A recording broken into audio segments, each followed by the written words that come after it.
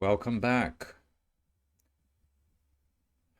Another day, and I'm in yet another hotel. This time, fast, reliable Wi-Fi. There shouldn't be any problems. I had to skip over day 8 because I was flying yesterday and didn't have the time, but I will just do 9 today, and then we'll see how much time I have, if I can go back and do 8, or... It's better to always do the day, the day that it is, instead of having them all start lagging. So we'll do day 9. All right. All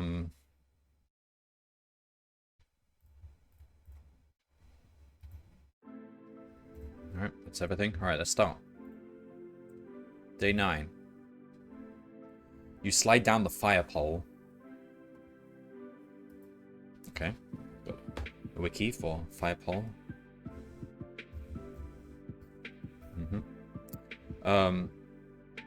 In the corner of the playground and land in the North Pole base movie theater. Excuse me. The movie theater has a big tiled floor with an interesting pattern. Elves here are redecorating the theater by switching out some of the square tiles in the big grid they form.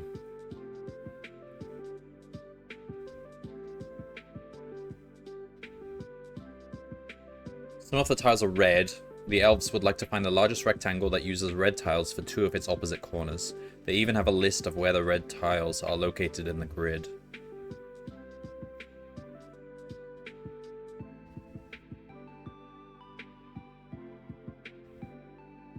You could choose any 2 red tiles as the...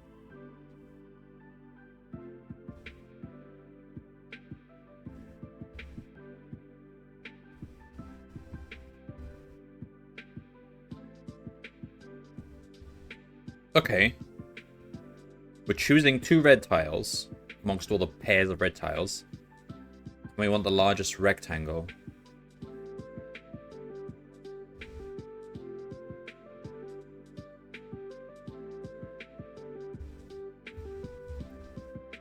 Alright. I mean, that's... How big is this map we're talking about?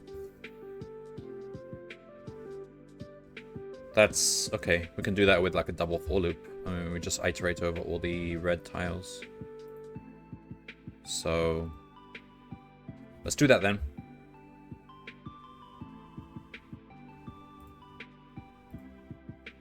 Nine. So...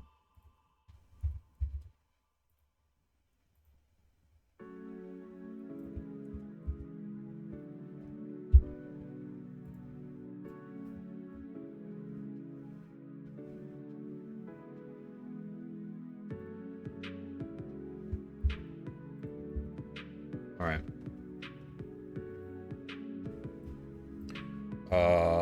We want reds equals, let's say it's a set.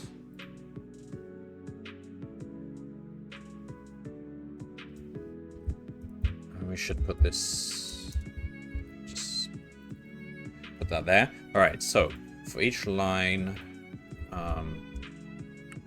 so it's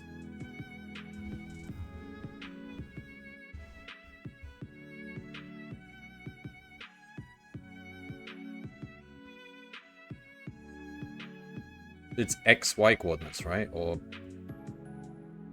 doesn't actually matter. Doesn't actually specify. It doesn't matter though. Alright, so just say ij equals int x for x in line dot split on the comma. Reds dot add ij. Reds dot add. Oh yeah, I always, yeah. All right, that is a set. Not that was the other thing was dictionary. All right. So we want to do, let's say best area equals 0. What do they want? Just the area. What is the largest area of any rectangle? Okay. This is one of the easiest part ones yet. I mean, how many are we talking? 496? Yeah, so we can just... For P1 in reds. For P2 in reds. It doesn't even matter if they're the same.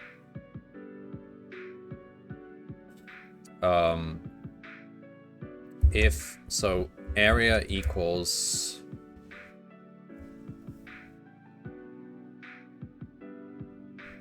alright, let's just I1, we'll just do it like this for I1 J1 in reds, for I2 J2 in reds, area equals absolute value of I2 minus 1 times absolute value of J2 minus J1.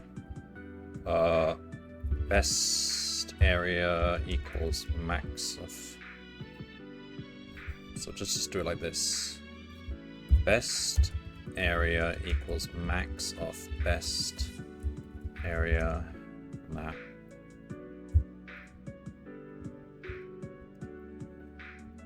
Print best area. That.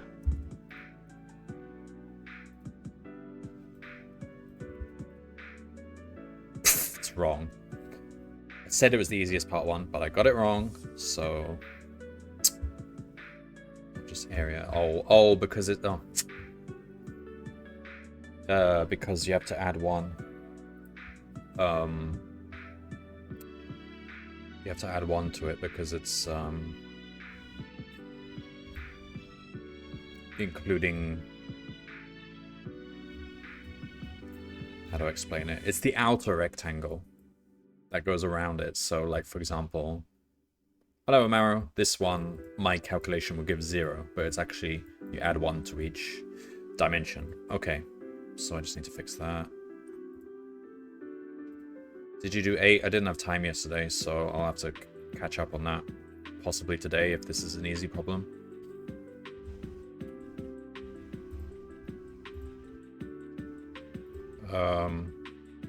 So you add 1 here. Add 1 here. Okay, try that.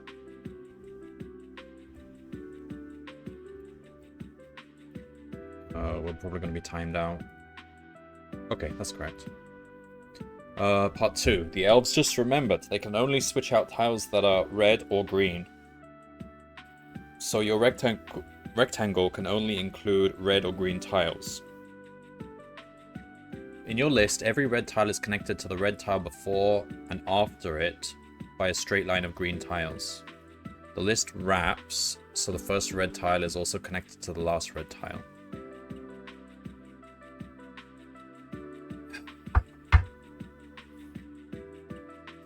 Tiles that are adjacent in your list will always be on either the same row or the same column.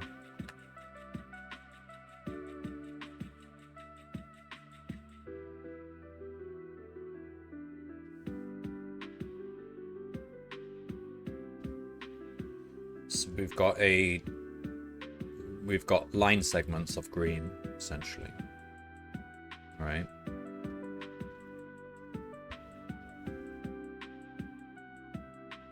In addition, all of the tiles inside this loop of red and green tiles are also green. Oh, it's one of these problems. Okay, fine.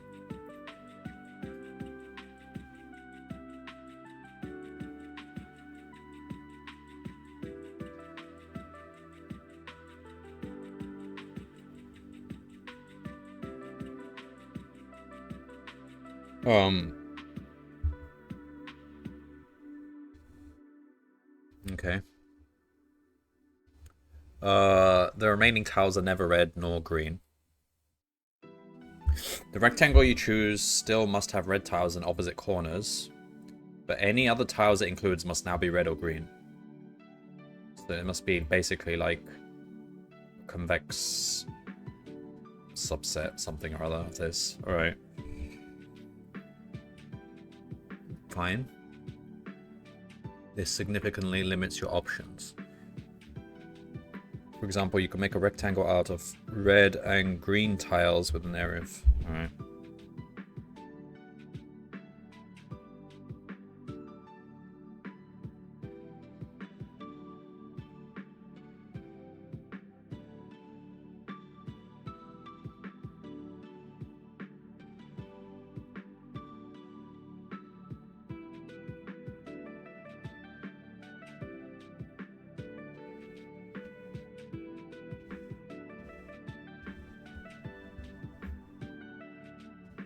Okay, that's an interesting problem. And the numbers we're talking about here are...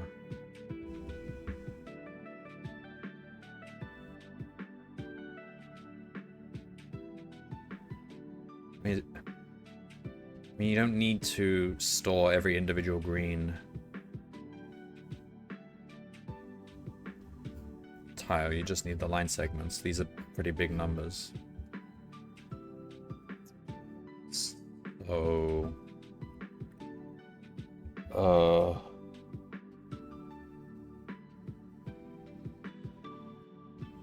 So essentially, if you are given a rectangle and you want to see if it lies inside this shape, you're doing a line intersection check for each of the sides of the rectangle, right?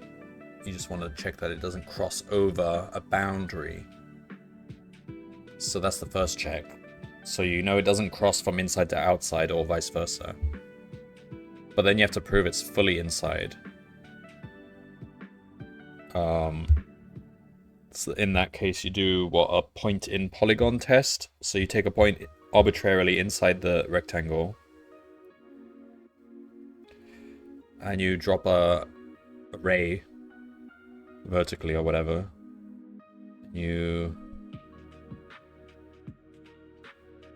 count how many times.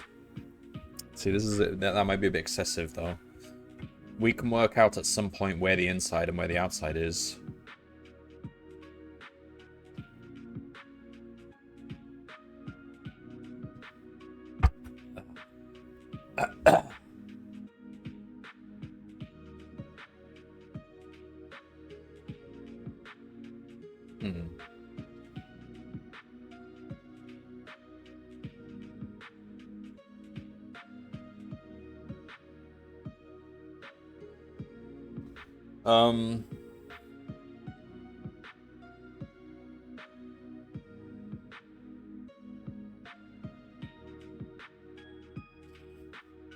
All right.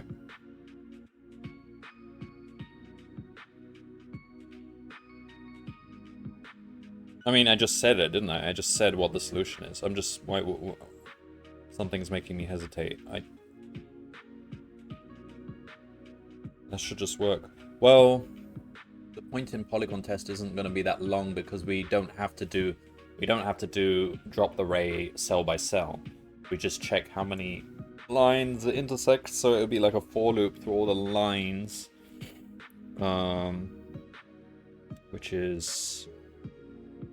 Which we've got about 500 of them. That's not too bad. So ultimately, this is mostly linear time. It's not actually quadratic or anything. And quadratic would be fine as well. All right, I think this is fine. All right, let me try and put this into code. So,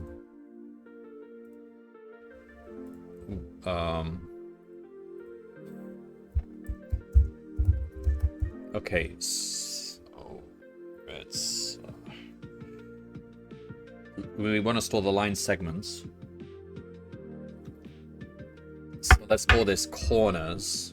It's a more clear definition. Because the colors don't actually matter. Like the greens, we can just assume they're part of the shape, but we need to know the corners, and we need to know the edges.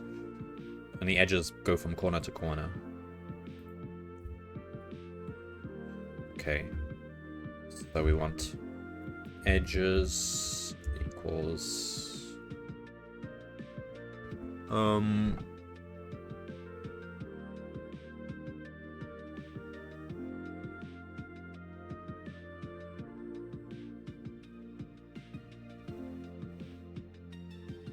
it doesn't need to be a set.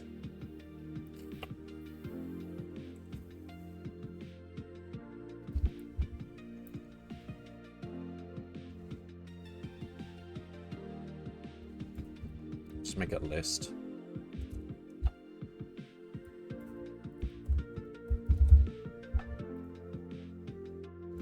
Edges is a list as well. So we've got the corners, we've extracted the corners, and now outside of this with this loop, we can just compute the edges. So for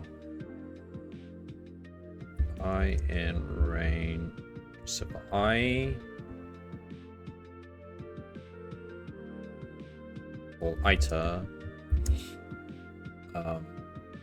corner in corners. Enumerate corners. Oh, there's a thing called iter. It then.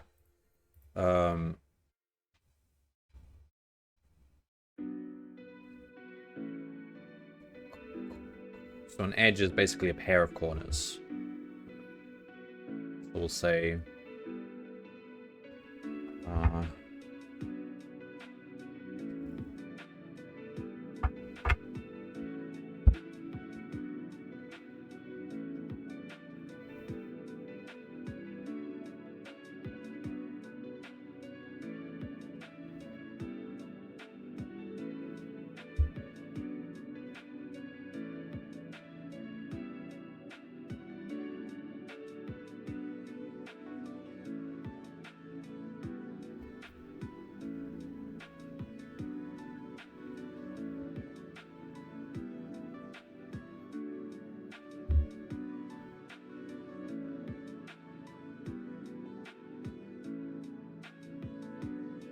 what happens if... There's some interesting situations we can have here. We can have a space filling curve where you could have lines that kind of fill a space so that you technically, your point in polygon test might return that you're outside. However, the lines fill the space so it's as if you were inside. Like, would they do something cruel like that? Maybe. In which case we would need to check... God, what would we do?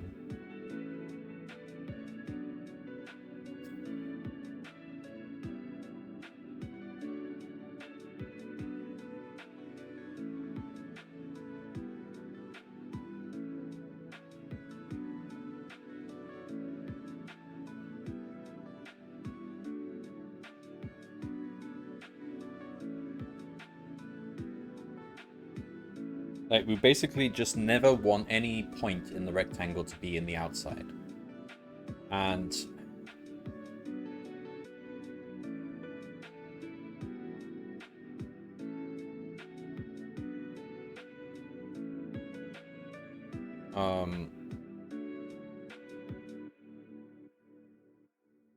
one second.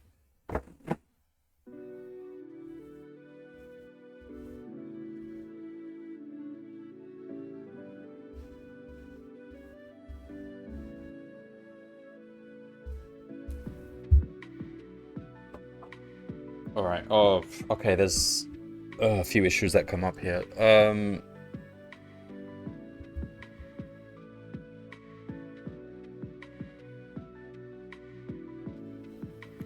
Alright.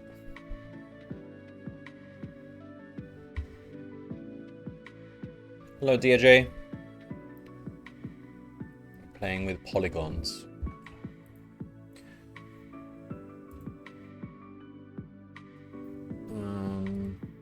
It's a tricky one.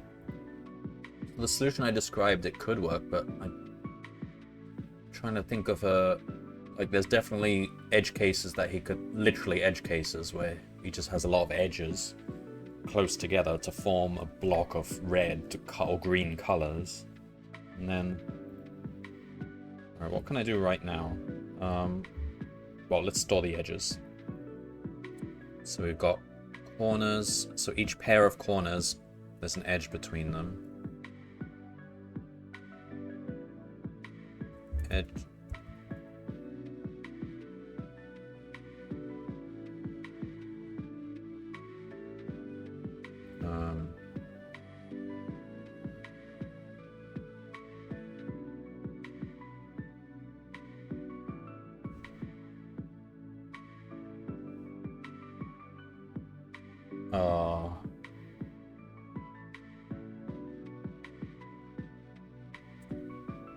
If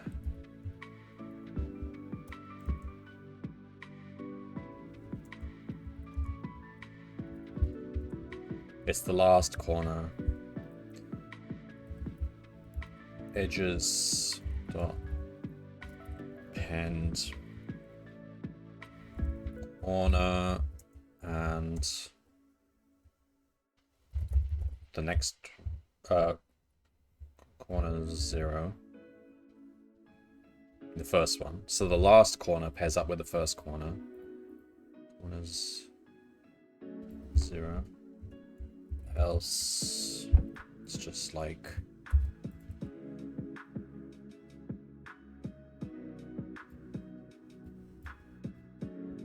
I could have done that using modular arithmetic, but I'd rather do it like this so it's clear. It's just more readable that these are two different cases. All right.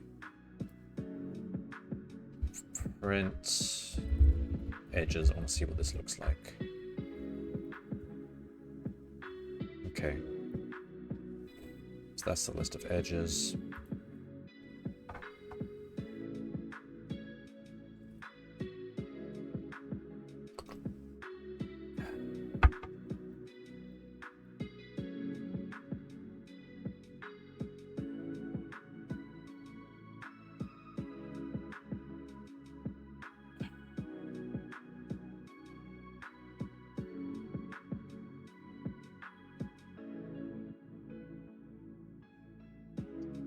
Oh man. Alright, so part 2. So we said we want to do the same as before, try all pairs of corners. But for each pair we need to double check. Alright, so let's just write this. So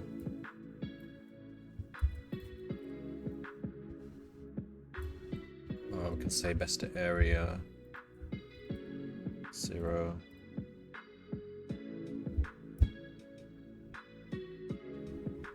Okay. So for each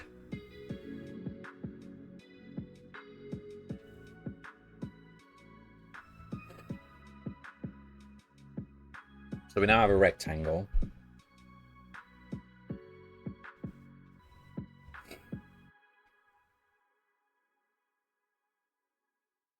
So what is the first thing we want to rule out? Ultimately, we're trying to find if there's any outside space in this rectangle. For that to happen, so we know this rectangle collides with an edge because it's literally starting on an edge and finishing on an edge. The corners are on edges. So for every edge that crosses this rectangle, we need to confirm that there's no like...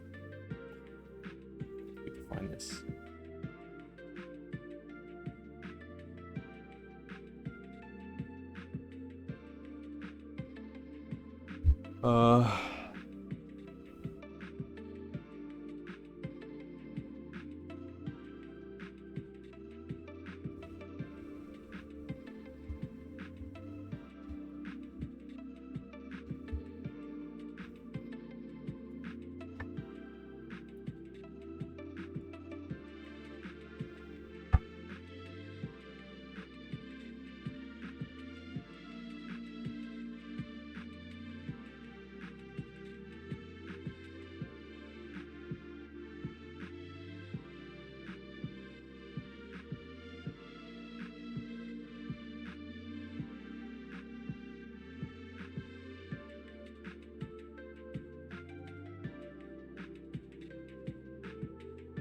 Um, I'm thinking about too many different things now. All right. Okay, what did I say? I said if for every edge.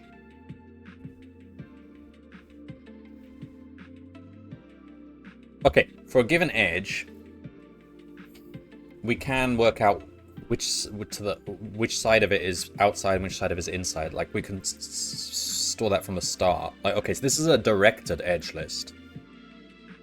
It's going like in one direction, and it might be going clockwise, it might be going anti-clockwise. So we have to decide that now. So now that we have the edge list, we need to figure out which side is the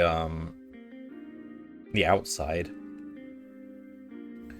Like, we just need to figure out if we're going clockwise or anti-clockwise. How do we do that? It's a winding number thingy.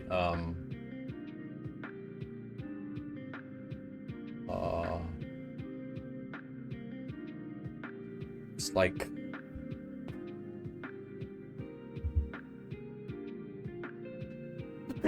Excuse me. Oh, either... Oh.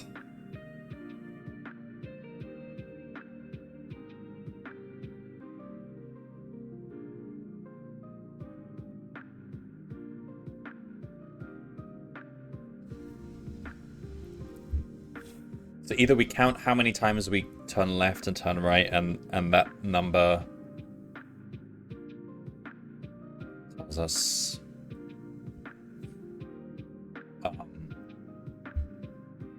wait, can these edges intersect with themselves? Probably. Let me read this again.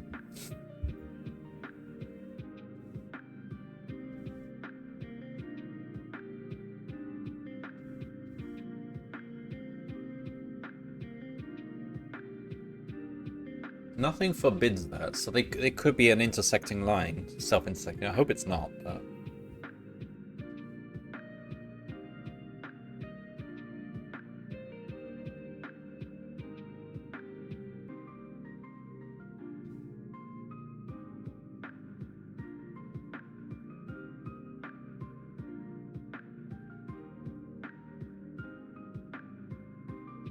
Okay. We just find the edge that is left, the vertical edge, which is leftmost. Right?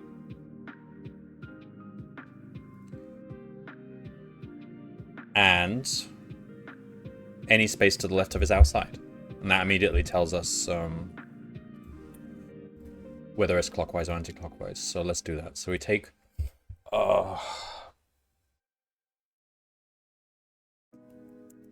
leftmost equals none.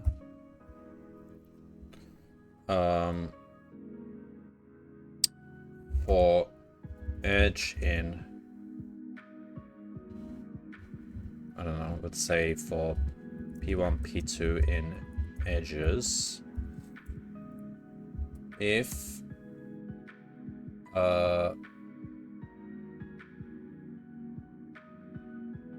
so we're taking I to be... So we want it to be vertical. So the J values should be the same. So if P1 1 is P2 1, so it's a vertical line. And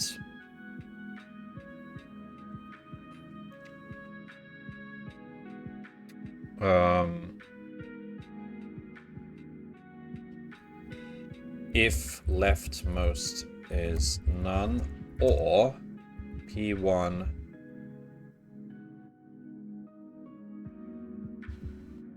1 is strictly less than whatever we currently have, so leftmost, just pick one of the two points and then pick its J value. It would have been clearer if I used pauses here. Maybe I should. It's not too late. Yeah, I probably should, shouldn't I? Pause. Where did we write pause?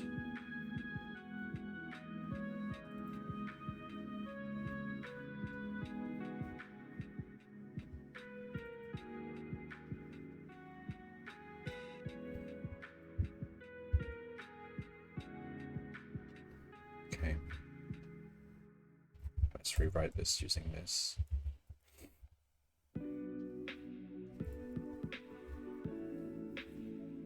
Alright, we'll use X's and Y's. Alright, so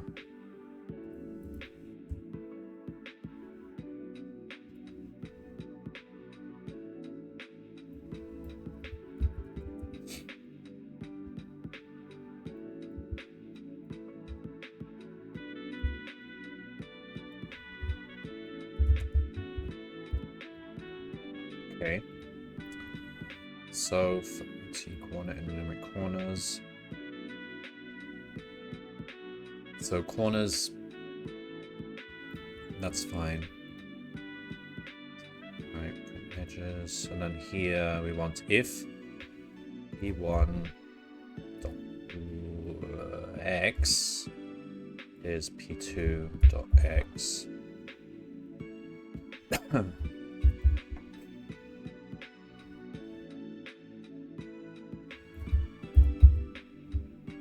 Then leftmost equals p1, p2. All right, do that.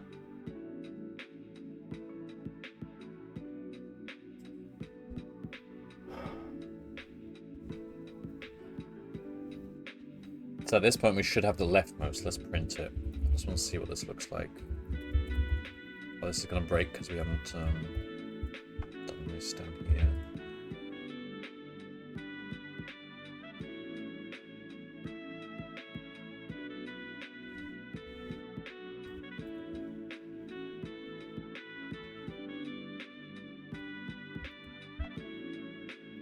So it's going to be p2 dot x minus p1 dot x, p2 dot y minus p1 dot y. Okay, let's take this out for oh, whatever. No, just take it out. Name z is not defined for z. Okay, so using pauses now. That makes things cleaner. Right, so then we've got the leftmost, which is this. This is the leftmost edge.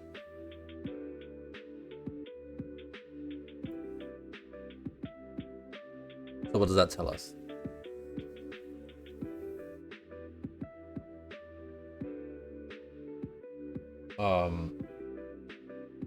This tells us, so because it's going down,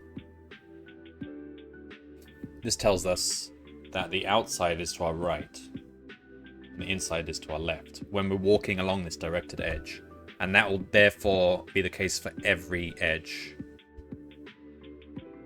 in the list, because it's a continuous list. It's a continuous walk through the edges. So how do we process that? We want to say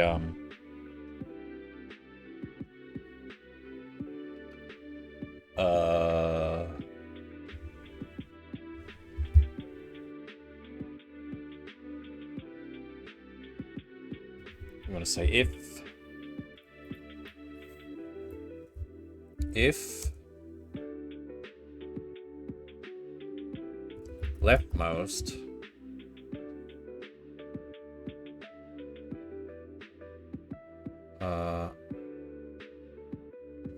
one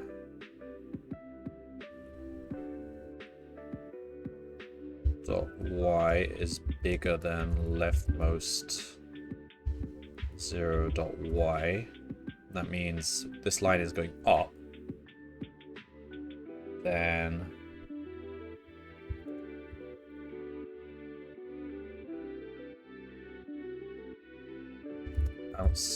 what is it? What do we want? A Boolean?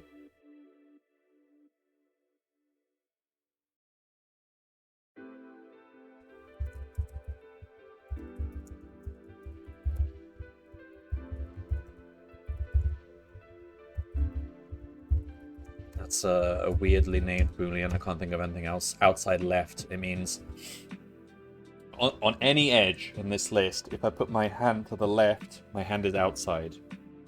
Unless, of course, there's another edge coming the other way. I don't know. The outside is to the left of me. Right. That's what we wanted to know. So with that knowledge, we now know where the outside is for every edge. Does that help us now? So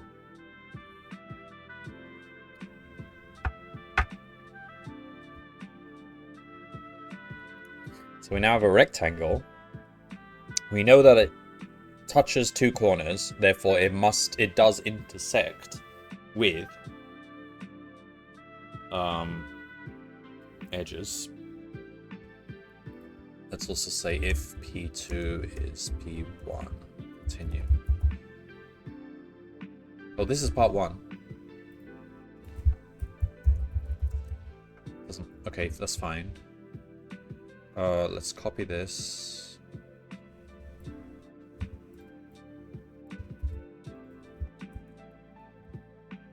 Part 2. Alright.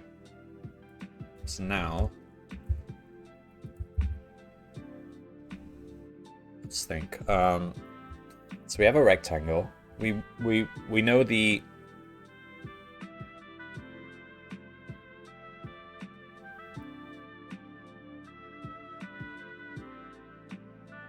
Is it enough to simply take each edge of this rectangle, check if it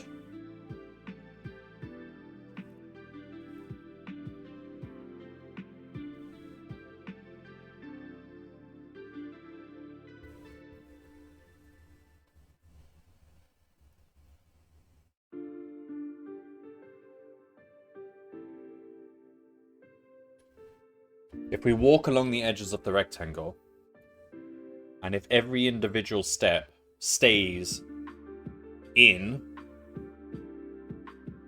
the shape, and if we do that all around the rectangle and manage to get back to the beginning, and we never left the shape, then that proves we're inside, right? There cannot be an outside space within that rectangle, because by definition, outside is one continuous unbounded connected space as defined by the Jordan curve theorem. So basically the problem is these numbers are really big, so it might not be too bad actually. Okay, so here's the plan. We walk around the rectangle just step by step. There's probably quick ways of doing this. I think the quick way of doing this is checking, instead of going step by step, you want to just check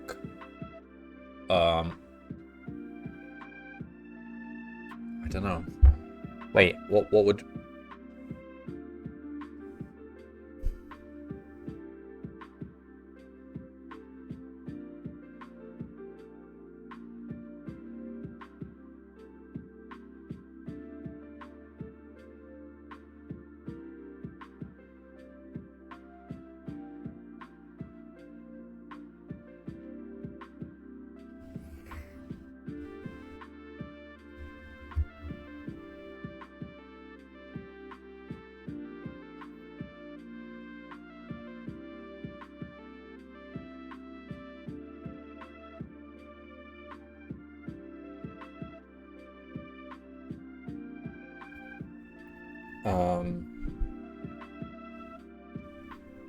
like, how big are these edges? Can we just...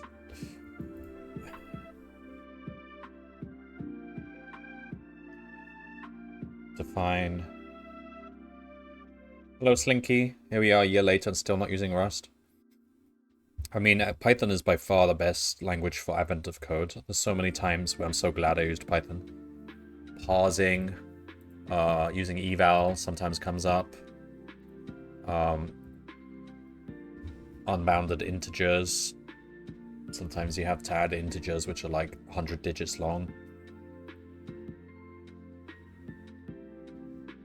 Alright, I'm wondering if we can just basically add...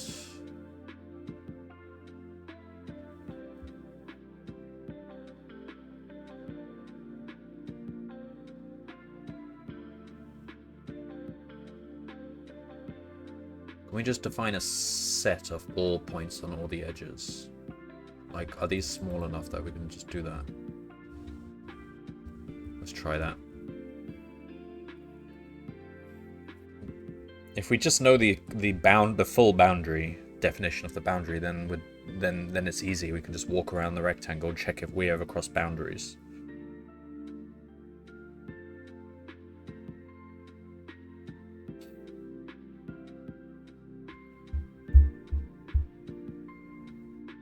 Okay, let's try this. So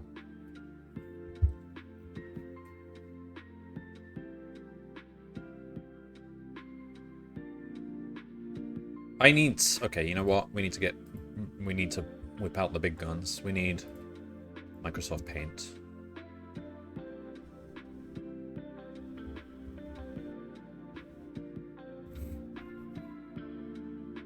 Oh, I had a capture for this. Let me...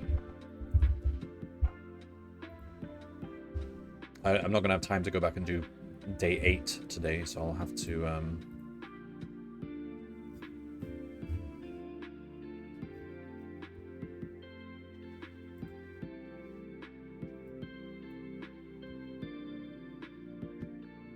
Maze is so... Hang on.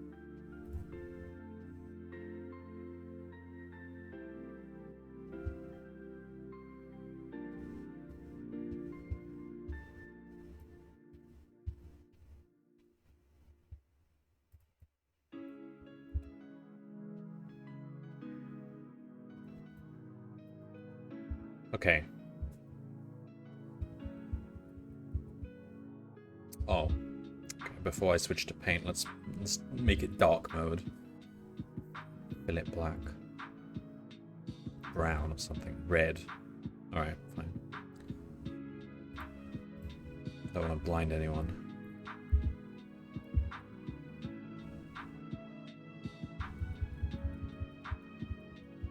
Okay.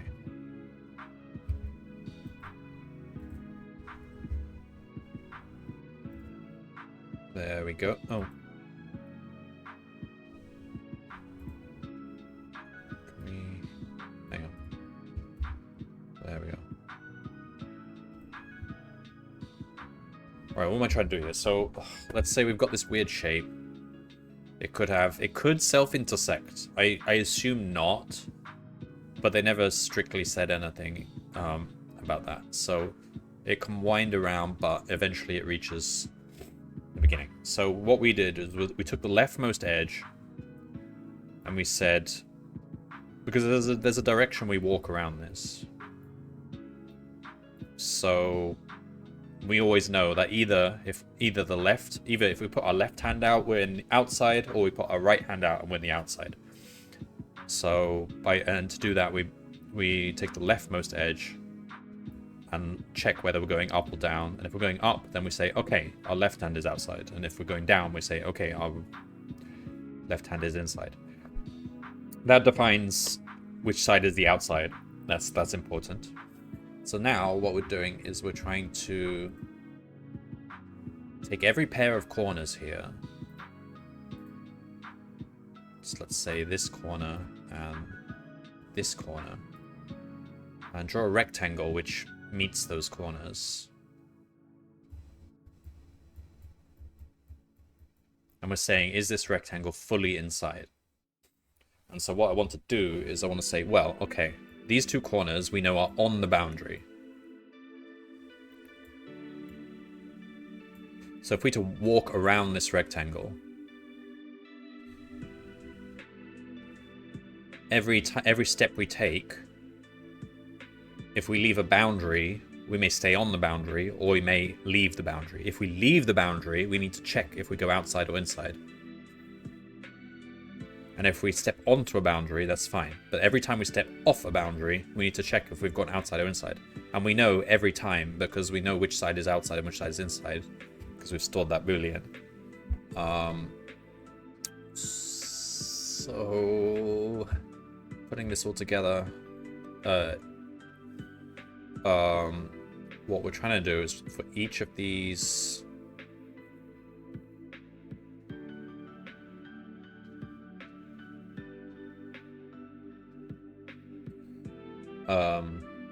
each side of the rectangle, we basically want to check which edges it intersects with. Okay, so we need a method which checks for intersections. So if we magnify that, we say we've got this rectangle. Okay. For this edge, we want to find all edges which cross it. All edges of the original shape, the big shape which cross it. So there may be some edges that go like this, maybe some edges which are vertical. And for each of those, I guess we need to evaluate, like,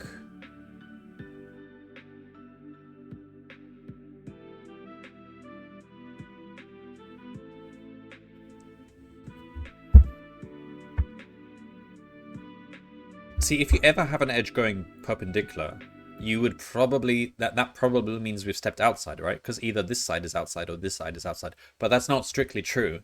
And I'm hoping this doesn't come up. But in theory, you could do an edge going like that, and then you could do an edge going like that, and you could do an edge going like that. You basically have a space-filling curve, which means you can actually cross edges without ever going outside because you're just hopping edge to edge. And I don't know if he'd actually do something as extreme as that, but then maybe he will. So the reason I have to do such a complicated algorithm here is because of that scenario. It's not strictly true that an edge crossing perpendicular proves that you're stepping outside. Because one side is the inside, one side is the outside. Unless you've got edges all the way down. So I think what we got to do is for every edge that crosses horizontally, or perpendicular, I mean, we got to check the step just here. We got to check the step just here. Is either of those outside? That's what we got to do, right?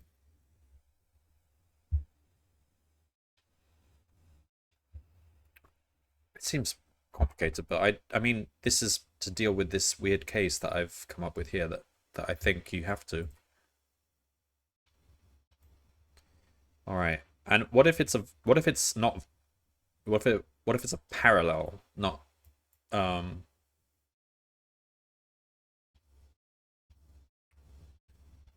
parallel edge? Then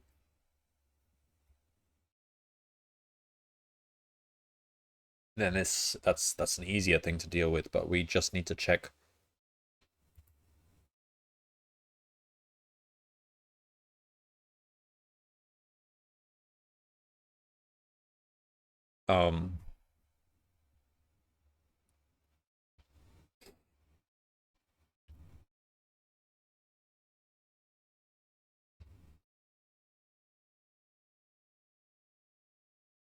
we still need to check that point there. So if this is our rectangle and this is an edge, I can't draw this properly. This is an edge it intersects with, then we need to check this point here, and we need to check this point here. Just to check we haven't stepped outside. All right. I don't know. Let's try coding something. So we need a method to check if two lines intersect and returns the intersection. Basically, a line segment, which is the intersection between those two. It may be a point, it may be a line. So we should return a line, because a point is a line, which just kind of drops on itself. So let's write that. Define get intersection of lines.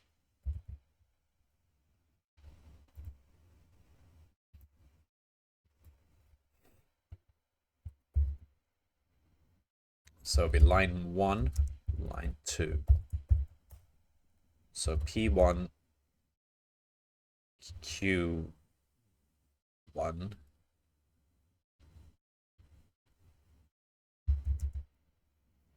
equals line 1. P2, Q2 is line 2.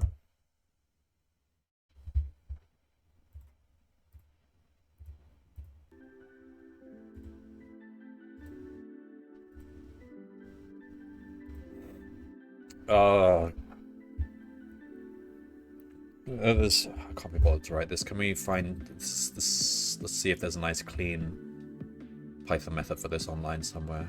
Python method to compute line segment. Because it's just going to be a lot of case checking between two line segments.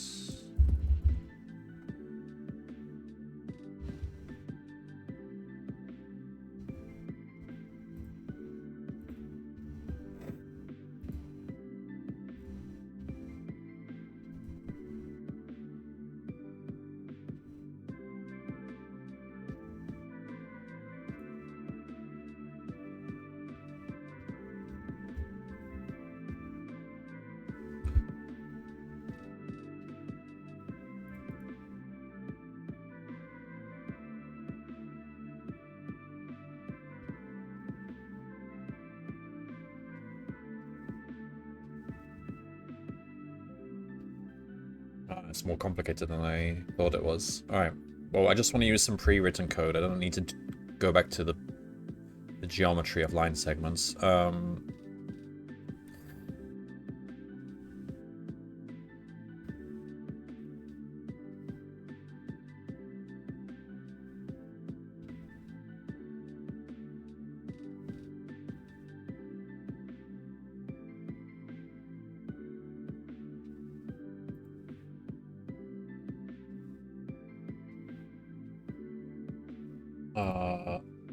Oh, this isn't visible on screen. I'm just looking at different line intersection methods.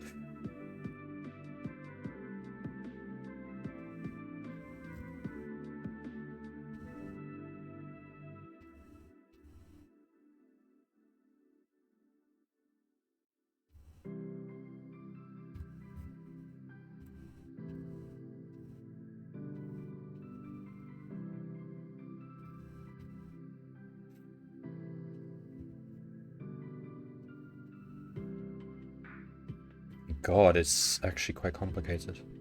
But it's always it's assuming we're not dealing with just vertical and horizontal lines. It's actually much simpler. Okay, maybe we just write it ourselves then.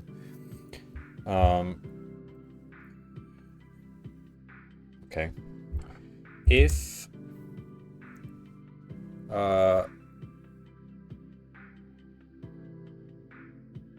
line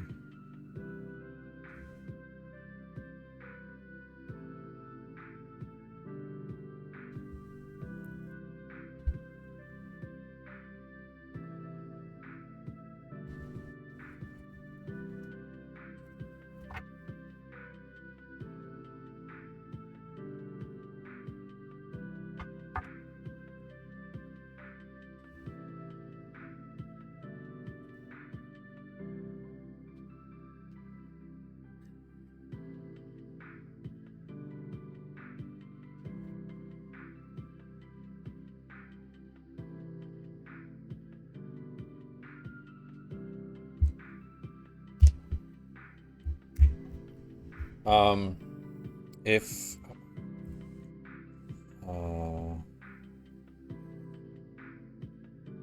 P1 dot X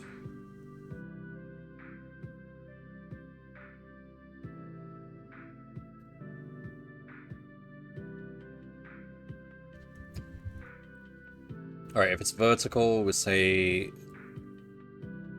P1.x is Q1.x and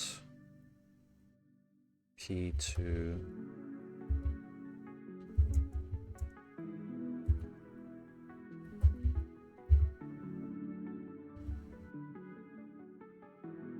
so they're both vertical.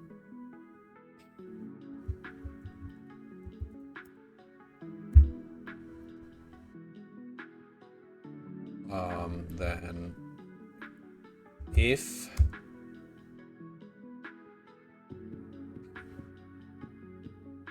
P1 dot y is P2 dot y,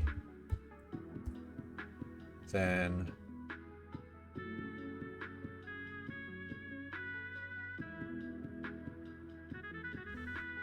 we've got two lines which intersect.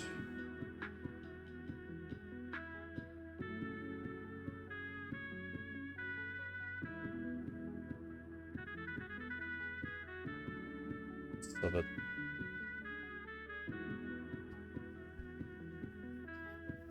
the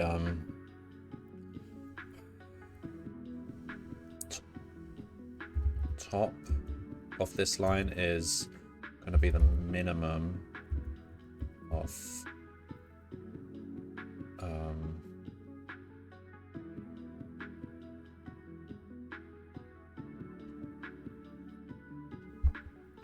P1 dot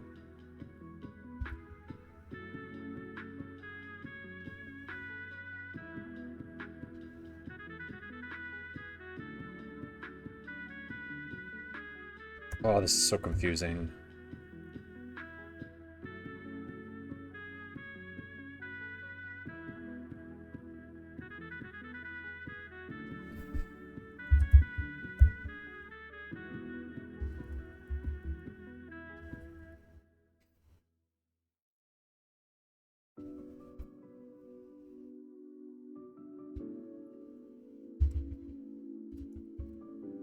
P1 dot y, Q1 dot y,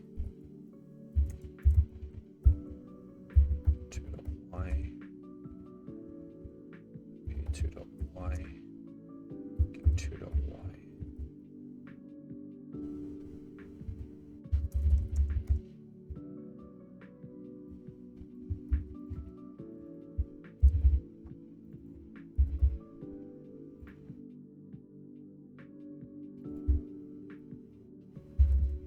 So it's min-max to get the top and the bottom of the line, and then we return top, bottom. We return the line segment, which is the intersection between the two.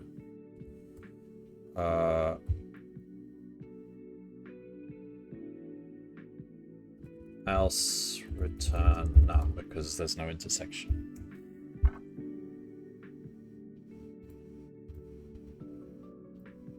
And then we have to do the same thing if they're horizontal, I suppose.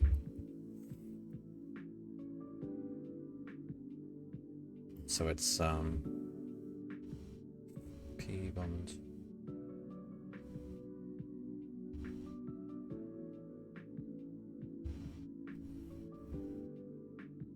dot y.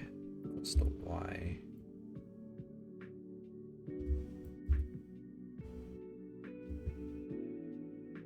Okay, so they're both horizontal. So we should just change every x to y and vice versa.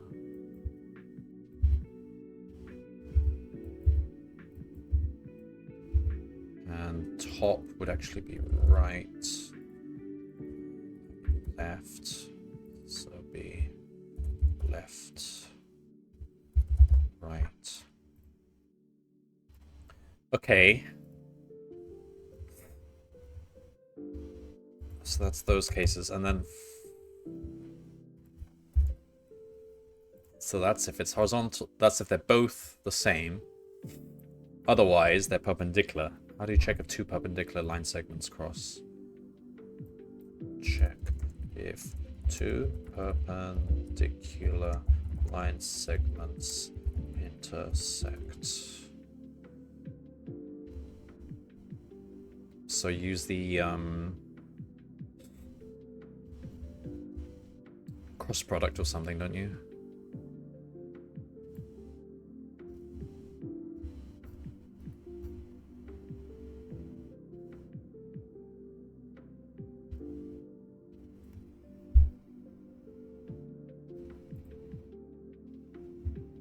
Stuck?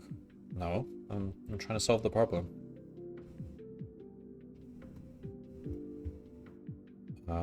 Let's check the all these solutions are very complicated because they're not assuming they are.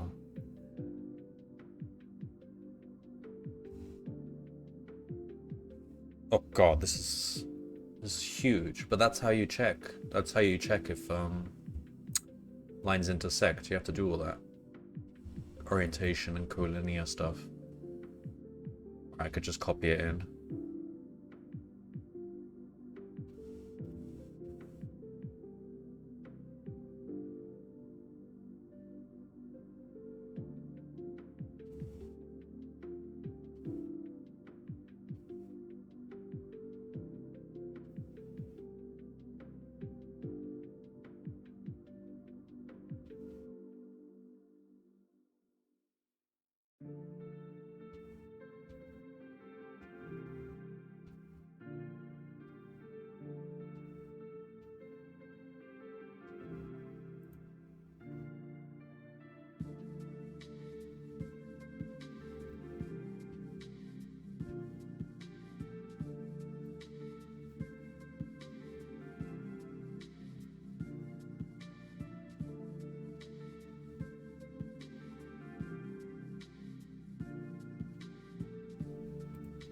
So complicated to check if two lines cross.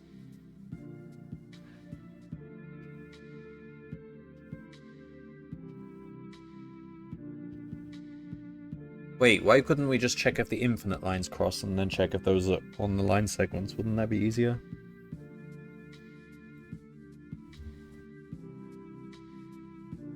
Yep, no, that's what this formula already does. It's just really complicated. Alright, well maybe I just copy it in.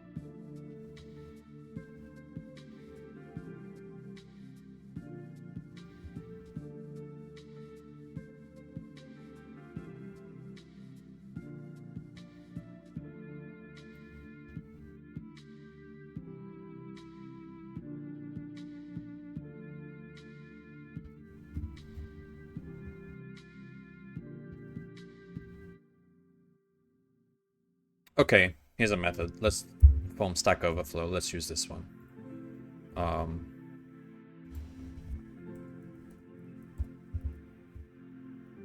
It uses matrix algebra, whatever, determinants. Line intersection.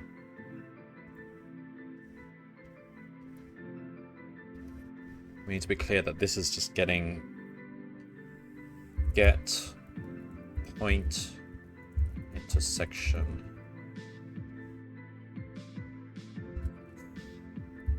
Lines.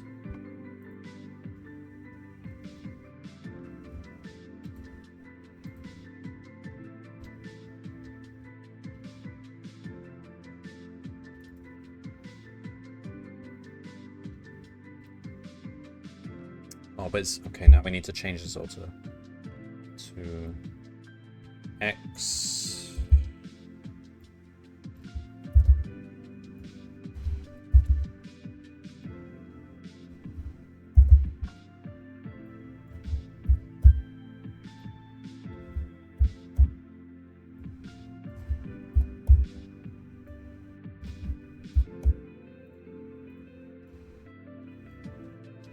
So determinant is that line determinant. If it's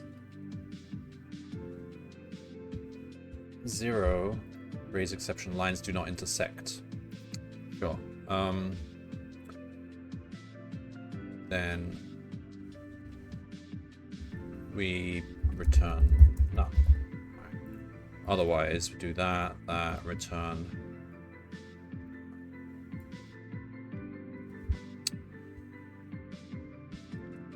minus xy. Alright, let's hope this formula works.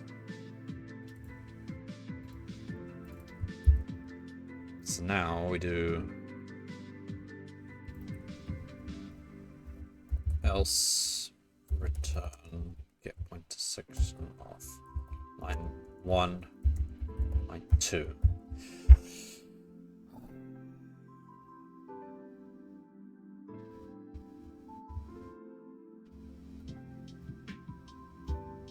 Let's test this out then. So let's say line 1 equals, so it's going to be pause, let's say 0, 0, pause,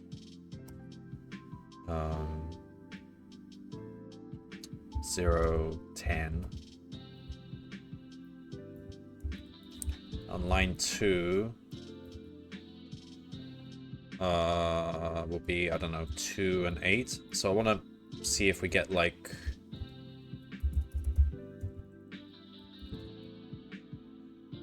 we want to get intersection of these two lines. We want to get a line segment.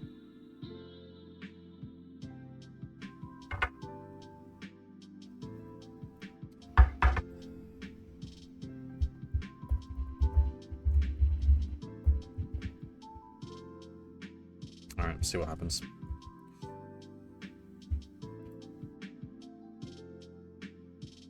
We get none.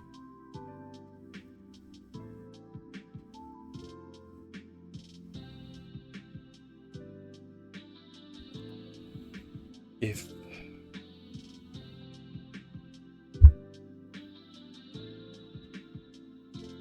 and stop printing all these things.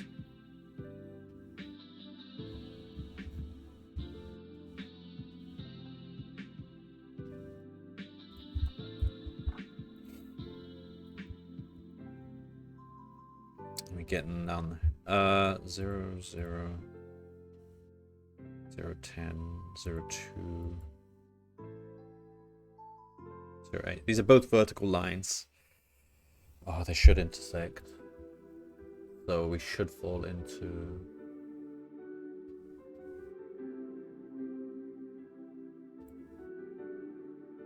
this case.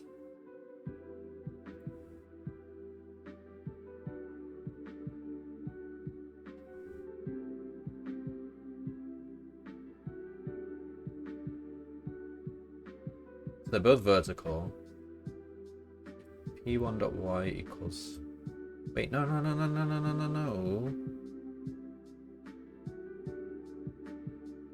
Why is the y? Why is that y value?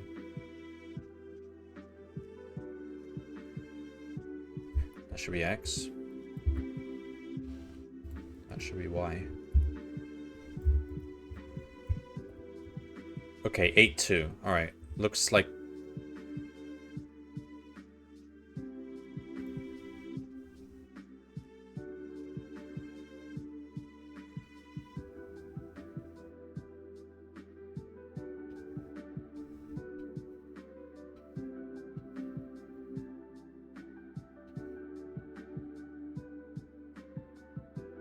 Ah, wait, no, we're not done here. Hang on, top is the y value. So it should be pause p1.x top pause p1.x bottom.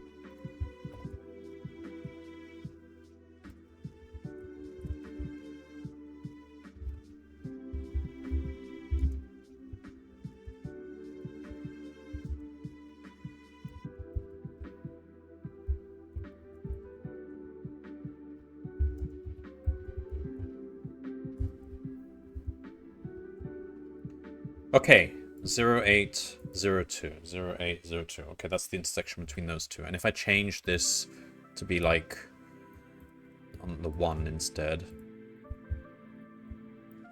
No. Okay, and now let's do, let's say this is 0, minus 10, 10, and then this would be the 0. We can do like -5 and +5. So we should intersect at 0, 0. Fake.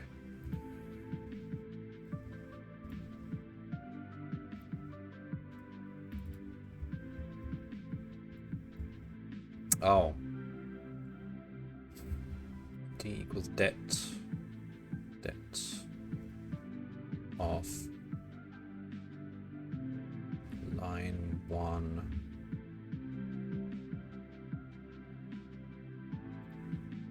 det of AB. Okay. We have to redefine this.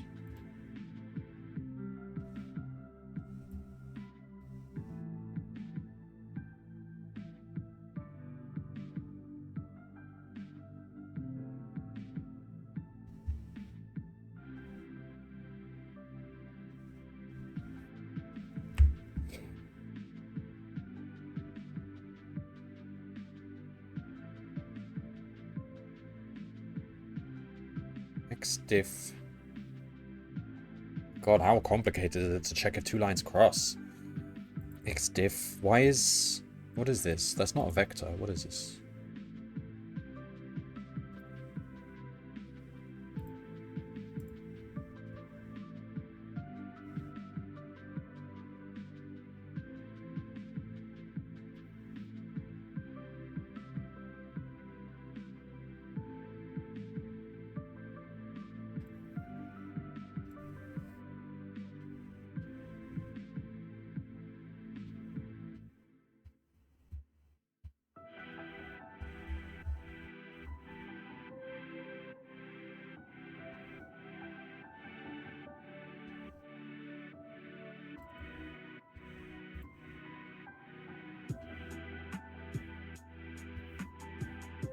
Alright, well, we can't do this, whatever that's doing. We need to...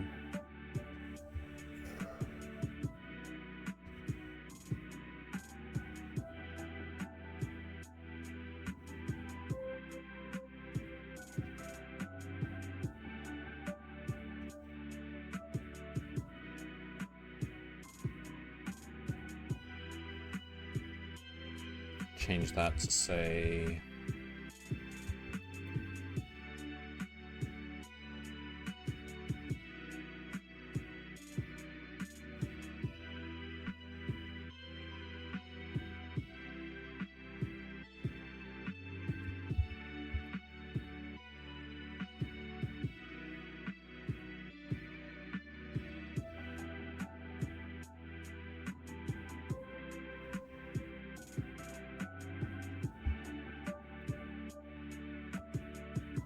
line 1 0 dot x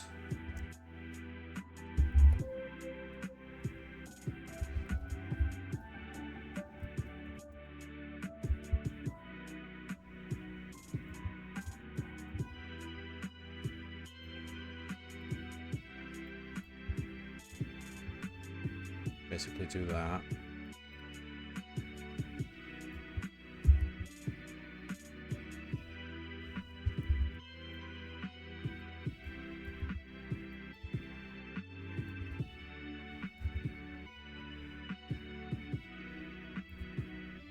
Okay. 0 0. Okay. Fine. We're getting somewhere. We now can find when two lines cross. And it took that much work to do. Alright. Well. Hopefully that method works now. Alright, so back to the problem. What were we trying to do? We want to see... For each line of the rectangle,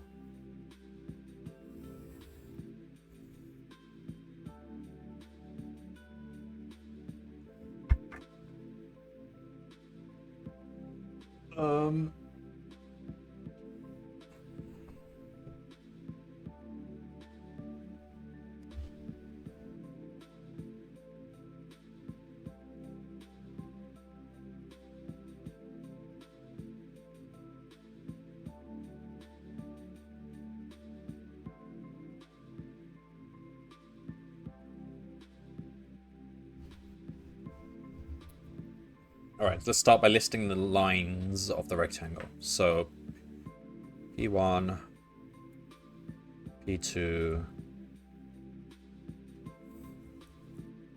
other corners. So rectangle lines equals, so we've got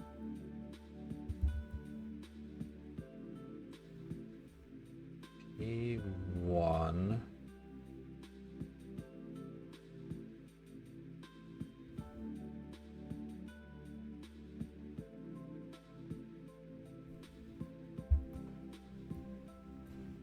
well, let's say rectangle corners equals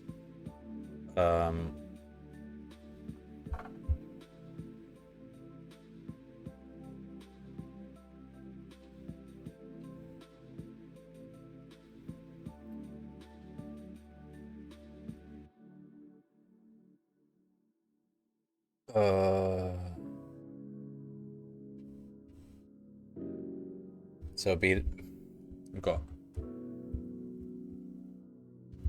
pos of P1 dot X paired with P2 dot Y. We've got pos of P1 dot P2 dot X paired with P1 dot Y.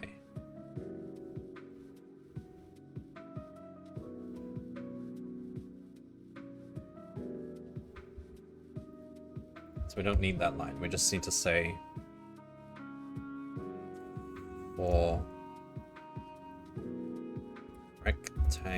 for rect edge in. So we've got P1, and then we've got that. And then we've got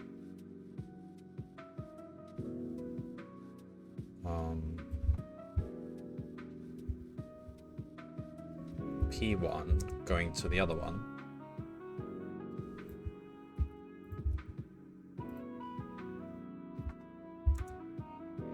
And then we've got P2 going to one of these. And finally,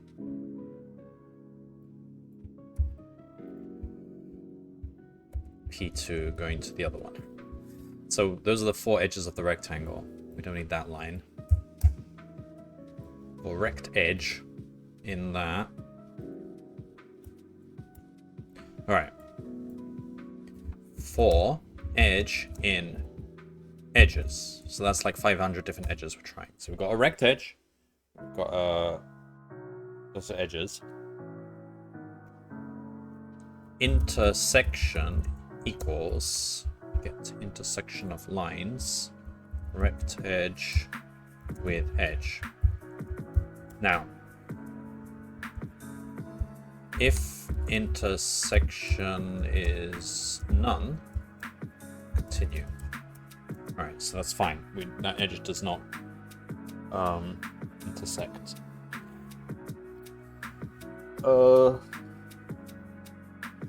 If it does, we've got two cases. Either they intersect on a point,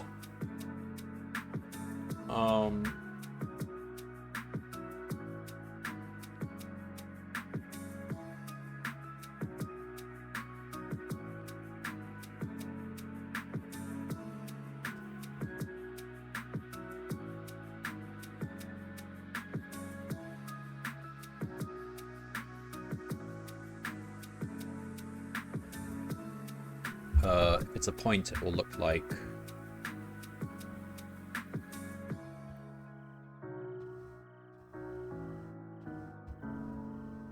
a pause. All right.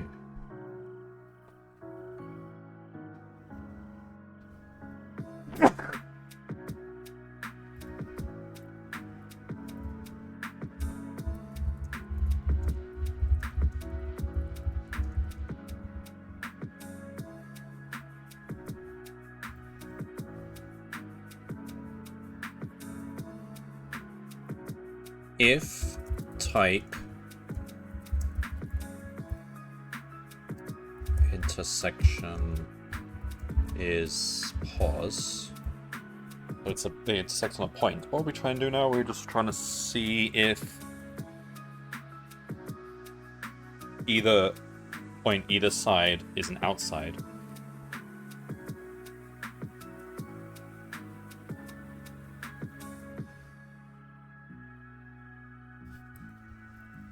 So the neighboring points.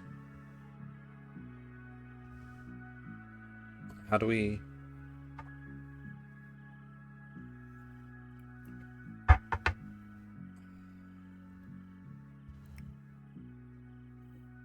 Okay, I just need to check if it's vertical. I can't... We need a vertical check. So that I don't have to keep writing this. I've done this multiple times already.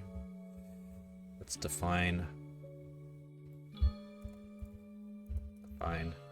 is vertical line. And to do that we say if line 0.x is line 1.x. Let's just return that.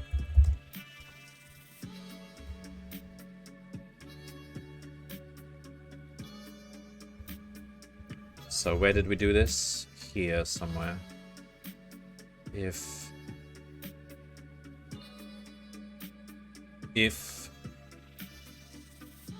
is vertical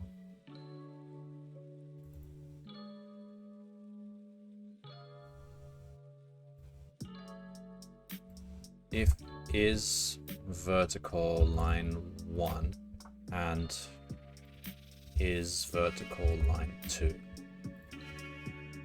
Right, and then we want if not is vertical line 1 and not is vertical line 2. Alright. Down here, okay, if is vertical rect edge, then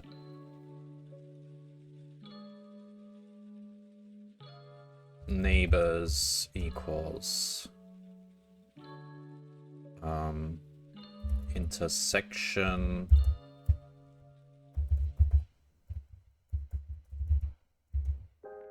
plus a delta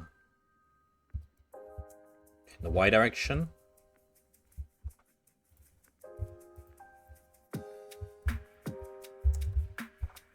Or just say for delta in, so we've got pos 0, 1, pos 0, 2,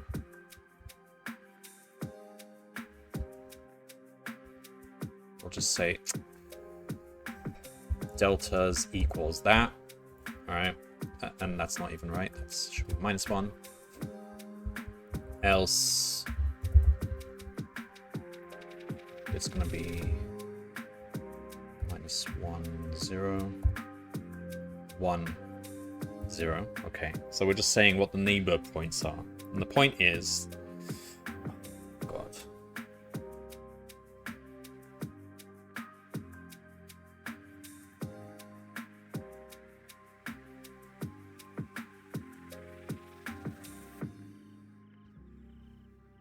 Now what?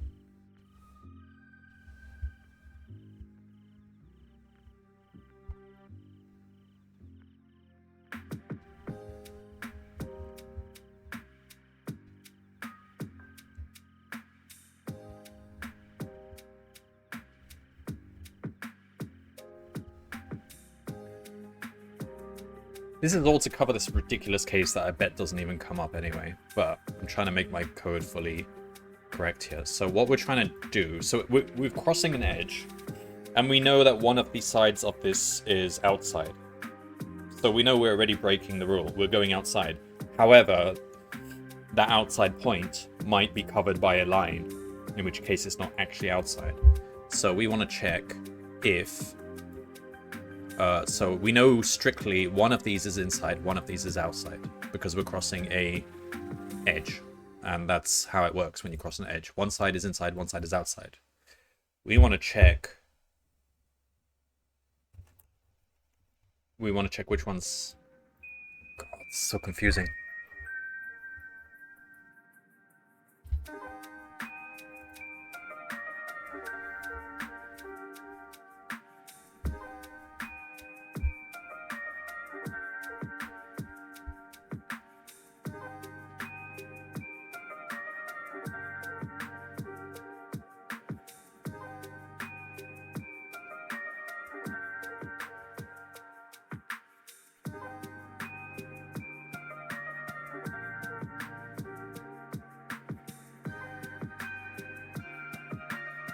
Oh, there's so much geometry and algebra in this. How do we...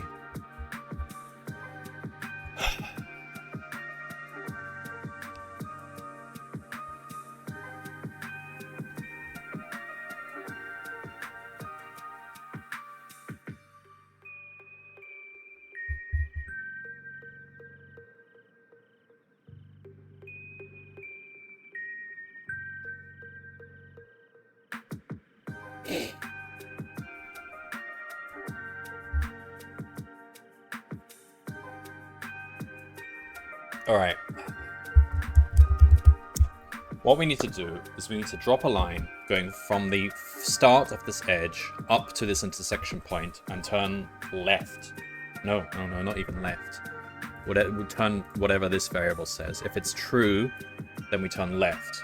If it's false, we turn right. Okay, fine.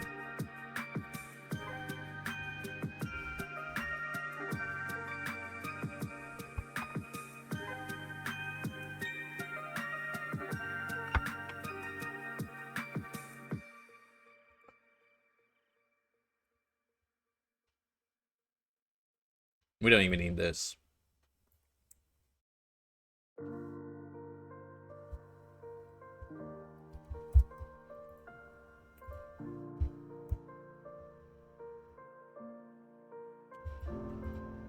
So...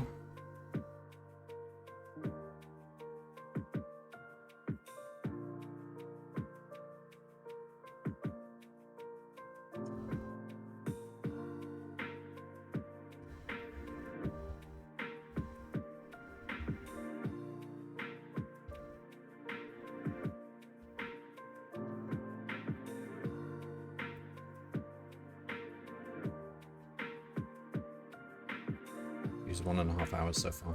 Okay, so... Okay, this for loop is getting too big. Let's just make a method here. Define is rectangle inside. And we're given 2 corners of the rectangle.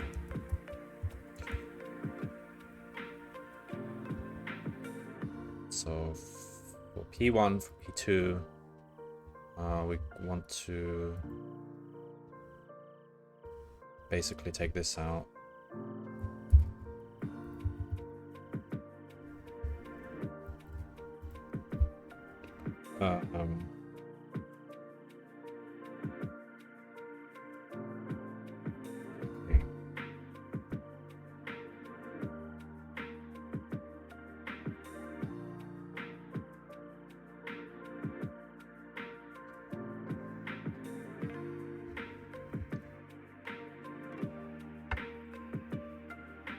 If the intersection is a...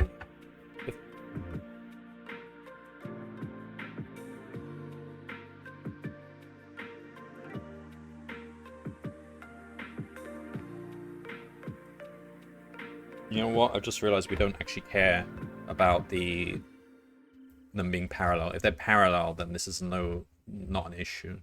So we can actually remove a bunch of code from that. So we don't need...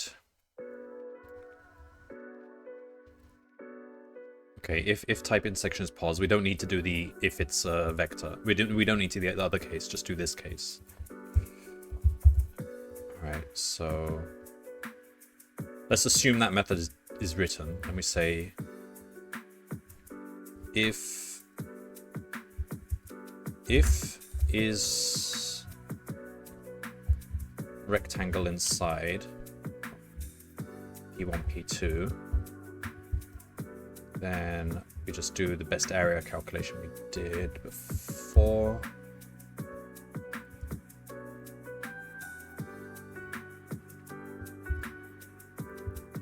Okay, so it all relies on finishing this off now.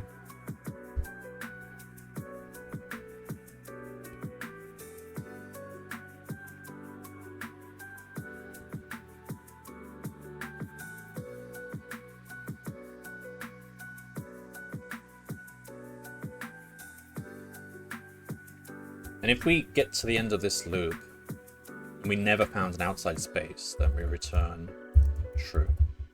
So the moment we find an outside space, we return false. All right. Okay. So we want the vector from edge 0 up to the intersection. All right.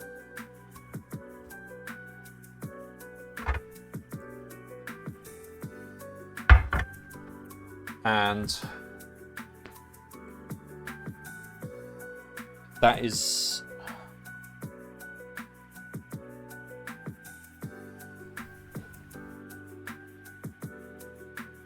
going to be a vertical or horizontal line.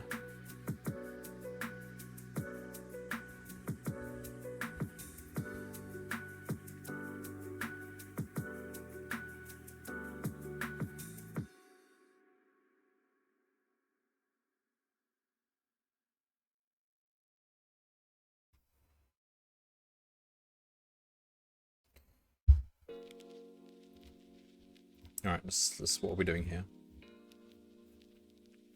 So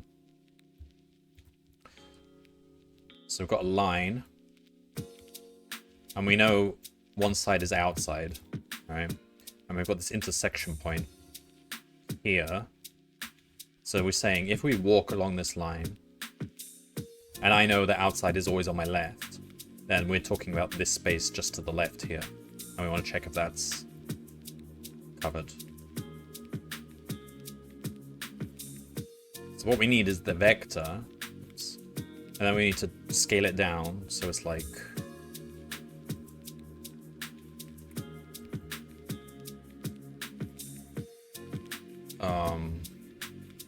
a unit vector. So how do we do that? We say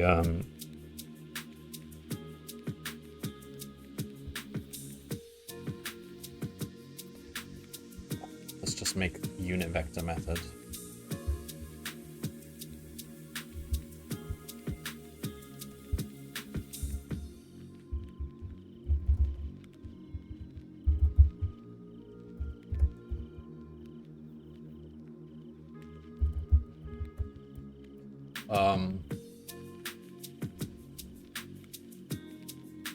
So if vec.x is 0, then we return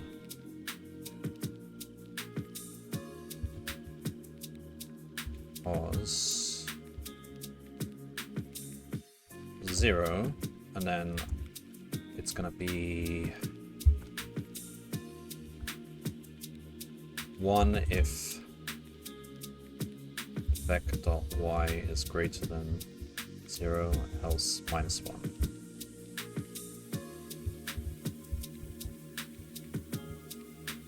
Else elif. What if it's... we shouldn't have 0 length edges. Oh, we can.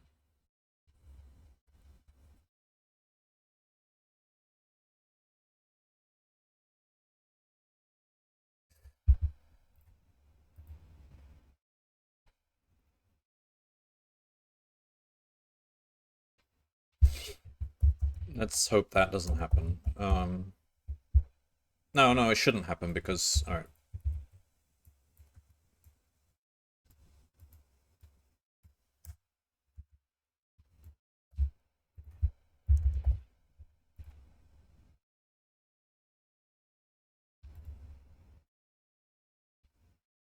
Missing return statement on some parts, yeah. It's fine. Alright, so here we say vec equals get unit vector edge 0 to edge 1. So that gives us the unit vector. Then what, we want to rotate left or rotate right? God, now we need a method for rotating a vector. Define rotate vector. I gotta look, just Google this. Python method to rotate vector by 90 degrees. It's gonna be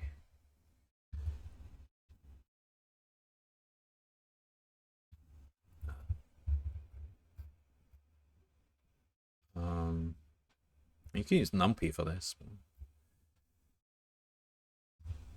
I don't want to rotate.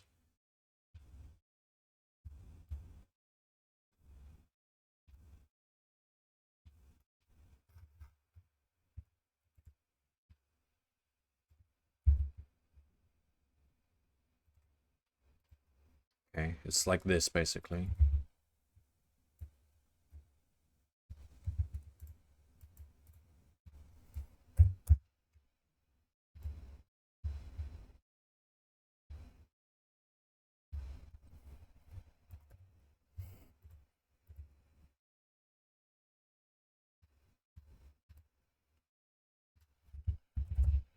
So it'd be vec.y minus vec.x. So this is what, clockwise?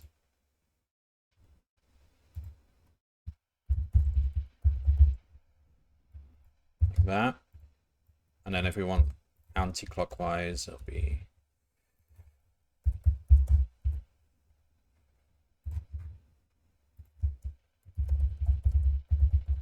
so it'll just be the same, but we wanted to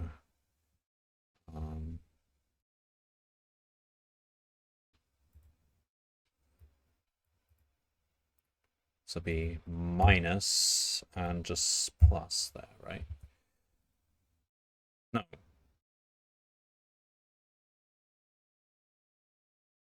Yeah. I'm just spending all my time writing the most basic helper methods that you're supposed to just kind of... Normally you'd have all these ready in like any kind of... NumPy probably has them all already. I should have just used NumPy. Okay. So. Almost there. So we get as far as here. Now we say... If... So... What was the variable we were looking at before? If... outside left equals true. Okay. If outside left.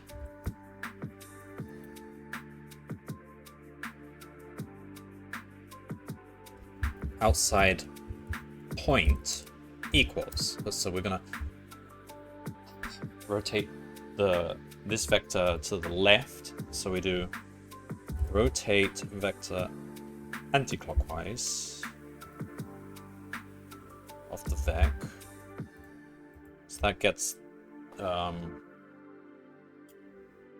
delta, and then add that to the intersection.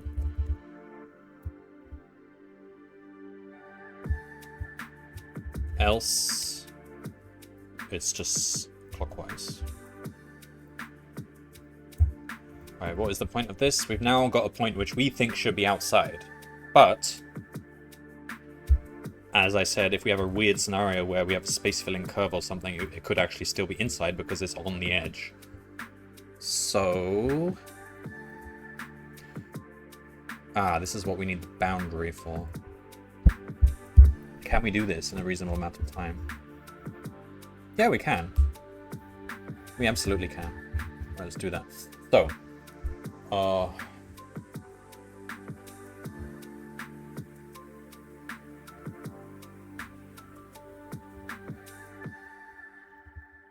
okay, so we've defined corners, we've defined edges. And now one last thing we want to do is define boundary. So...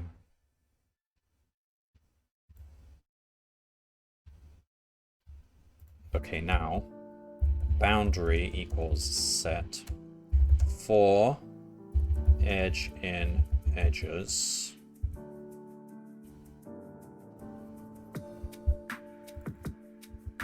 So we've got 2 points, and we want to say everything in between is on the boundary. So if is vertical, P1, P2,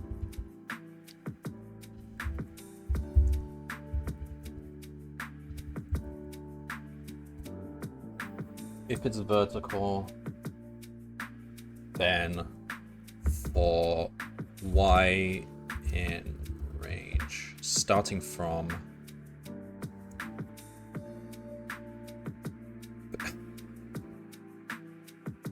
okay, minimum of p1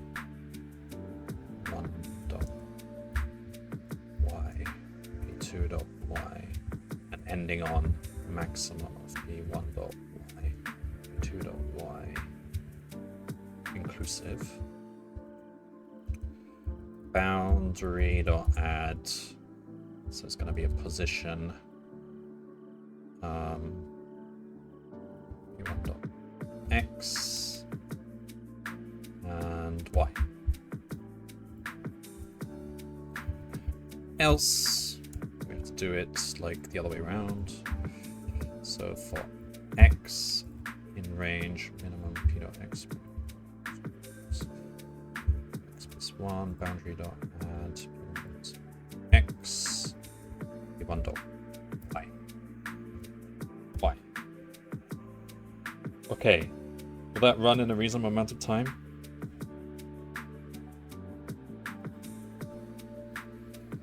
Also, this does floating point numbers. Can we not do that?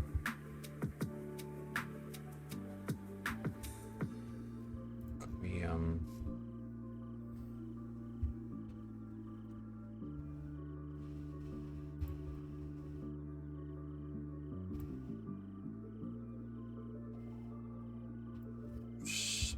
let's make sure that ends.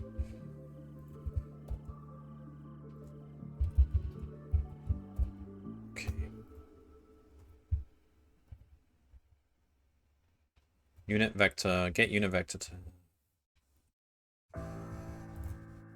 get unit vector, so it should be, we should just give it the edge, shouldn't we?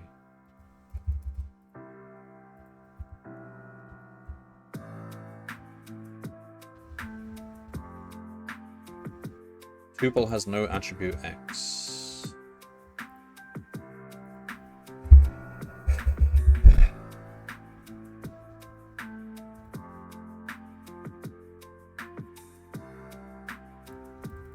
What is this? This is a pair of points.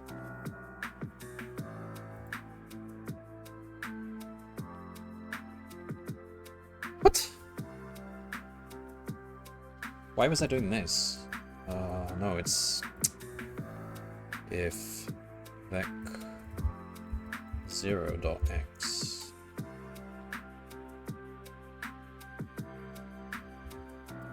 let's say if is vertical vec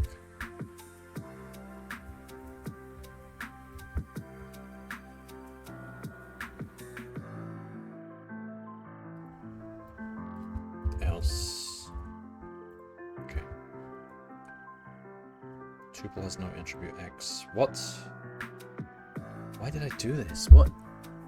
One if...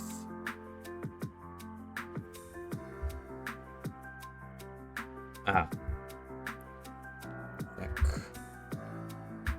1.y minus vec 0.y squared 0.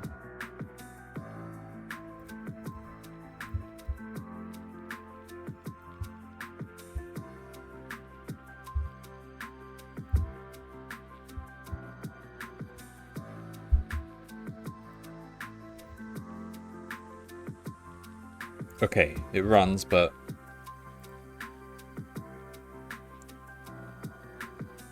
how much is it computed?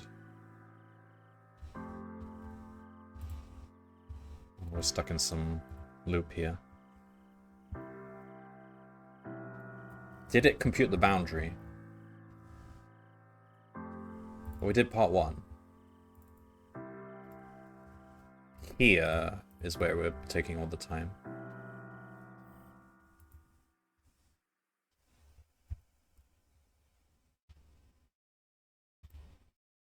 Let's just finish off the logic then, and then figure things out. So, outside left. Alright. Almost there.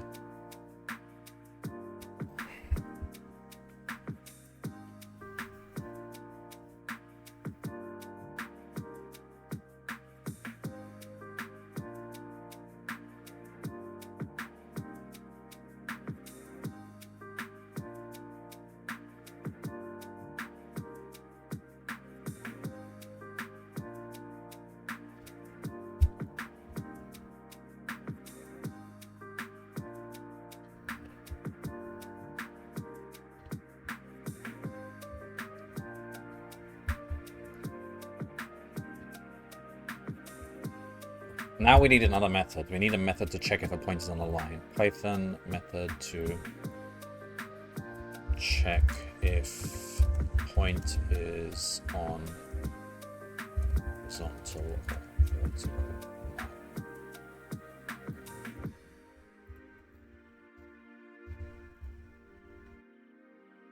So either it's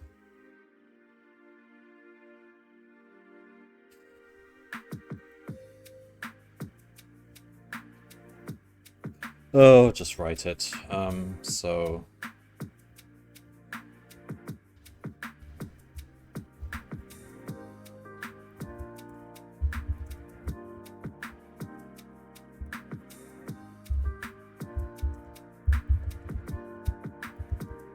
if is vertical line, return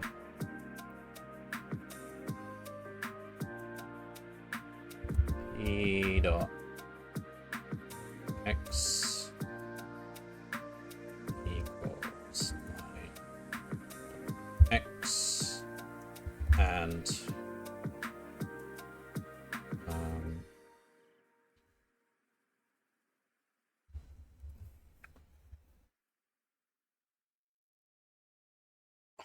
sake, because now we need to go. Okay, right, fine. Minimum of line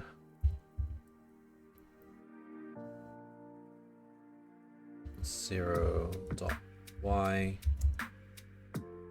line 0.1 dot y is less than or equal to p dot y is equal to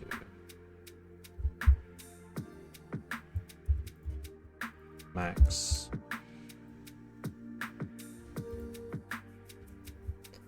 else,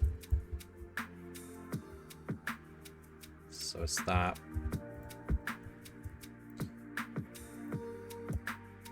and a y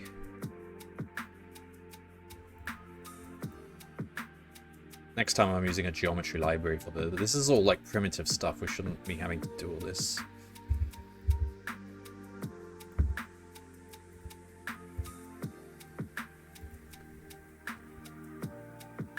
Okay, that's to check if a point is on a line.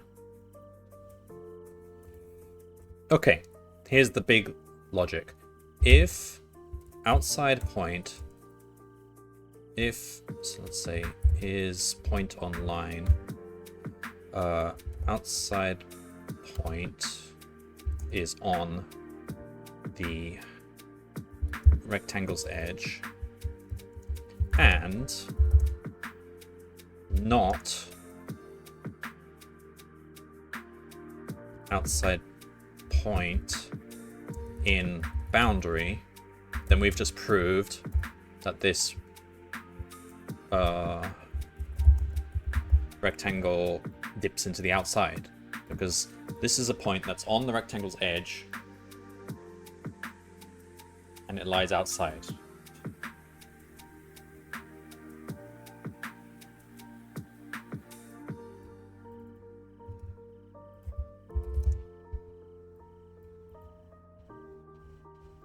Now, in theory, this should just work now, but it's probably going to take too long.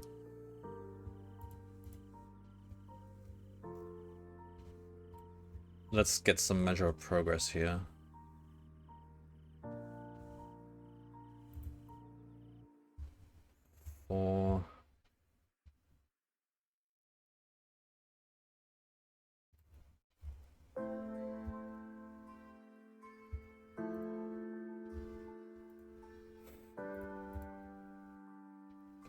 For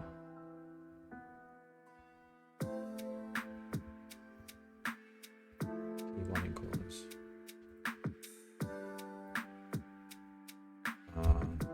print P1, I don't know. Okay. Alright, we're getting through them. It's just gonna take a while. It's probably gonna give us the wrong answer. This has not been a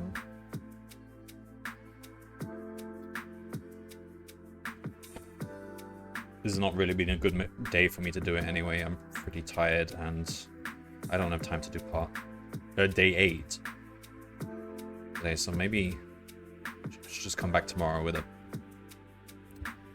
a fresh mindset and more time. I don't know. Let's see, well, 92916. Try it, but I think there's so much that can go wrong here. And it seems very few of these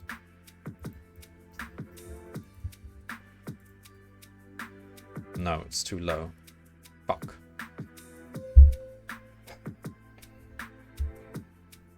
Largest area of any rectangle you can make using only red and green tiles. At least we know it runs in time. It's just a question of getting the right logic now.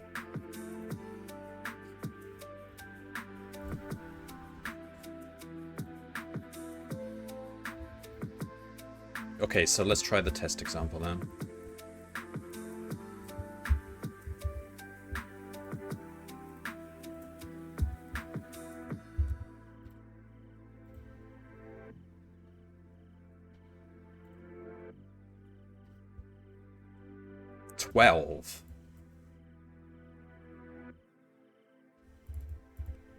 So the correct answer was 24. And we got 12? It's like half. Interesting.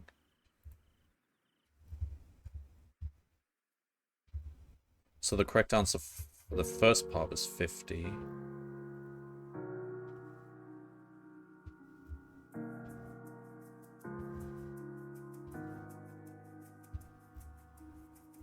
So let's print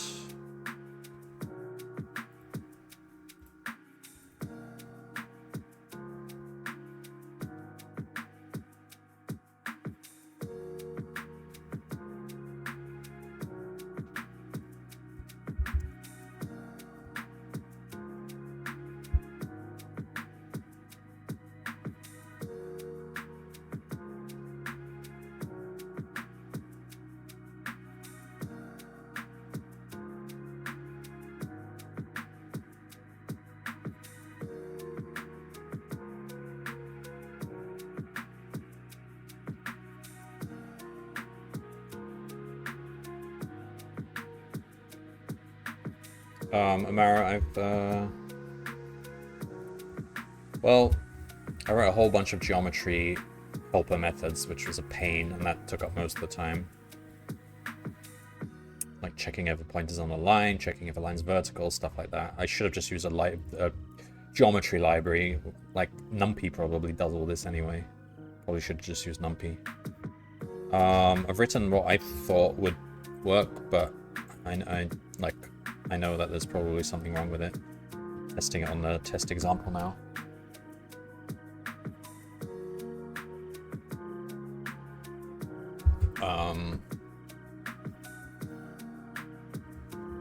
So the bulk of it is this method is rectangle inside, and we're trying to check if it's inside the space, and it's a bit of a mess.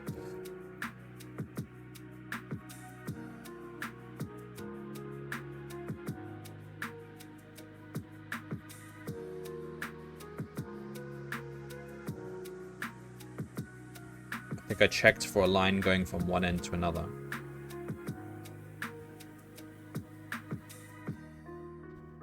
Check.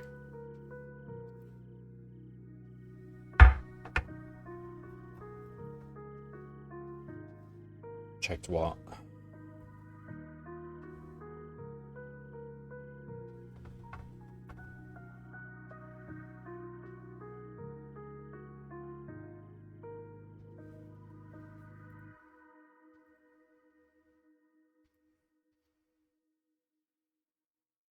Essentially what I'm trying to do is for the rectangle in question, for each of its edges,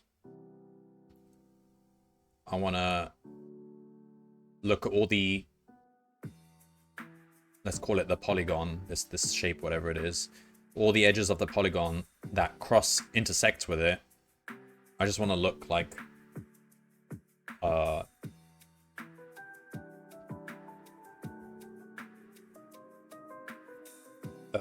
either side of that line, because we know one side is the outside, one side is the inside. So I look at the outside side of that line. I want to see if that outside bit is on this rectangle's edge and is not red or green. Ultimately, that would prove that that is an outside point which is on the edge of this rectangle. Therefore, this rectangle dips outside. That's what I'm trying to do. Because if there's an outside point somewhere in the rectangle, then it's necessarily the case that there's also an outside point somewhere on the edge. So you need only check the rectangle's edges. So basically, I'm checking the rectangle's edges to see if there's any outside points. Right now we're getting, so for the test example, I'm getting exactly half of the correct value. Let's have a look, see what's happened here.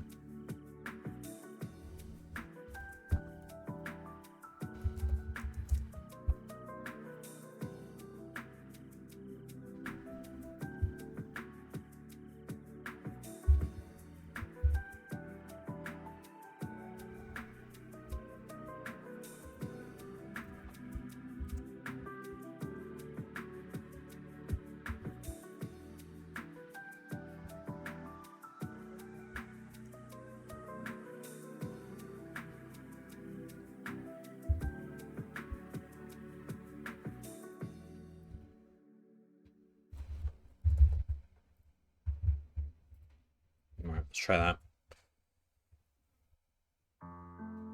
So we did 7325. And they're saying you can do better with 9523.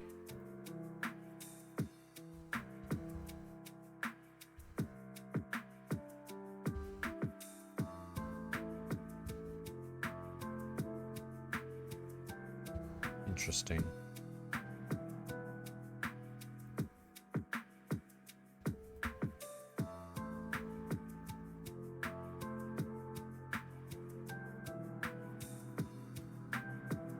Nine, 5, 2, 3 is what? This rectangle here. So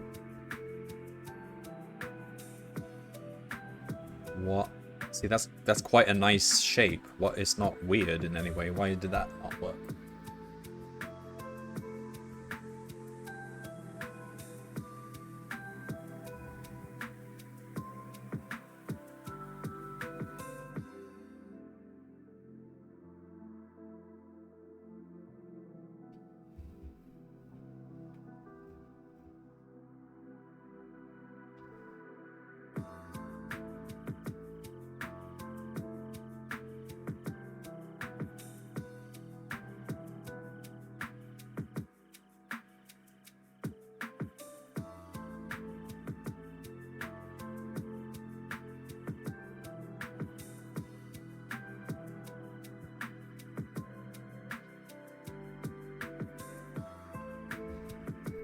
So our algorithm is claiming this rectangle lies outside. So it's found an outside point somewhere on the edge of this rectangle. So let's print what that point is. And then we'll figure out why it was mistaken. So print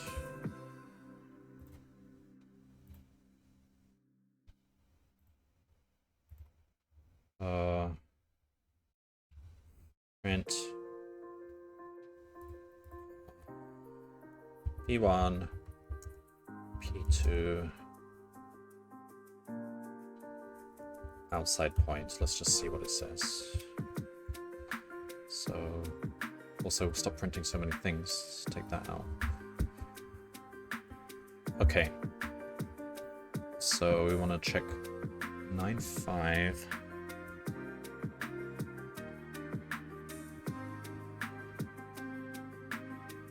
Nine, 5, 2, 3.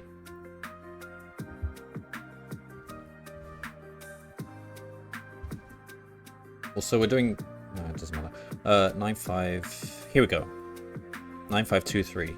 So we're saying position 8. X equals 8. Y equals 3.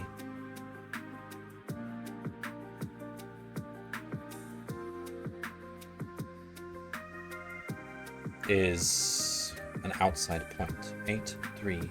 Okay. Interesting.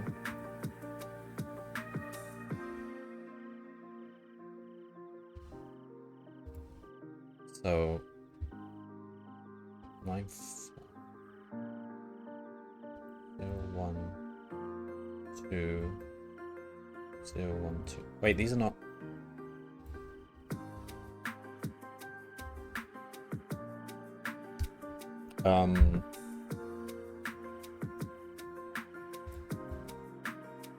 That's 2, 3. That's 9, 5.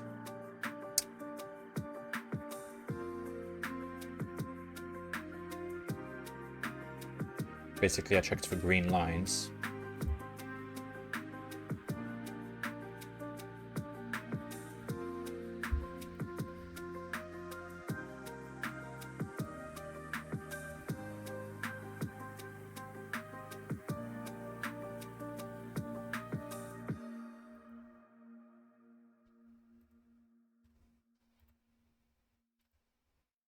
And so this is 2, 3. We're looking for 8, 3. So that's 3, 3, 4, 3, 5, 3, 6, 3, 7, 3, 8, 3. So for some reason, our algorithm says that is an outside point right there.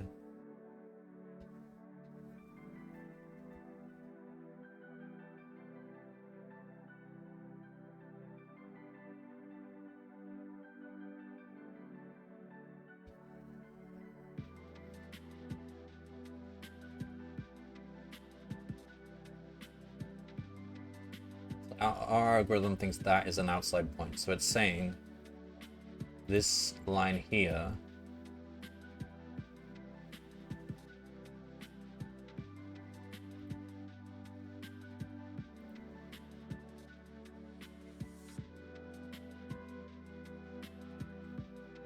this is a directional issue.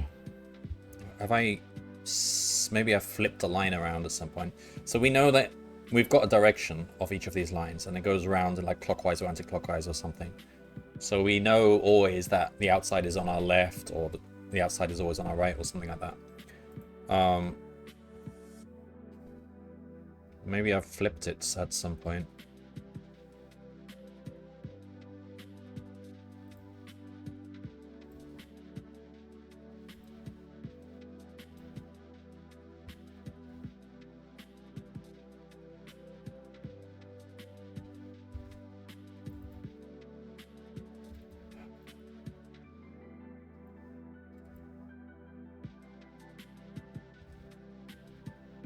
Did I put the edges in the correct order? It's always from one corner to the next, and in this case it's the last corner matches to the first, and then this one to the next. Okay. So... yeah, the edges in the right order.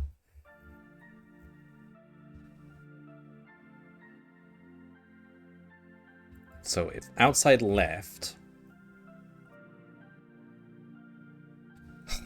so we're looking at the leftmost edge. We're saying...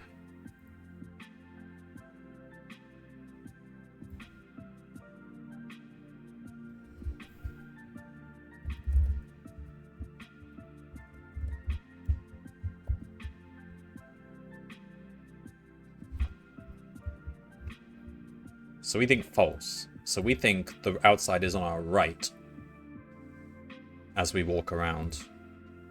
Let's check if that's true. So we go from 7-1 to 11-1.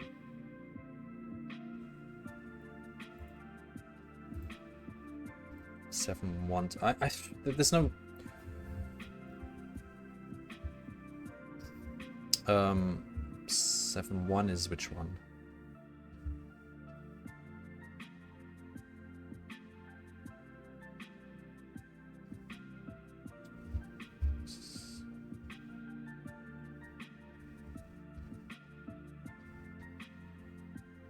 Seven one.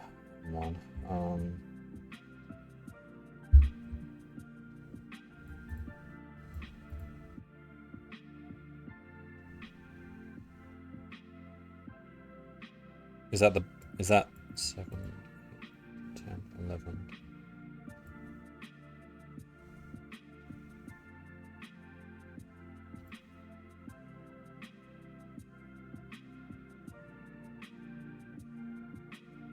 This edge here, going from this point to that point. 7, yeah, okay, 7, 8, 9, 10, 11.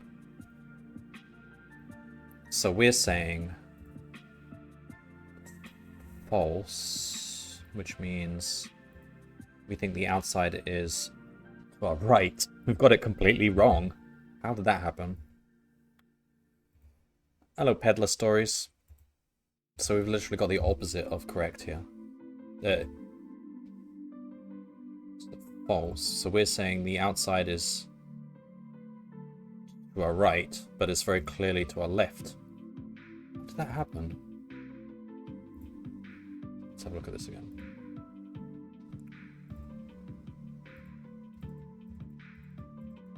P1, P2. If, so why did I do this? If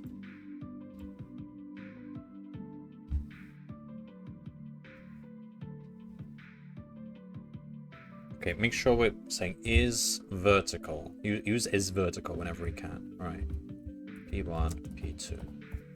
So it's a vertical line. P1.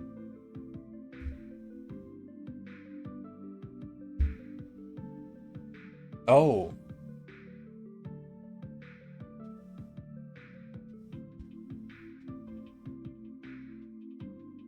No, that's fine.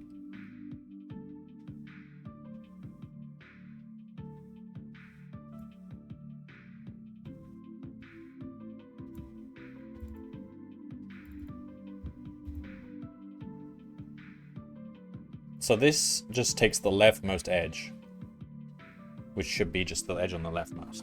And then we look at this edge and we say, if the second value is higher than the first,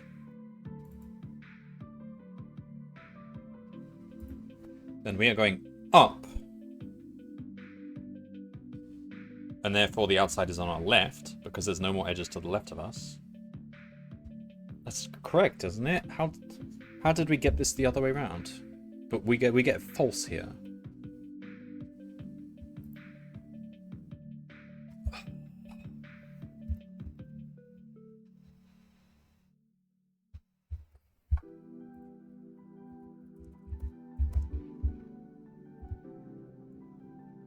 Okay, so we're saying 2, 5, 2, 3 false.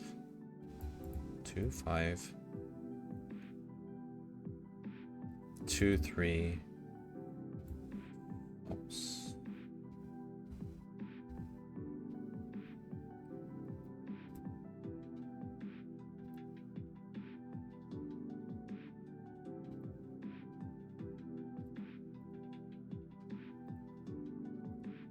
So 2, 5 is what? This edge 2.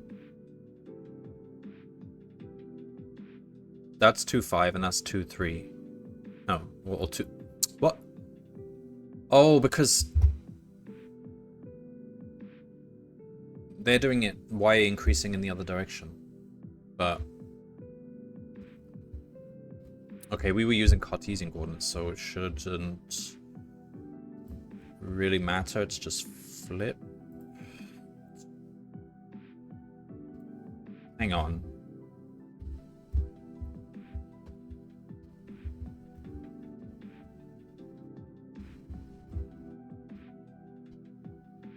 It won't actually matter. It doesn't matter whether it's flipped or whatever. So, but it seems they're doing y increases in the downwards direction. It'd be nice if they actually made that clear, because they're giving us a diagram.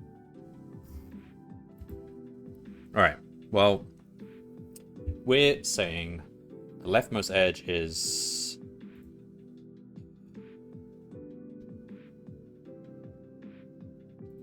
Alright, this diagram doesn't help them, because it's actually flipped or something, I don't know. So just work with the code. We're saying that if the leftmost edge goes from 2, 5, which is up here, down to 2, 3. And this is the leftmost edge. That means the outside should be to our right as we're going from that point to that point. The outside should be to our right. So false is the correct answer here. I had a lot of trouble with day 8. Ended up settling for a 5-minute compile. Oh, okay. Compile? Alright. You mean compile and run?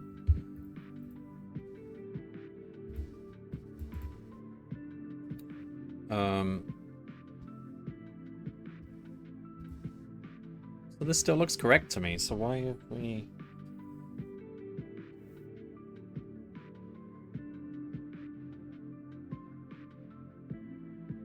What would happen if I just flipped this?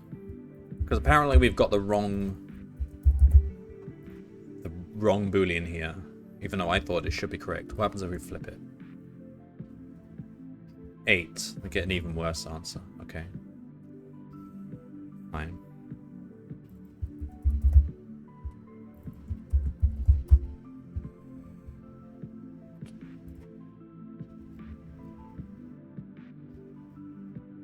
Hello, Fernif, Sigma.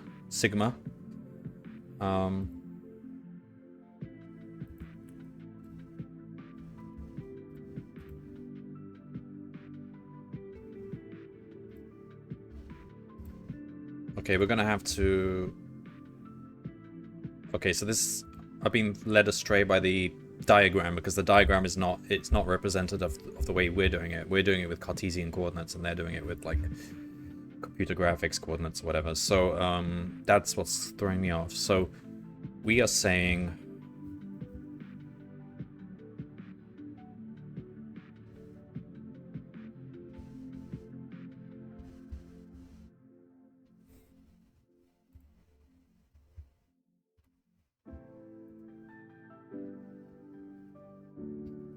So they say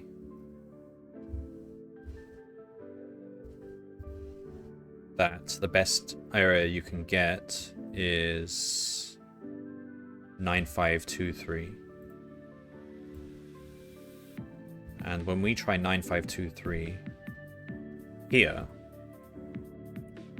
we say this rectangle dips outside, and we say that because this point here is on the rectangle and it's outside, which we know is wrong.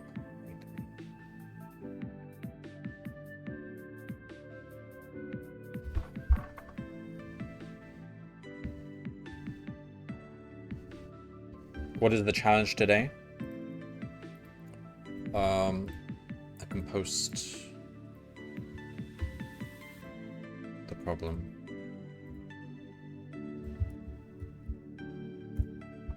There.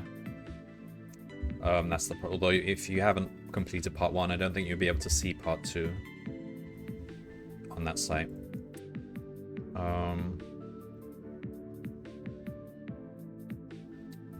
I don't think I can go on for much longer today. I might have to leave this and problem 8 for tomorrow. So we're going to be way behind.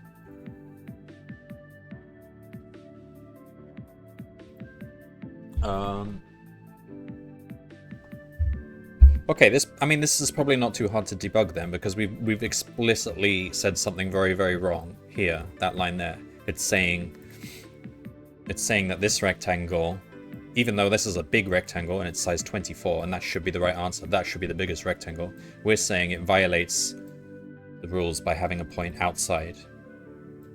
And we know that's not outside, so we just have to find out how it ended up outside, and it's probably just something got flipped or something.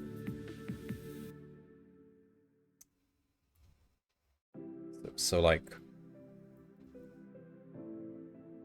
this, we're saying that point is on the rectangle's edge, which I agree with, that it is on the rectangle's edge, and it's not on the boundary.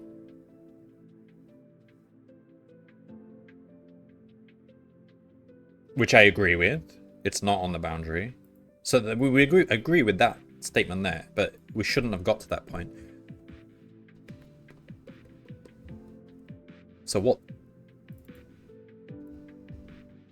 what I don't agree with is that that point is outside. Interesting.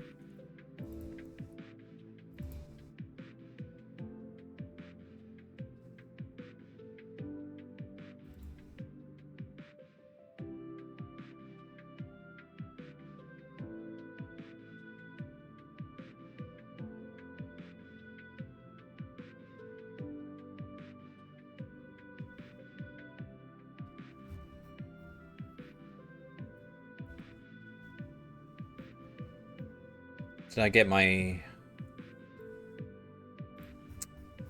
clockwise, anti-clockwise correct here? Oh, I don't know. So I'm saying that's rotating clockwise and that's rotating anti-clockwise.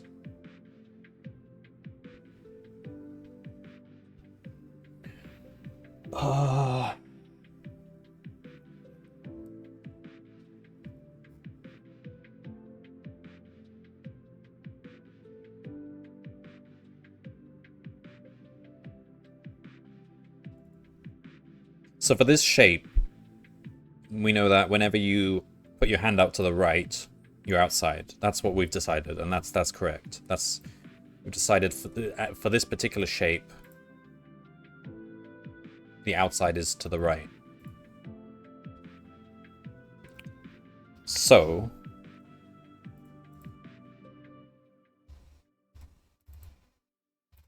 for that particular edge,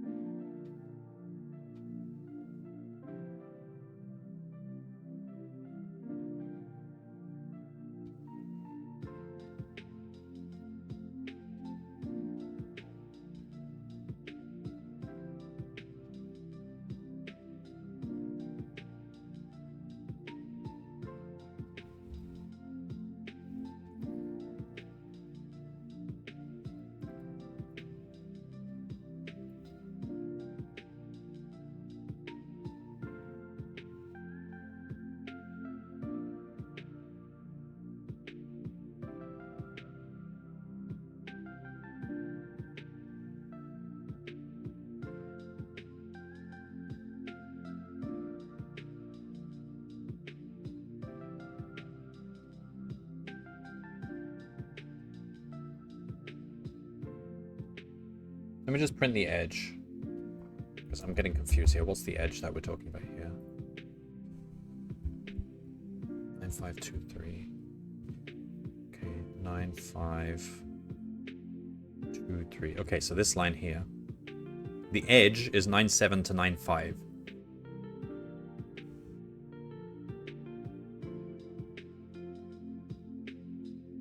So it's going down. Therefore, everything to our right is outside.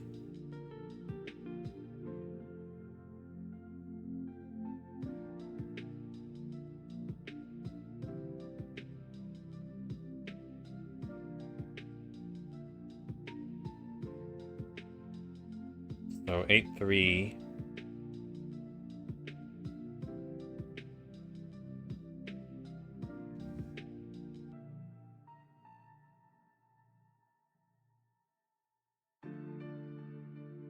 I think the problem is actually this boundary checking then. So I think that's actually computing the correct right-hand rule. It's found the outside point, it thinks it's outside, but it's not accounting for the fact that that is actually lying on a different edge's boundary. So maybe I just didn't compute the boundary correctly. Boundary.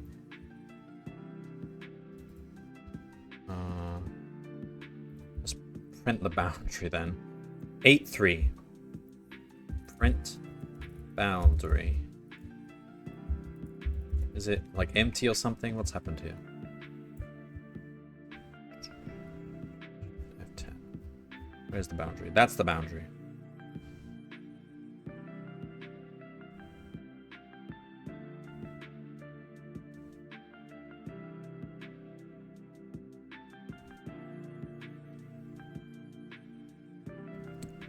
Eight, 3.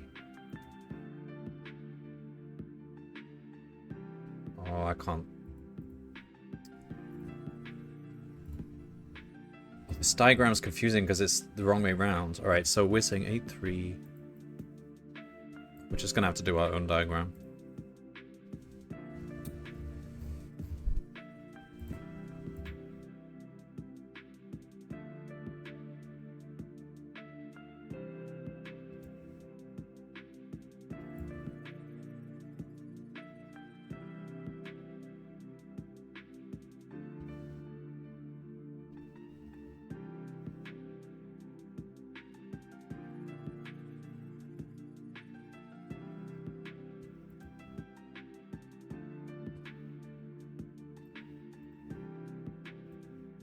So 8-3.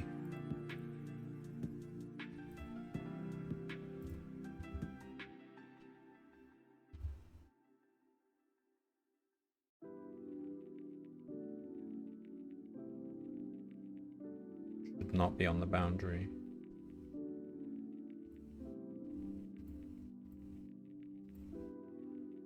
Alright, I might leave this for tomorrow because I'm trying to do too much in my head. Clearly we need to actually print this out, write the coordinates down, check each of these things is correct.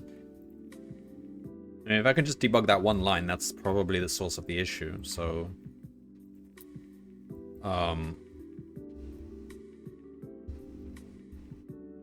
that could be all that's wrong with it. I don't know.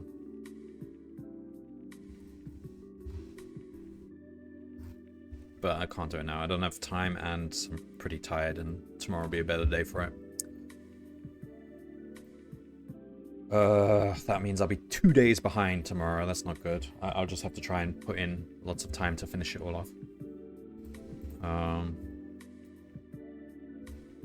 Well, that's what happens when you have a boat followed by a flight on the same day.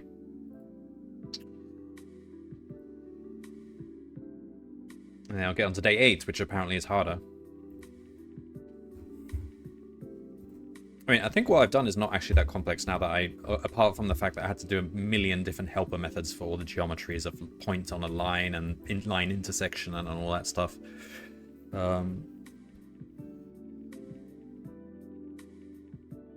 But conceptually, all I'm trying to say is, really is, if the rectangle, so it's like basically from here to here, I think. So that rectangle crosses this line here. And this line here has an outside point, which is like, should be here. So that line thinks that point is outside. But obviously it doesn't know that there's another line which that point lies on, which is not outside.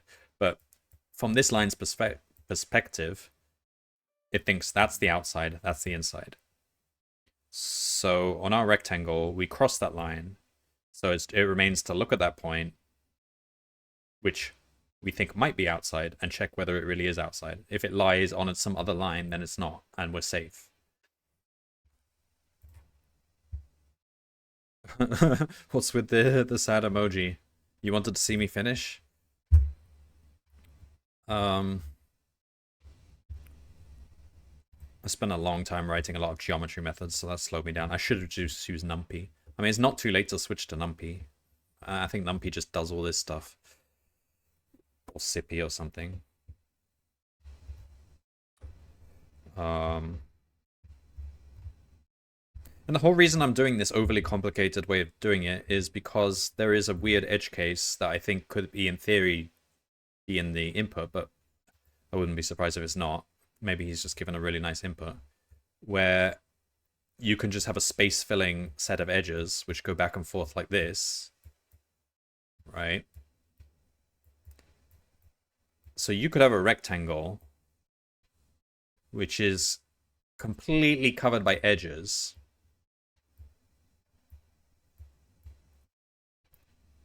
and that means it's inside, even though it's actually just sitting on a bunch of edges, all of which think you're crossing to the outside. But every time you cross to the outside, you're actually just sitting on some other edge. So this is like a space-filled curve, essentially. So it's actually inside, because it's on a bunch of edges. So that's why we need to do this outside check on an edge per edge by edge basis. Anyway. But in reality, I bet the input's just a nice spaced out, non-self-intersecting polygon. Yeah, they never said, they never even, oh. Oh.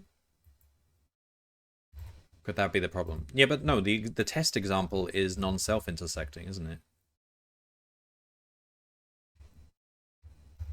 Could my assumption of outside versus inside be thrown off by the fact that the curve is self-intersecting? But I don't think it's self-intersecting, but they never said. But for the test example, it's definitely not self-intersecting, so that shouldn't be an issue. Alright. Oh, I can't think about this too much. We'll worry about it tomorrow.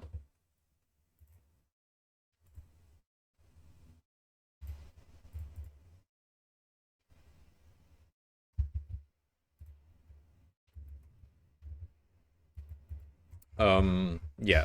I'll properly debug that failing test case tomorrow, because I need to actually draw a whole graph, draw a whole diagram, because you can't rely on this. They're using computer graphics way. I could switch to using computer graphics. Maybe I should. Maybe that's the easier way. Then my diagram will match theirs. They're doing J increases, Y increases in the downwards direction, and I'm doing it increases in the upwards direction. So the coordinates are slightly different. Yeah, we could switch to rows and columns.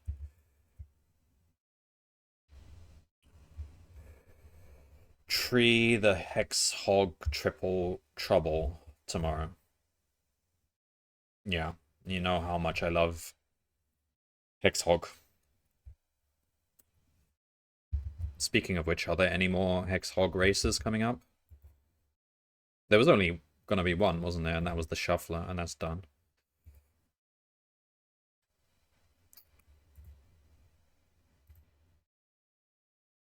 Alright. Next season. Yeah. I suppose I can maybe raid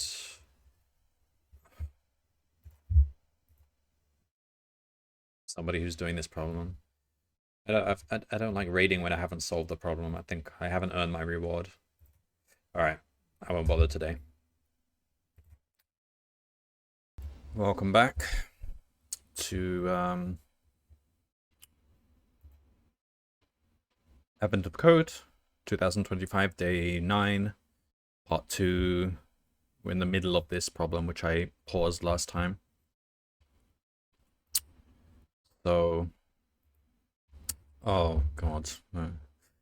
Alright, let's get back to it. So last time I feel like I'm close to having the right answer, but it's wrong.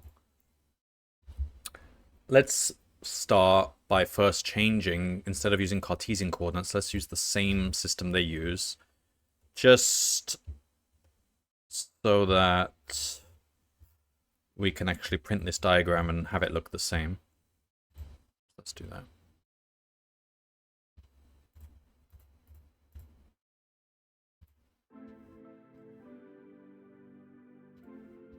Okay, so we want to switch these to i's and j's, right? And then this will be I, j, j,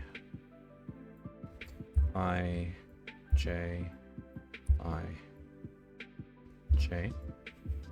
And then, oh god, everything has to change now. So we're saying if it's vertical, if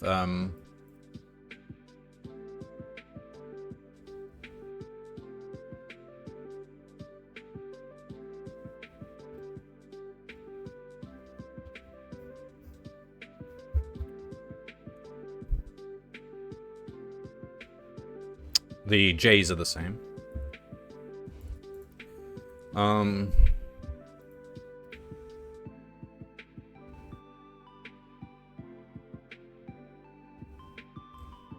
Maybe we shouldn't do this. No. We'll just, it means we have to change a lot of things and that might introduce new errors. Let's carry on use as x and y's.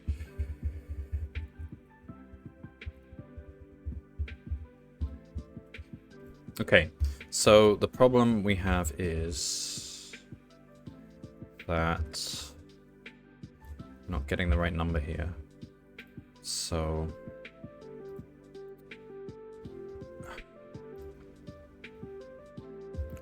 I want a method to check whether a line is...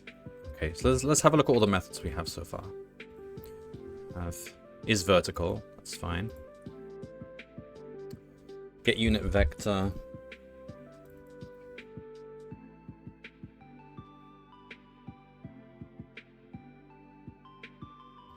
Let's make sure we got some brackets around these things.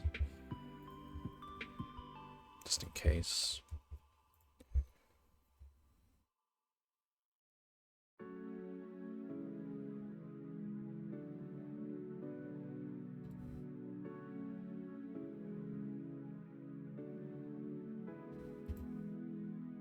Okay, that looks fine to me.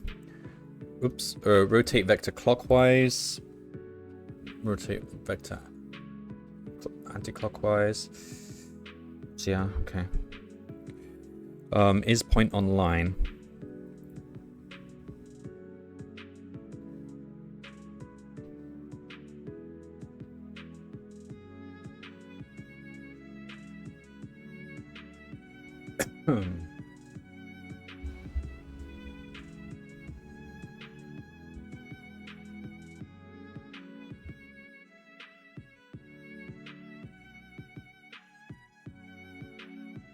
So the y value lies, yeah, in that range, and similarly, the x value lies in that range. Looks fine to me. Get point intersection of lines. This is the one where we're just relying on this code working. So far, it hasn't really shown any issues.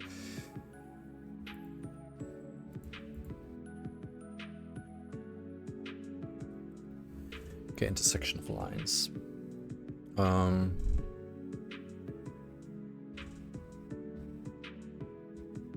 Alright. Well, anyway,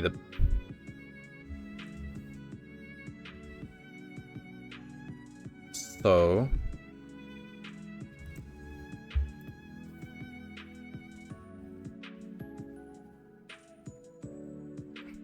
we've got a bunch of corners, got a bunch of edges.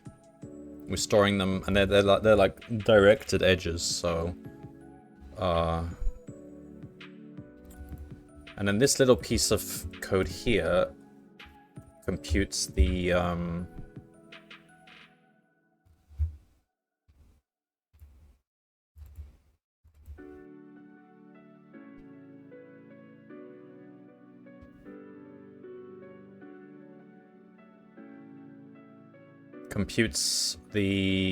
direction, which it computes the normal vector. No, what's the, how do you describe this? It tells us whether the outside is on the left or right. So let's check if this is correct. So this vector goes from 2, 5 to 2, 3. So it's actually going downwards. So the rest of the shape is to our left. So the outside is to the right. So outside left is false. Okay, so that seems right. Boundary is the boundary of the shape. So for every edge, we just add all individual points.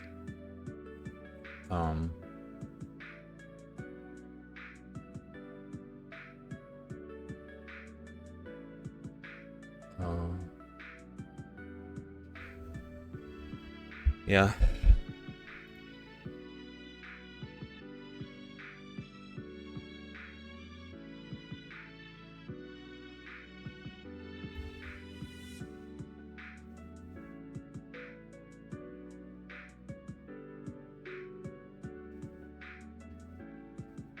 And the boundary, that's the boundary. Okay. I think I'm fine with that.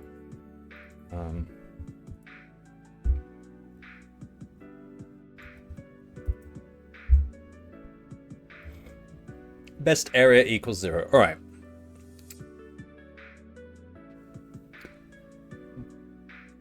Also, one thing we should do here is...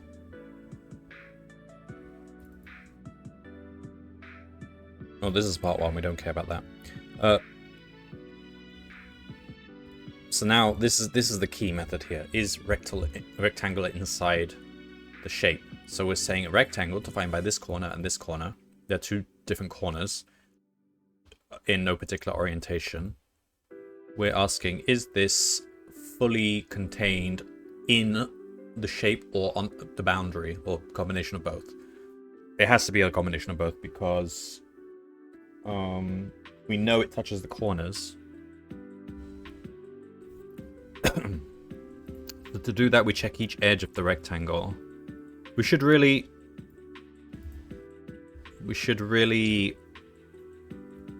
have a new method saying is line inside, because is rectangle inside is just the same as saying all 4 edges are inside. If all 4 edges are inside, then the rectangle is necessarily inside.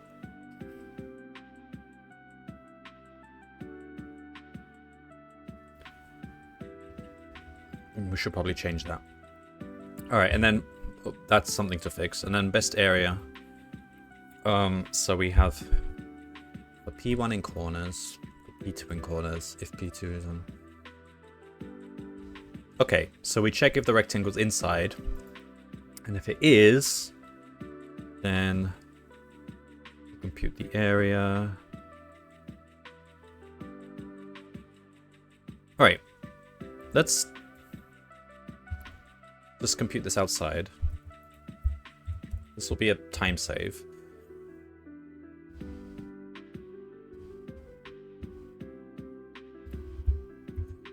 If area is less than or equal to best area, then continue. Skip it, because there's no point doing all this calculation if we know it's not even a better rectangle. So if it is, then we found something.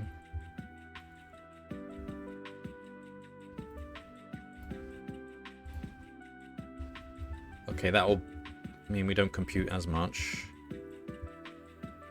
Okay.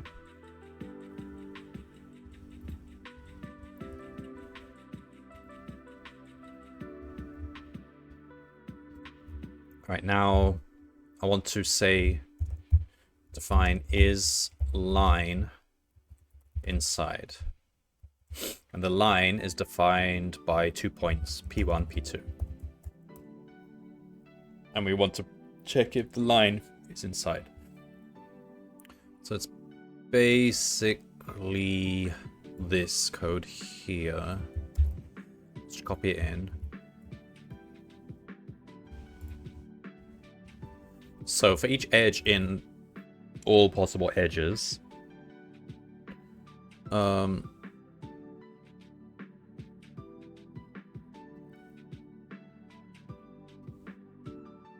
intersection equals get intersection of lines with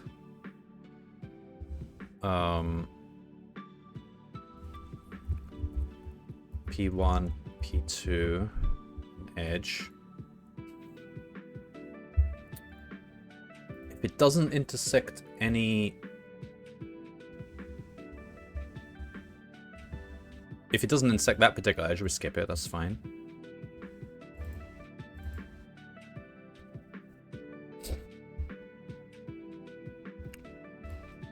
Alright. So if they intersect at a point, we don't care about if they coincide. We care about the ones where it intersects at a point. That means they're perpendicular to each other. And this is a potential case where we may be going from inside to outside. Or vice versa. Where part of this line goes outside. So vec equals... So we translate the edge. The edge has a direction. We translate the edge to a unit vector. And then if outside is on the left, we rotate anti-clockwise to get the normal vector pointing outside.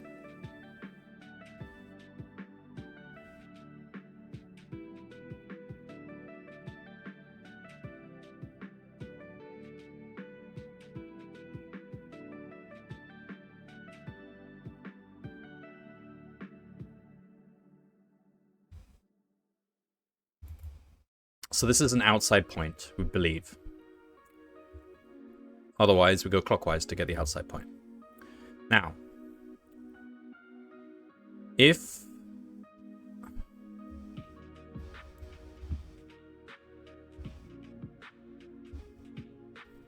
let's just call this line.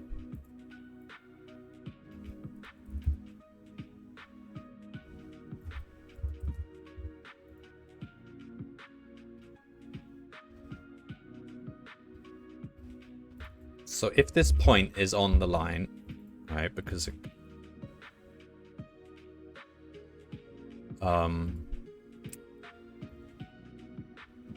and it's not on the boundary of the shape, then that means we've found an outside point on this line. So return false.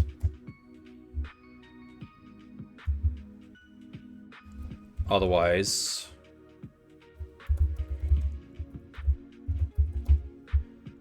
the line lies fully inside.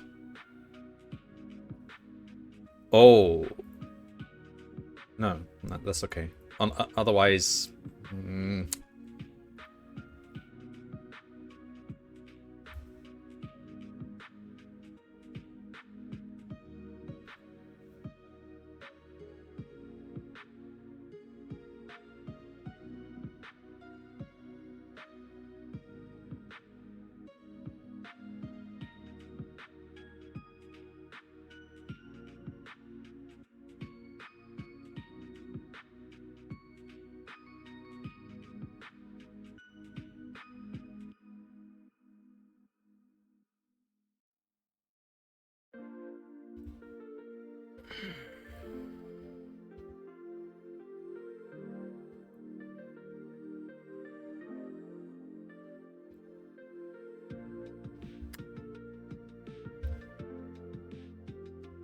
no, this is only true if the line, we know that it's already touching the boundary, but we do, so I guess that's fine. inside. Okay, so then this all goes. So we want to return all.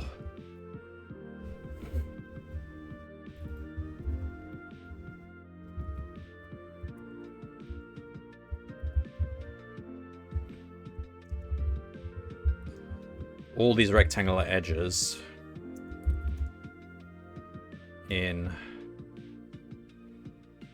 out of all those possibilities. So we've got P1, and then we've got P1x with P2y, and then we've got P1, P2x with P1y, and then got P2 with P1x, P2y, and P2 with P2x, P1y. Okay.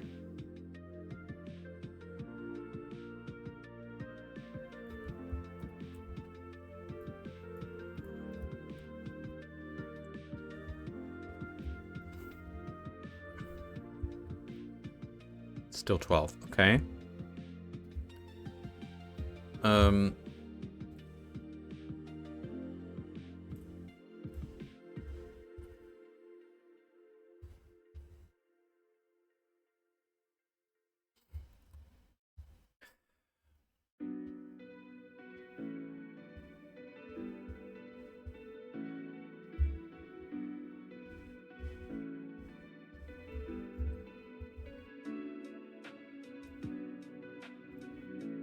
Okay, so the example we know is failing is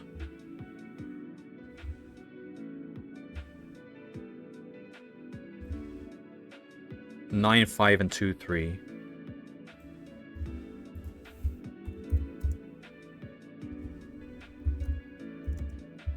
Like that.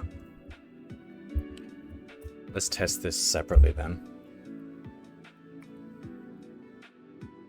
So I want to check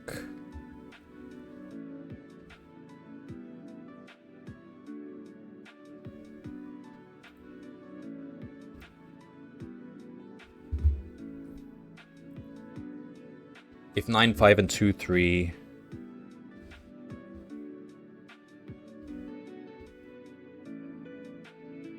lies in the shape.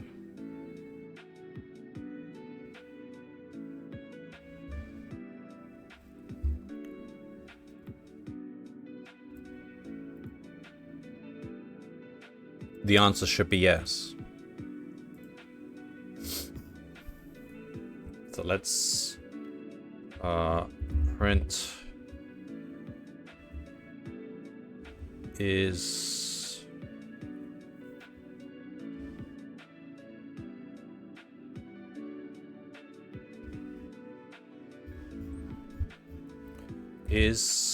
rectangle inside.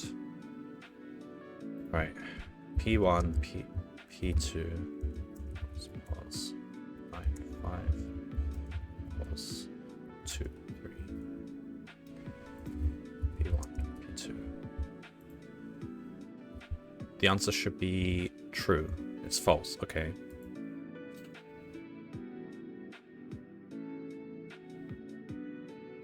So the corners P3, P4 are going to be pause 9, 3, pause 2, 5. So let's check if the lines are inside then. It is line inside P1, P2. Not P1, P2. P1, P3.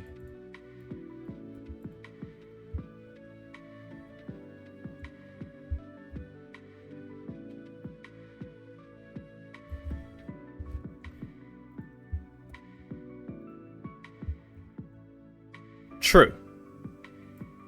P1, P3 is in. P1, P4. True. P2,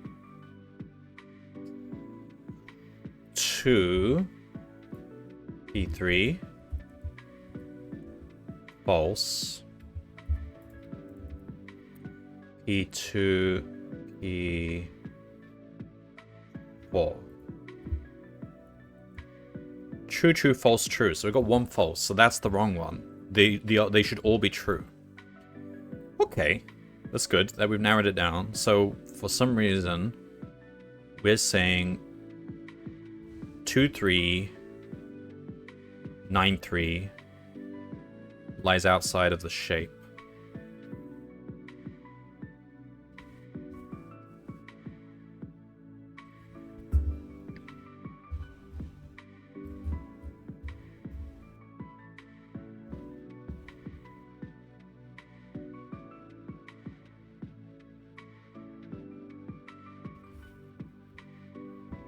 Okay, can we just not do this right now?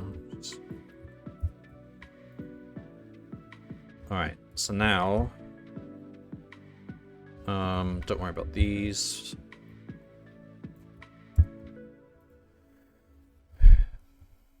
So that's false. Okay. Let's figure out what's going on with this.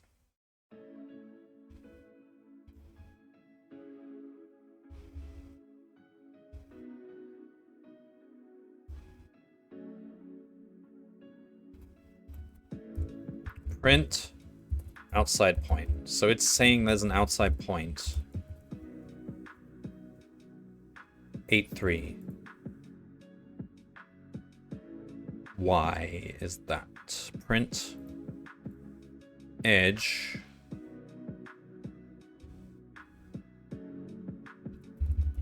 outside point. That's the edge, 9-7, 9-5, and that's the outside point. Okay. I need to draw this.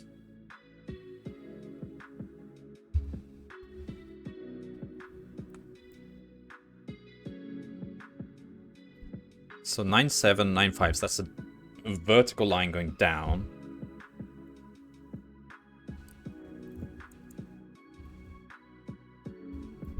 P2, P3 is 2, 3.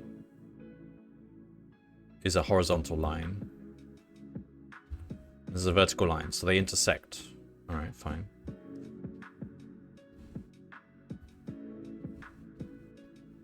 Let me just draw this out.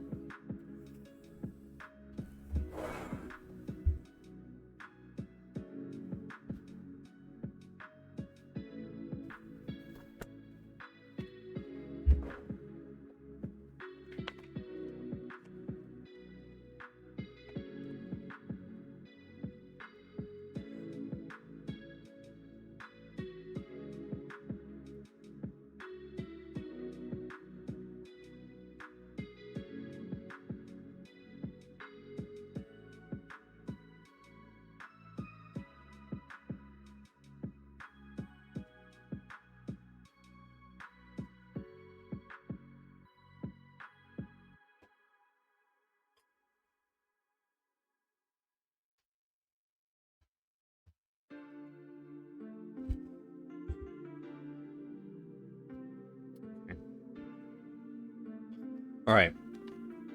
First of all, let's just sketch this shape. So it's 7-1. Alright, so I'm going to draw like a graph.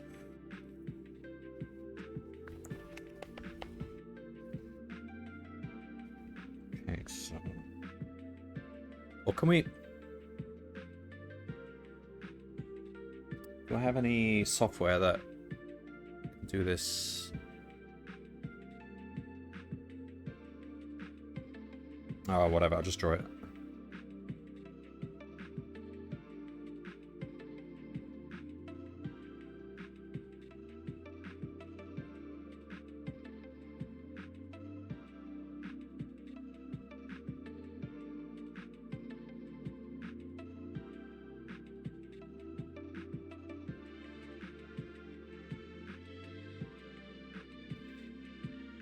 Okay, 7-1 1 to 11, 1.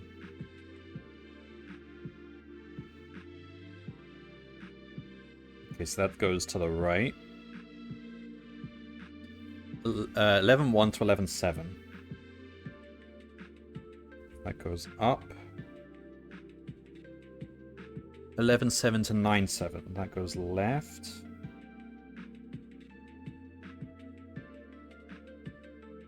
Nine, 7 to 9, 5. That goes down. 9, 5 to 2, 5. That's left. 2, 5 to 2, 3. So that goes down. 2, 3 to 7, 3. So it goes to the right. And then we join back down. Alright, so let's make sure that we've calculated all these intermediate things correctly. So we've got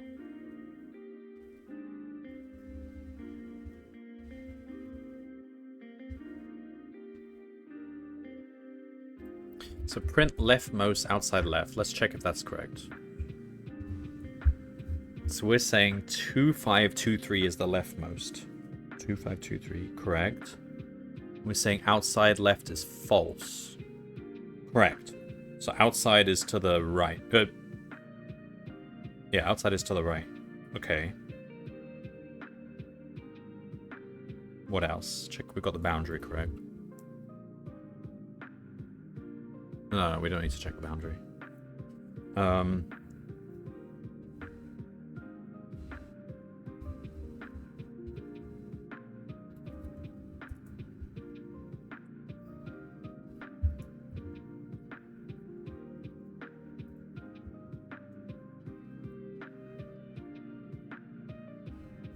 Okay, so is line inside P2, P3? So we are checking the line 2, 3. Okay, so that's what my diagram looks like. 2, 3.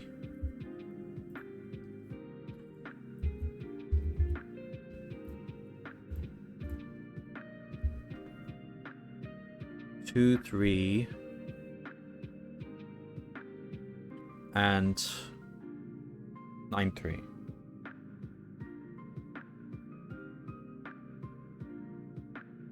Two, 3, 9, 3.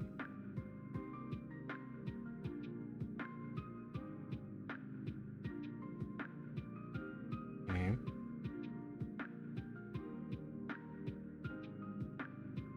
So part of that lies on the boundary. Interesting. Yeah, okay.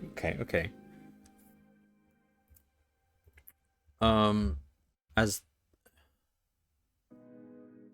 now this says that the line we are interested in intersects with the edge that goes from 9, 7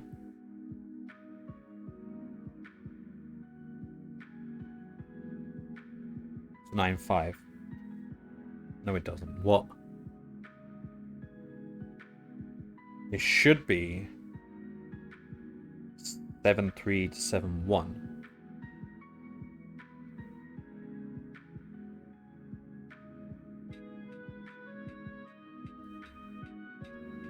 Okay.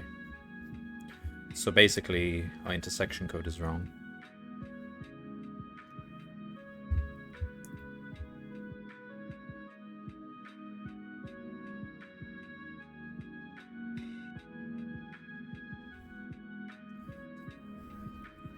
Should we just write a new one from scratch? I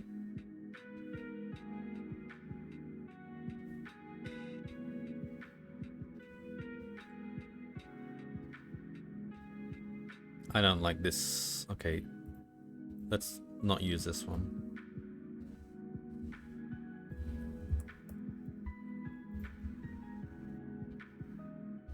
This is overly complicated as well.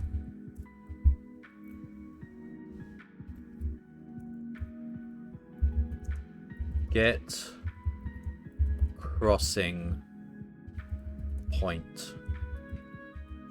Line 1, line 2. Only return a crossing point if they are perpendicular and the point lies on both. Otherwise, return none. Alright. So, if is vertical, line 1, is the same. The is verticalness is the same as the is verticalness of line 2. Return none. Alright. So they are different. So, what's the formula for getting a crossing point? 2 lines.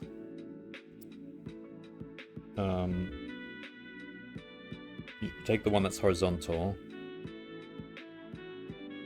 Okay, so if line is vertical line 1, so this one's vertical, so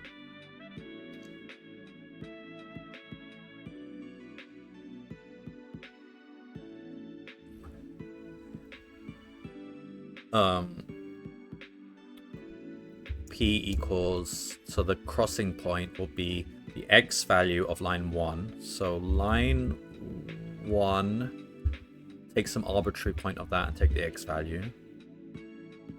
And the y value will be the height of line 2. Line 2, some arbitrary point there, and take the y value. Else, it's going to be the other way around. So it'll be the x value will be that, and the y value will be that. If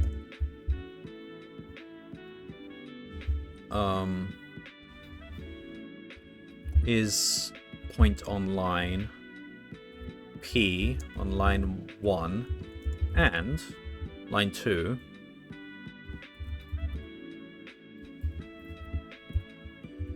return P. Okay, that's all, right? I don't need to do all this other stuff. This was just for the general case where they could have any gradient and I don't know. So get crossing point. If I replace this with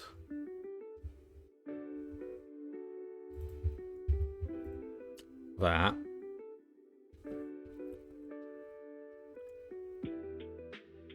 so then we don't need that.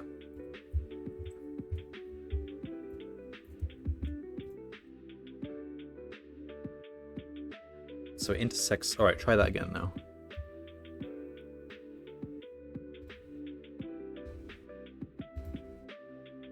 Get crossing point.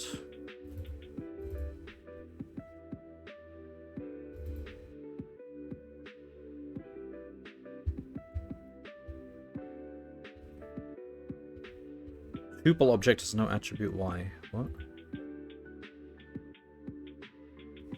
Point and line.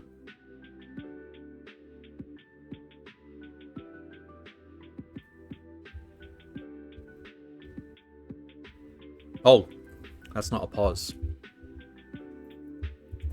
There we go. True. Okay, now we got true. Let's enable all of these. Oh, damn it.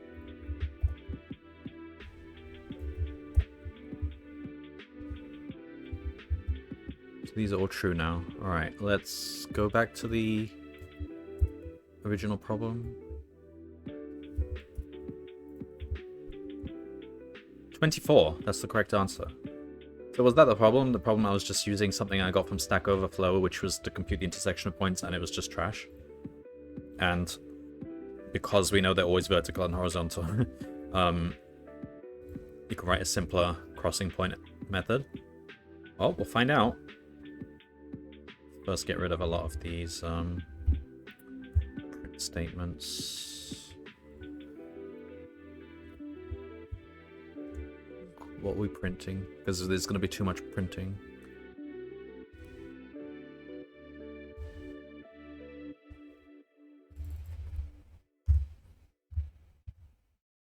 Okay.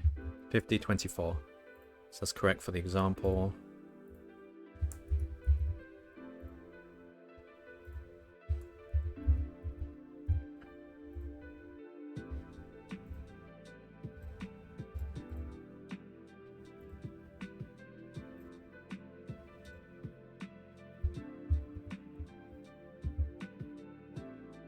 So that was part 1.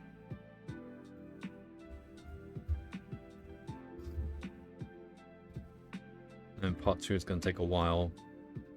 At least we're now skipping areas which are... Okay. Let's try this.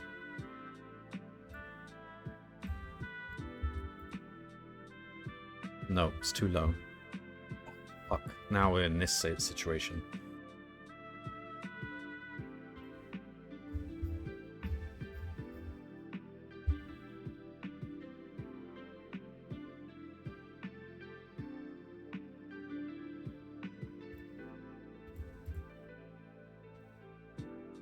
But apparently there's a better rectangle out there.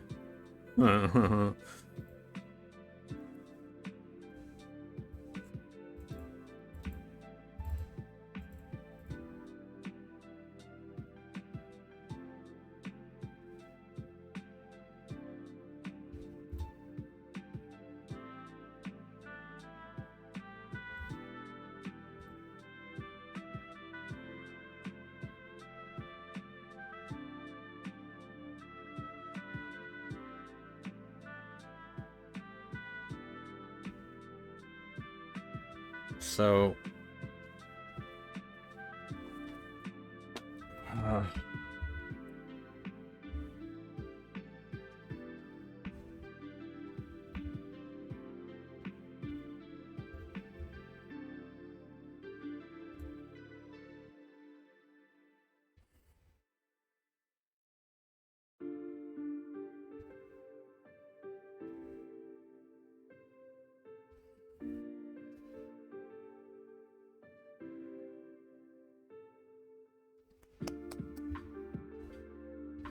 Oh, damn. I don't know where to get started with this.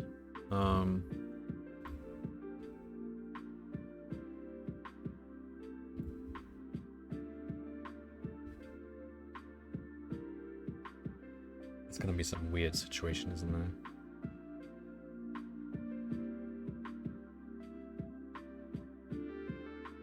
Oh, what if... Oh, no. Oh, no, no, no, no. So what if...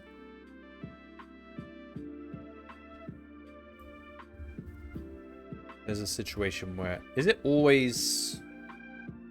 horizontal followed by vertical followed by horizontal followed by vertical? What if it was a line that goes back on itself? Is that allowed?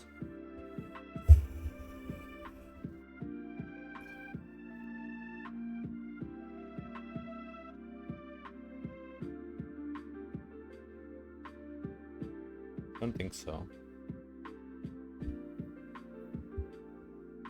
I think it's non-self-intersecting. If it is self-intersecting, then that breaks some things. Yeah, it looks like it follows a pattern.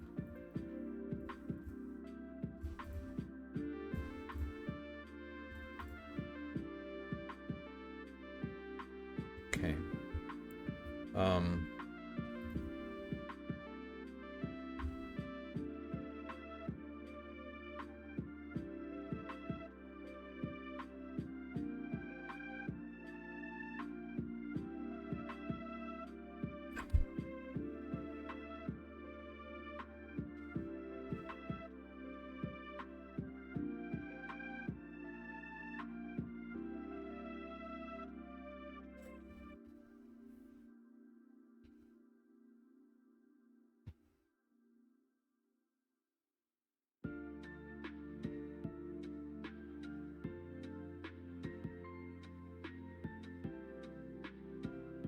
Hello, Amaro.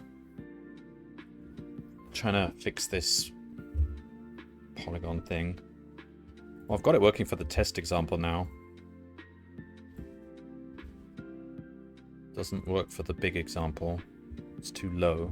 So there's some bigger rectangle out there. Today's one, yeah, I did that one. That was pretty quick. I used matrix multiplication to get the numbers of paths.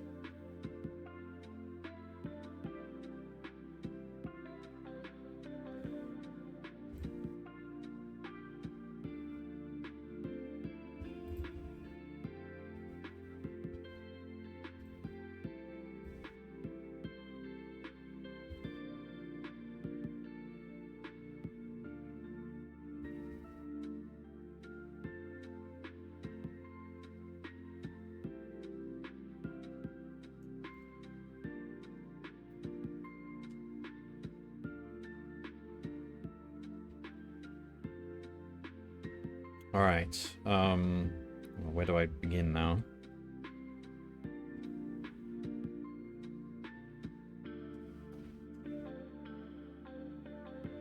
So that's the best area we found, but apparently there's a bigger rectangle.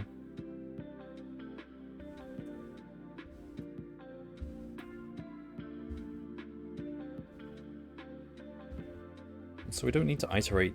We're iterating both ways. Oh, it doesn't matter.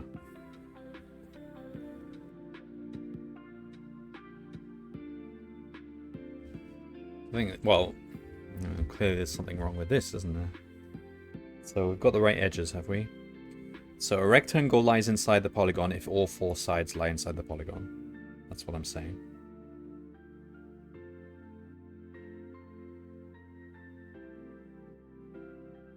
And that only holds true because, well, yeah.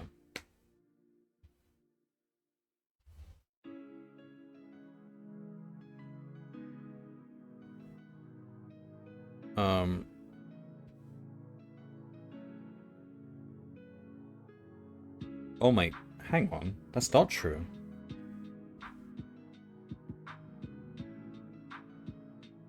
Oh, that's not true.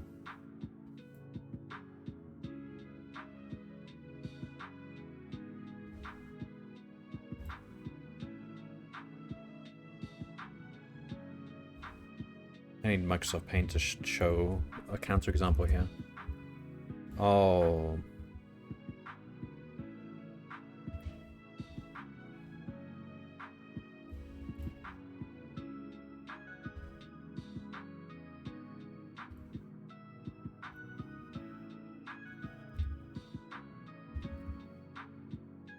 Yeah, this is not true. So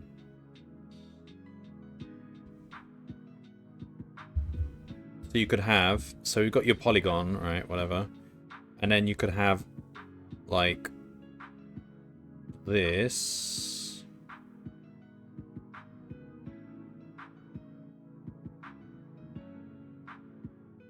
And then you could have this, where the edges just meet each other like this. They're right next to each other. Then, like that. So, if you had a rectangle that goes like this, then technically the edges of that rectangle would all lie on the polygon. That's a zero gap. However, this is technically outside.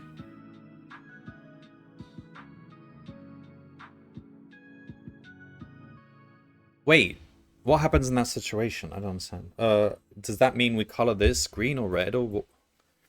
I need to look at the exact wording now.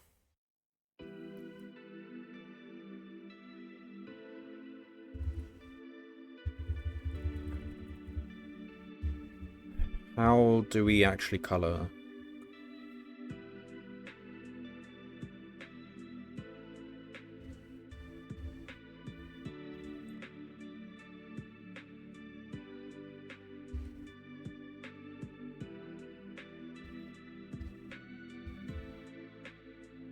All of the tiles inside this loop of red and green tiles are also green. They haven't fully defined inside this loop.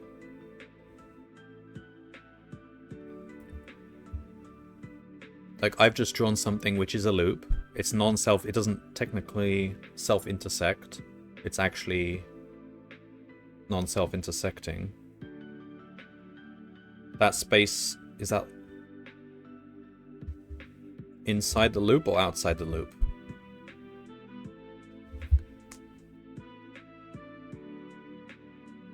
It's outside the loop, I would think, but then... But they haven't really defined it. Alright, let's say... it's outside the loop. Then... it's probably an example I'm failing on. Because I'm assuming that if the rectangle crosses like this, then the rectangle's fully inside. Oh man. What do I do about this?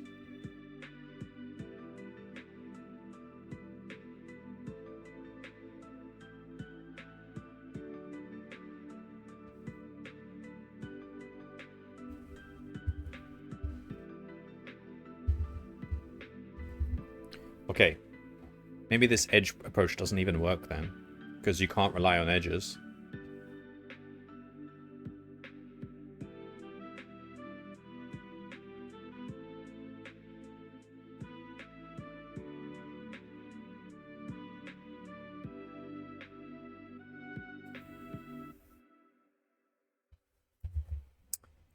How about instead...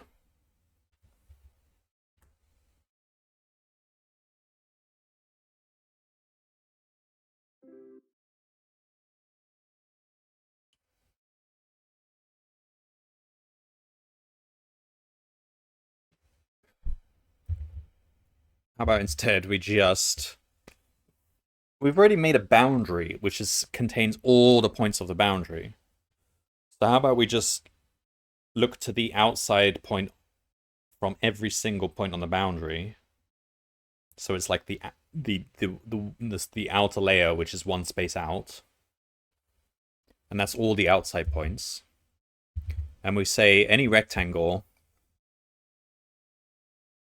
if it doesn't contain any of those points, then it's safe.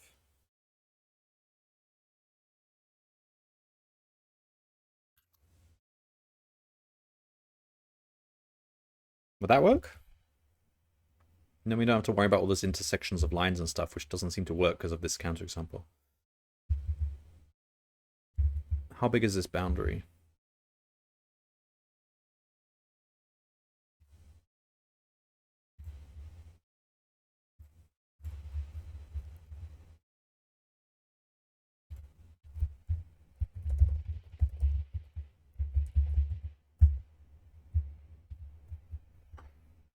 That's the length of the boundary.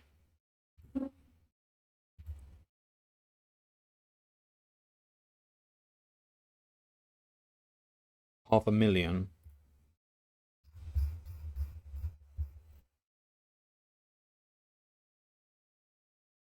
We've got this many points.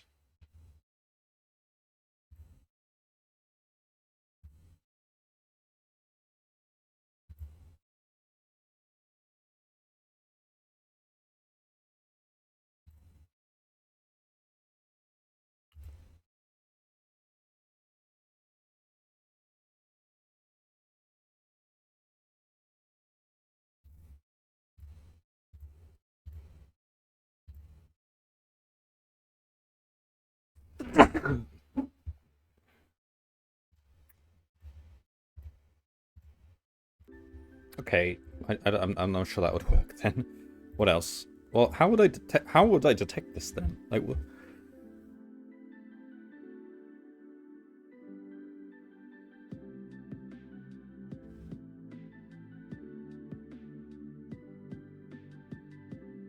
Like, okay, so this rectangle would be this corner, let's say, and that corner there.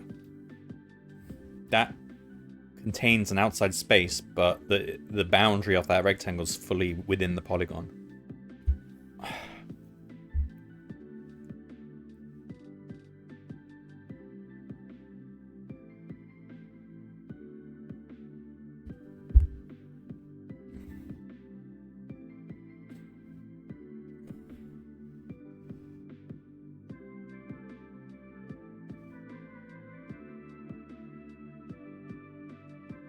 Should I just check whether there's any corners, polygon corners, that lie inside the rectangle? Is that necessarily always the case? If I check all corners...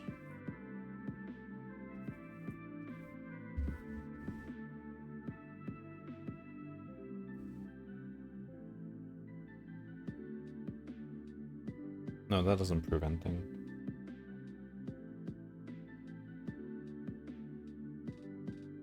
That would rule out this case, though.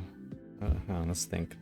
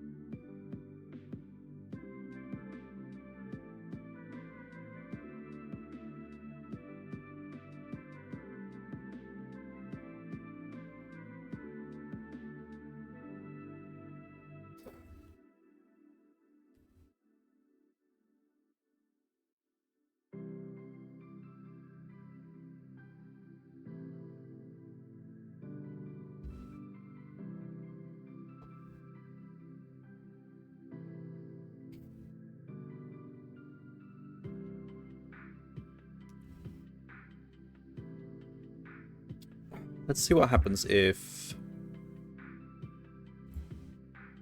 I just check for corners as a last check.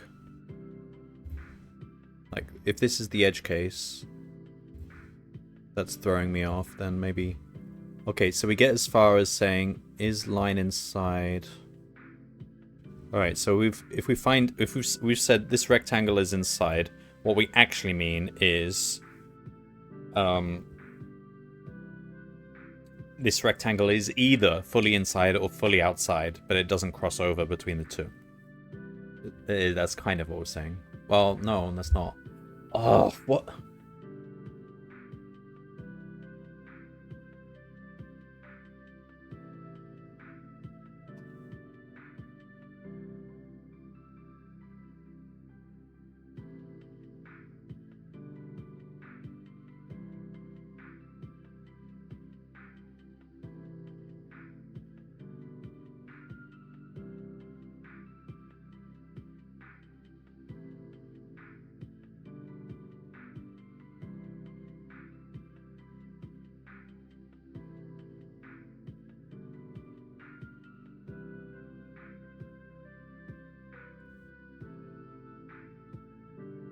Get it? Just got back home. No, I'm still working on problem 9. I think there's some weird edge cases I'm not sure how to deal with. Like this situation here.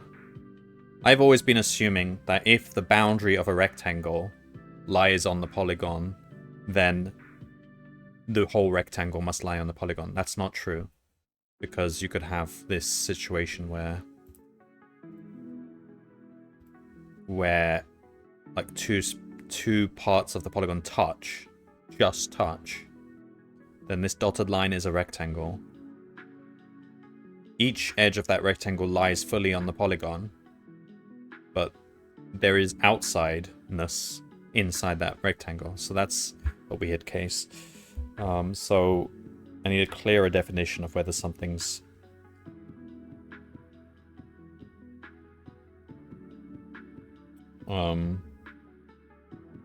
lies on the polygon.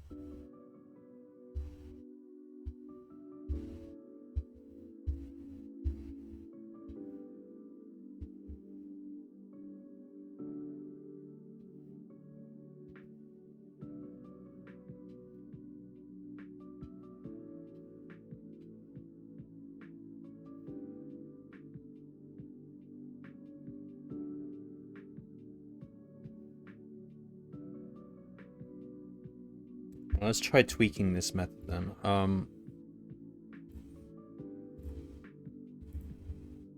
If not all of that, return false. So if we find an outside point on the edge of the rectangle, then it's a false. But we don't yet know if it's a true. So let's just do one more check, and let's say if any corner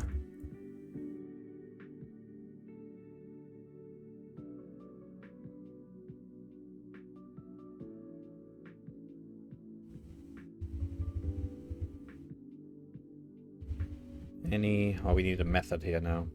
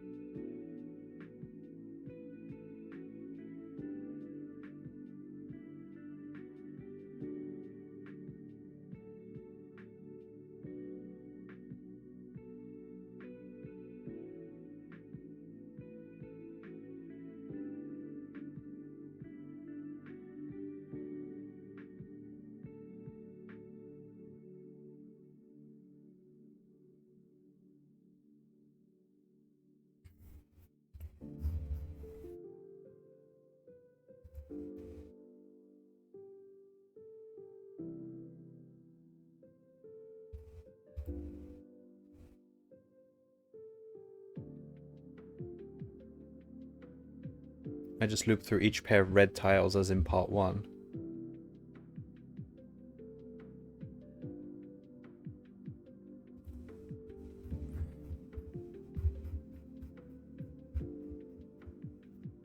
And did what?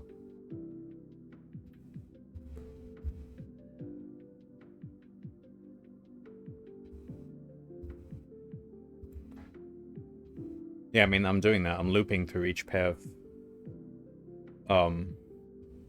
corners.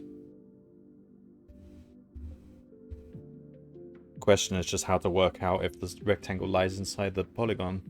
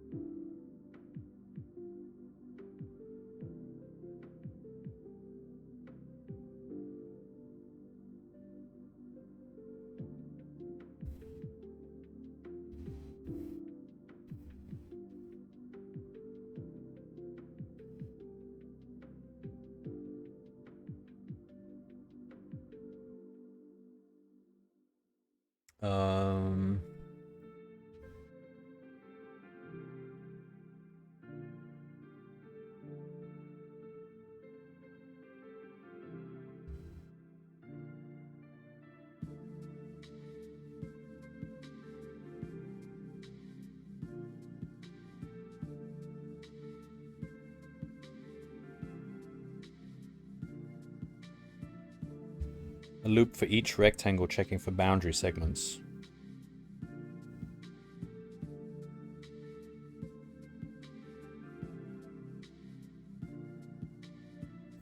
I mean, that's what I've done, and it works for the test case. But then, like, what happens when you have this situation? So, this rectangle here, from this corner to this corner.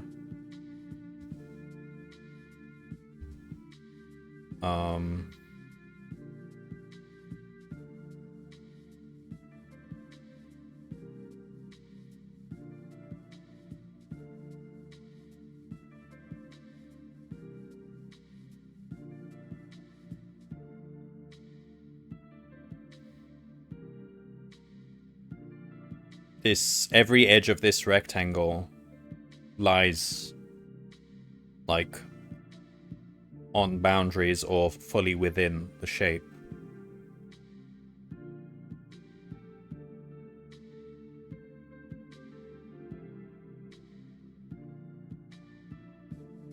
But it has outside points in the interior of the rectangle. Is that your input? No, it's just an edge case I came up with.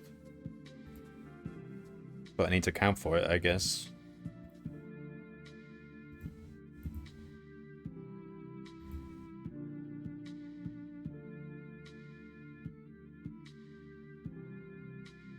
I mean, my assumption was that if all edges of the rectangle lie in the shape, then so does the interior.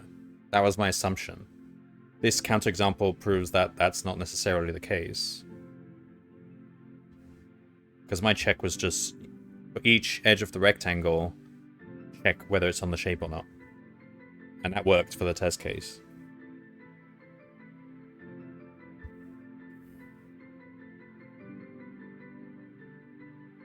And if all four sides of the shape are in the rectangle, then so is the whole rectangle. That was my conclusion. But you can have outside points inside the rectangle.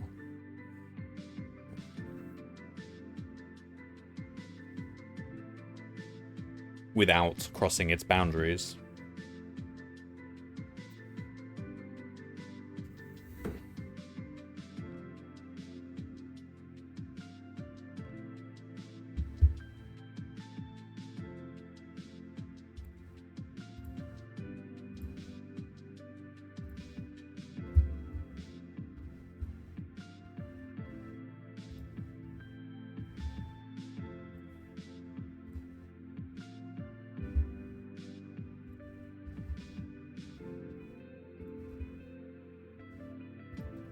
Right, well, I'll try looking for corners inside the,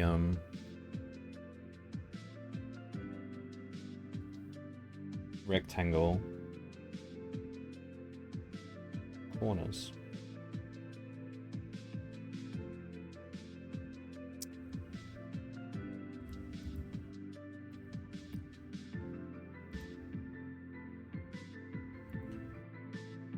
I mean, I would assume they don't give us shapes like that. I haven't really printed out the shape, but I'm guessing it's actually a nice shape. But if it was a nice shape, then I would expect this to actually work as is. I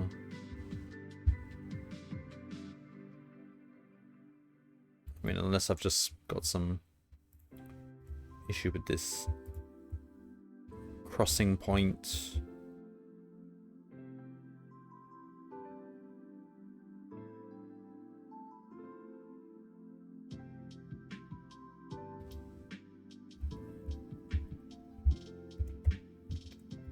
This shouldn't matter, but we should put an else statement here.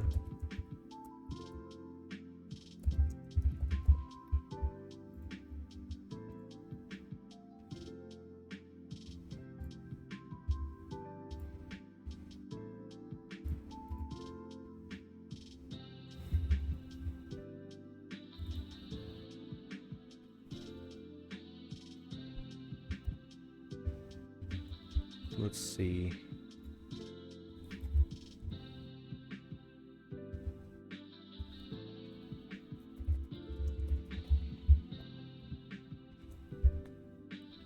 So our leftmost edge is that.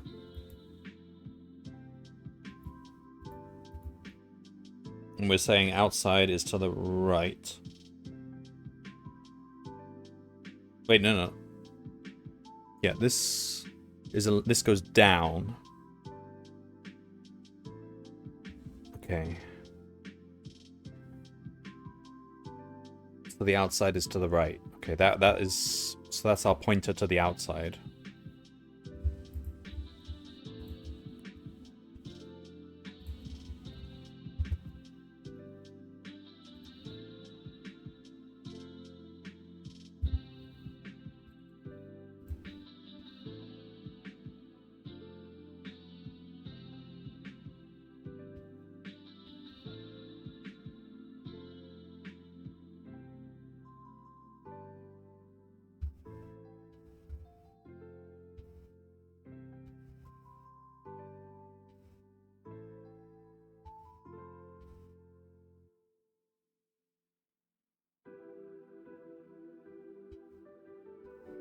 I'm saying if it does... Okay, and I'm saying if it doesn't cross any edges at all, I return true. Is that...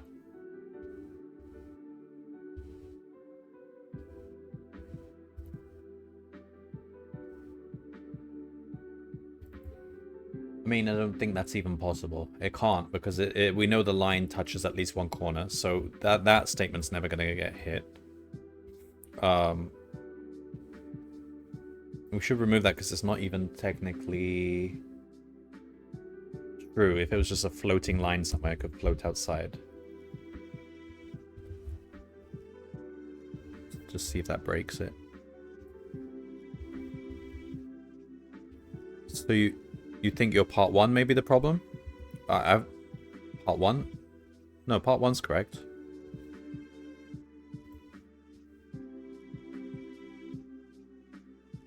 What do you mean? My part 1 answer is correct, I think. Still, let me check.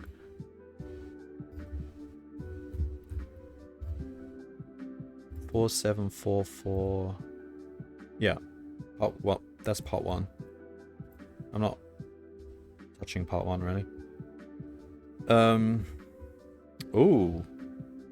Now I got 0. That's weird. What happened?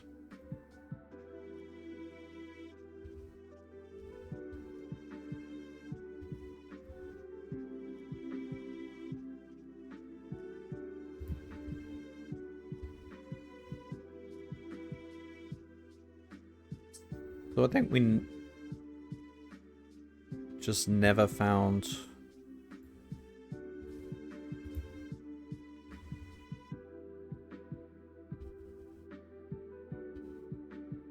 Oh no, we do need that. What we're doing, we do need that.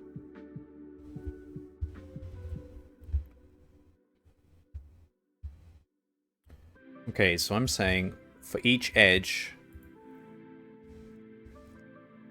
if there is an intersection point, if they intersect, then that's already a sign that this line dips into the outside, but we check where the outside point is. So we look at that edge, we look at whether we have to look to the left or look to the right to find the outside. We take the point, and then finally we check if that point lies on our line, and it's not on the boundary of the shape, which we've computed as a set.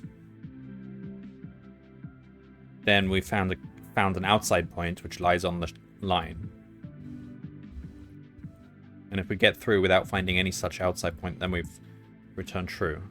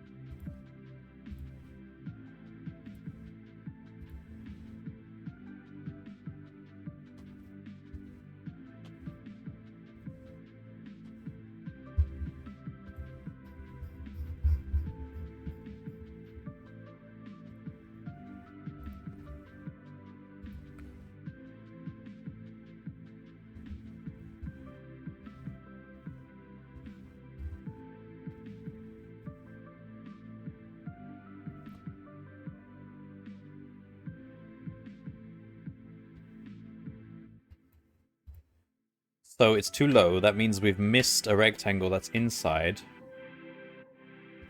which was actually bigger. That means somewhere there is a rectangle which lies in the inside the shape, but we've said it lies outside. That means there's a rectangle where one of its lines we decided was was not fully inside, but it actually was. That means one of these returned false when it shouldn't have.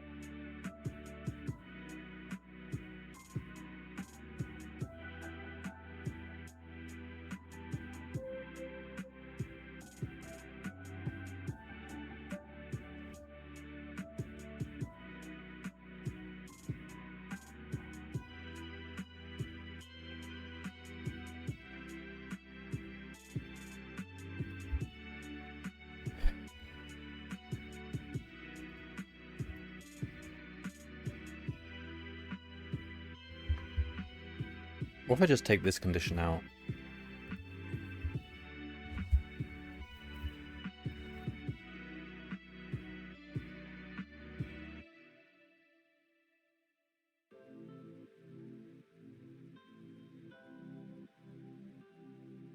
Is the boundary check somehow throwing this off? The boundary check was there to cover edge cases.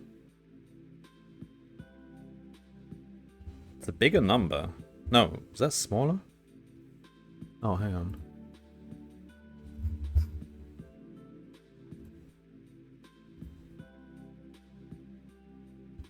Yeah, that's actually smaller. No, that's wrong then.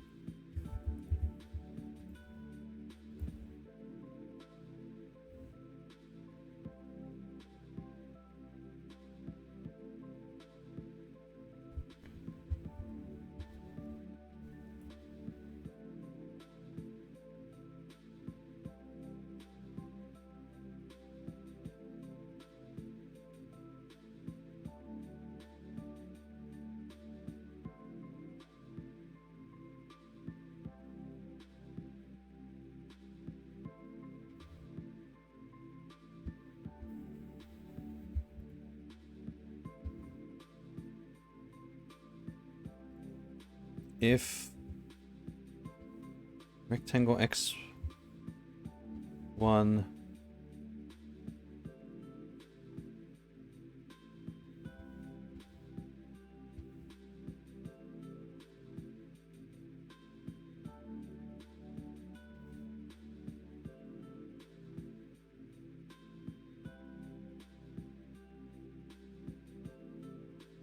what are these variables?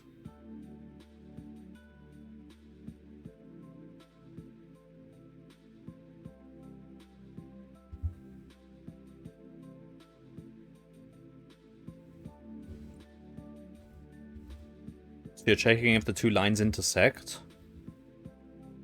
at all. And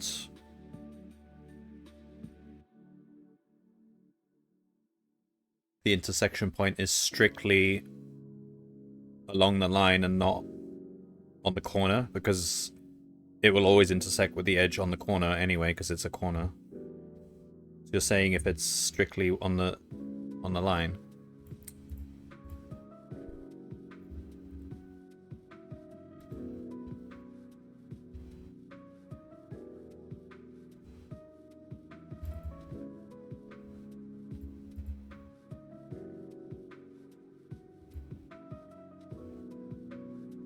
So if I just say,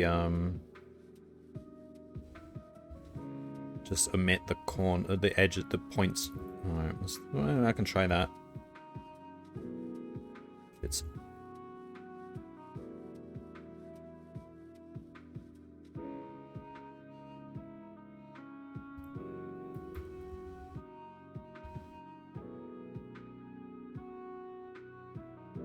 I can think of a million variations of edge cases that would break that, but fair enough. If they've given a way simpler input than I'm expecting, maybe. And I can also think of edge cases which would break what I've done, but still.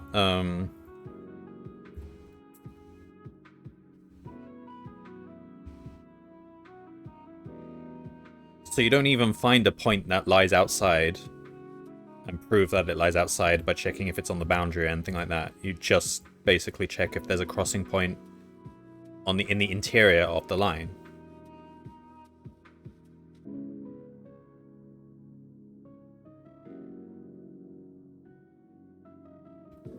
It's like if I just take all that out.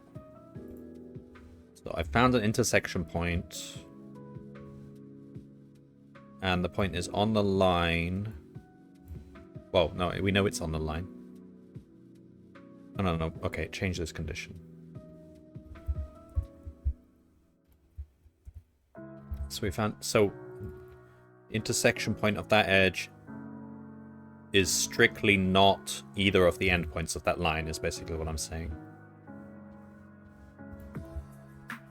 If...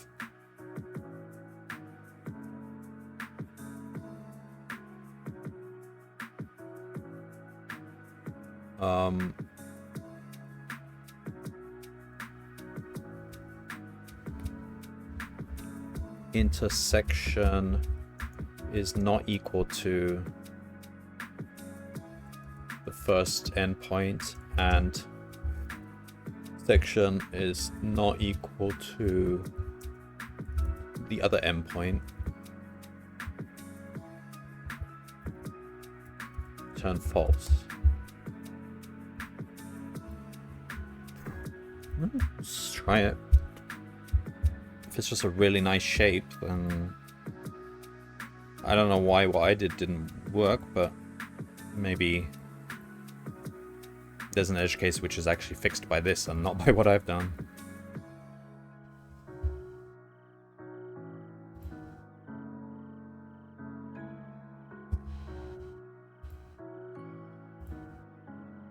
Is that not... Did I just get the exact same number?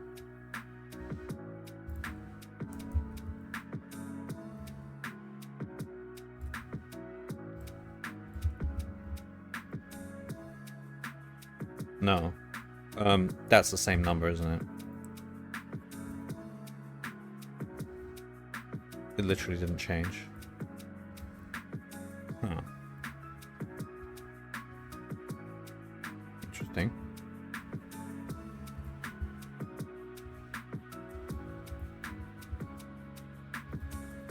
Let's check my crossing point. Because that's now the bulk of the logic. So if they're both vertical or they're both horizontal, we return no crossing point. So if it's vertical, we say the crossing point is the x value of line 1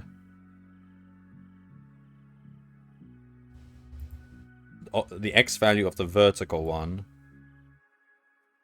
paired with the y value of the horizontal one, otherwise it's the other way around.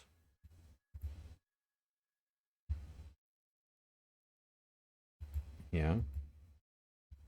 And then finally we say if that point we found is on both lines, line segments, then we return P. So that relies on is point on line also being correct. Is point on line. Okay, so if it's a vertical line, then we want the x value to match and also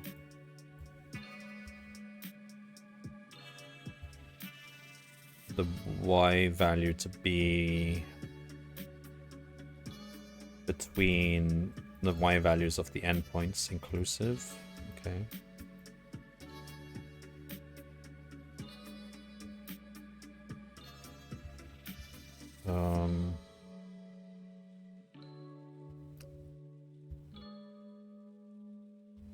And if it's horizontal, let's just flip all the x's and y's.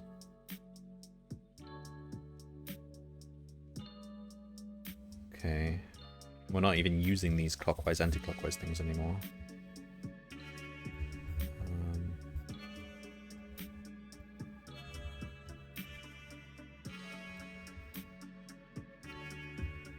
Let me try the 496.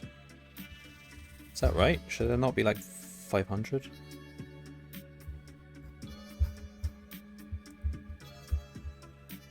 Copy and paste this in again. No, that's right.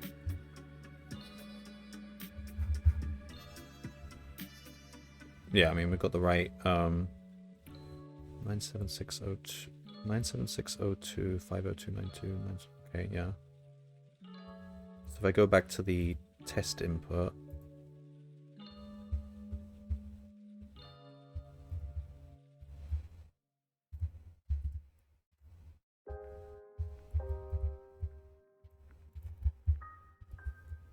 $50.24, that's correct.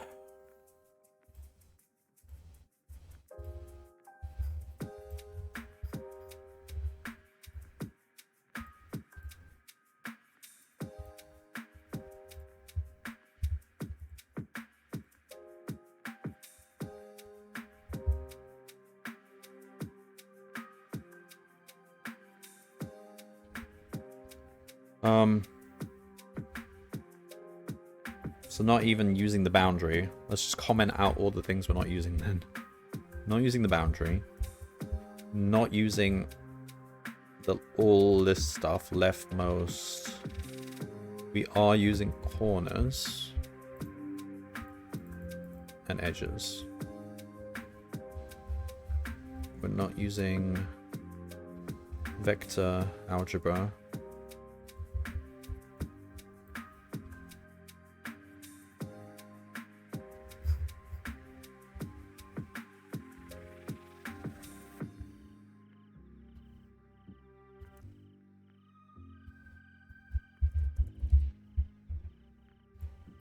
Get rid of that.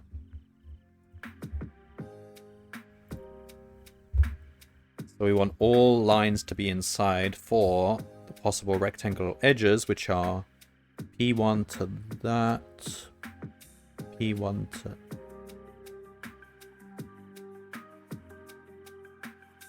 that,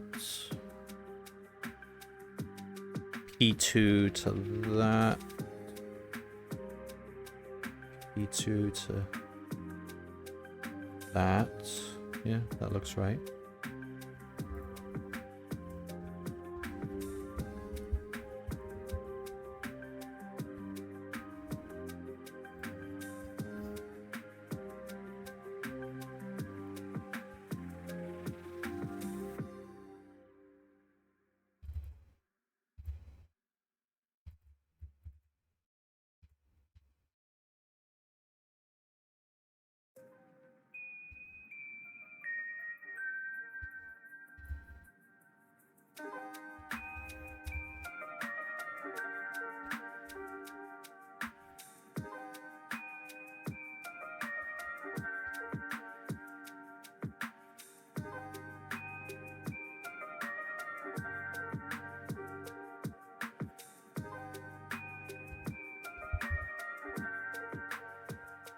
That's as simple as I can make it. So, I don't know, it must be edge cases then. I guess I'm gonna have to actually print out the stupid shape and see what it looks like.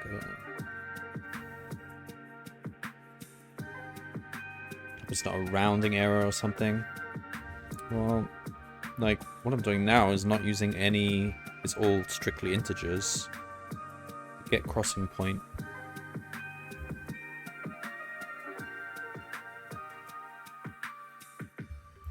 Is purely using the XY values of that.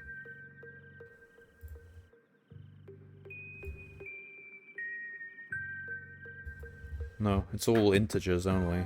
I was doing some floating point algebra, but not anymore.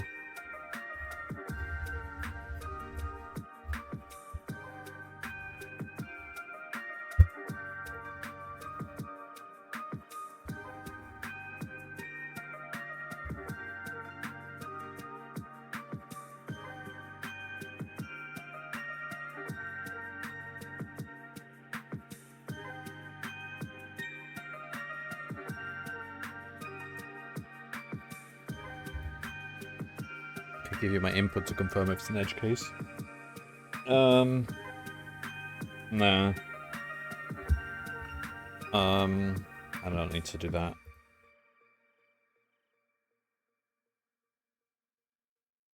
I was just trying to think if I could do a quick fix, otherwise I need to just debug properly, but I don't want to do that now. Probably next time. It might end up being after day 12. I'll just have to actually just draw what this shape looks like so I can find it. I think I caught a glance at somebody's post on Reddit or something, and it was like a huge, jagged, kind of like circle, but there's one big rectangle that juts into it. So it's basically a big Pac-Man. At least that's what theirs look like. It's probably similar. So I guess that the bit that juts into it cuts across a lot of big rectangles. So the ideal rectangle will be somewhere like in the top or somewhere in the bottom, going across this shape, but not crossing the thing.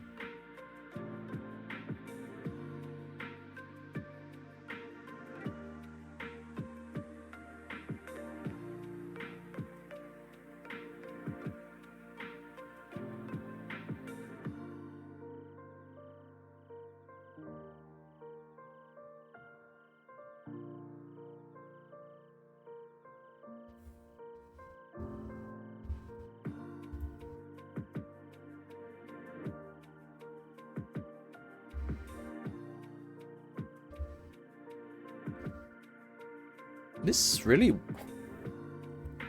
worked, because it seems like there's some very simple edge cases that could break this. Wait, so hang on.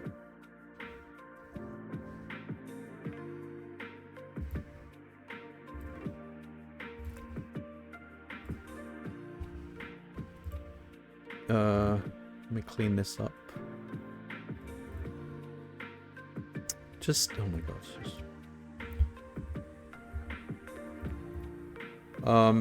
Wait, so what happens if you've got like, you got the shape up here, and then you got the shape here, like this basically, and your rectangle is this corner to this corner. So does it say it's inside or outside?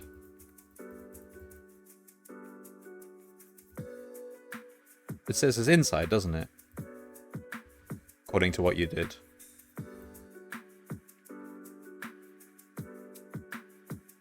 Because nothing's crossing it.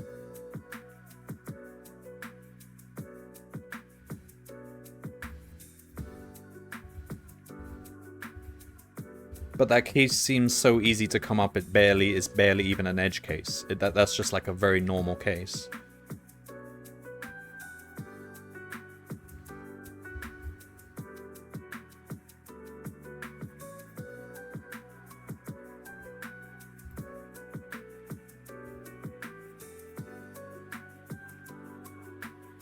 You're getting the same number before that. Well, yeah.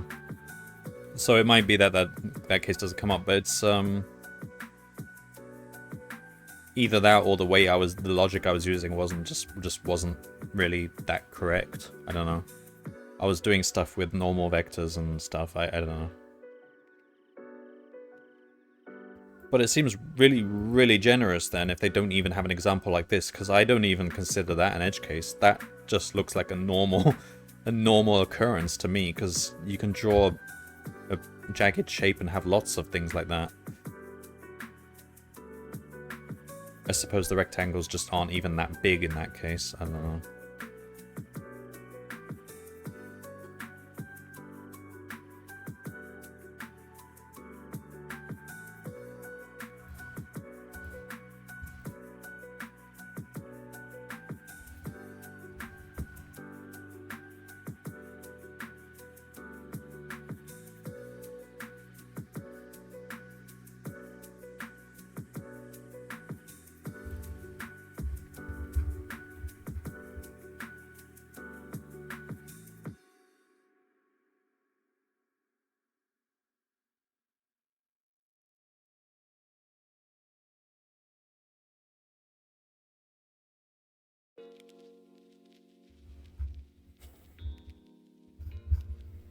Alright, I guess I just have to leave this till next time then.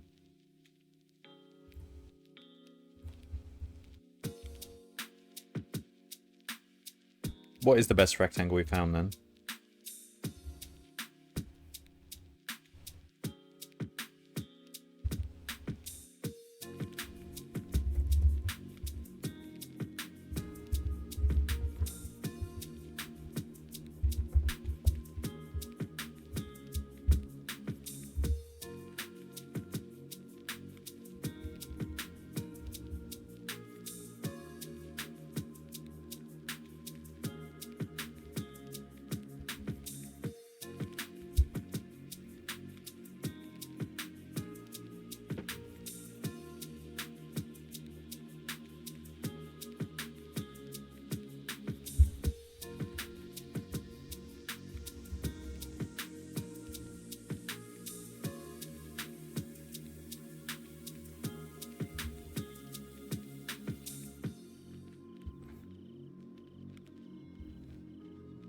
So that's the best one we found.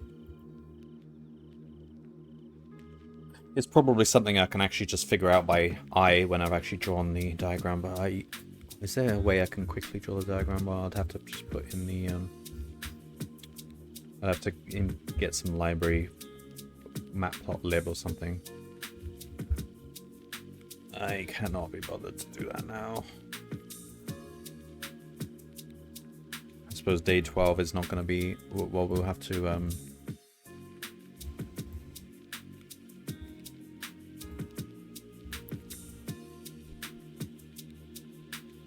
see, how quickly can I just boot up matplotlib?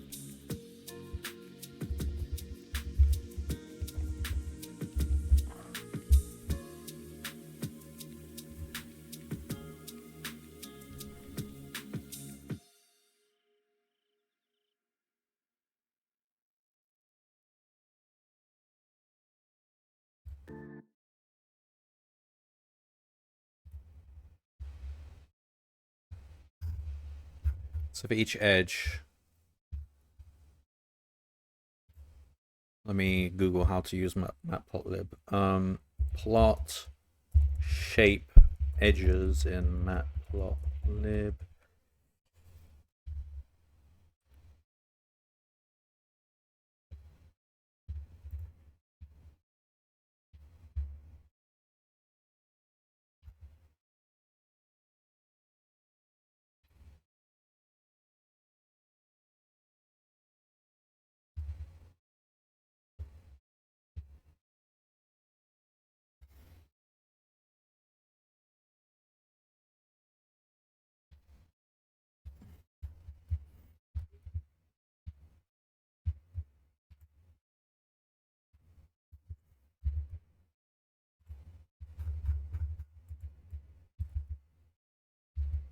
Oops.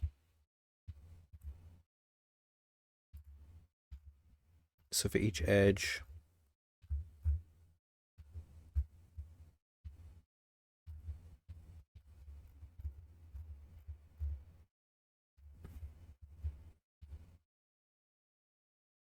how to use this?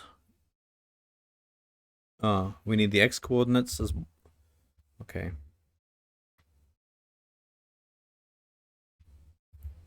Okay, so we've got the edges. So the x chords equals that. Y chords equals that. For edge in edges. Or we just do the no, it's just for corner in corners. I should call them vertices, not corners.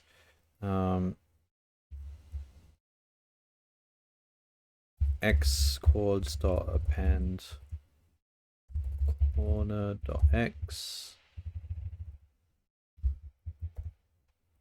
y chords dot append corner dot y, and then try this. Corners.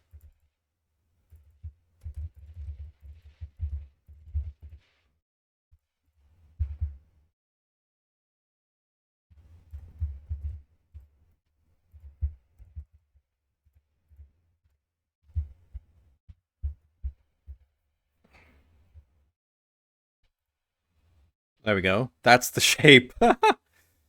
It's actually quite reasonably nice looking. All right. And we can plot the rectangle.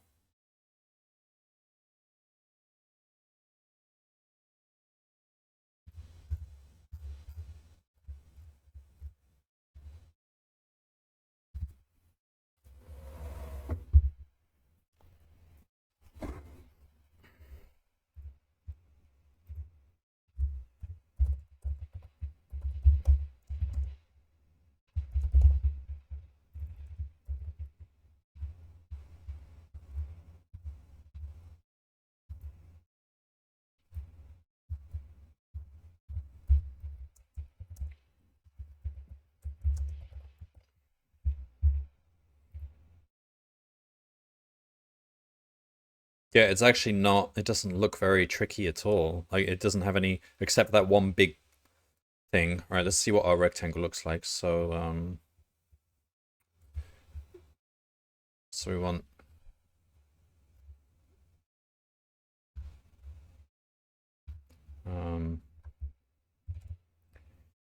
so P1, P2, P3 is gonna be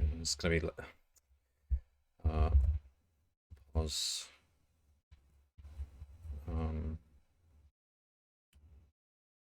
P1 dot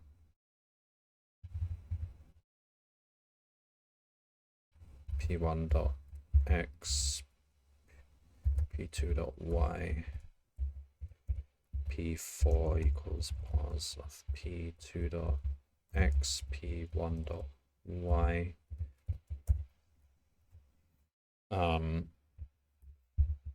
So to plot a rectangle,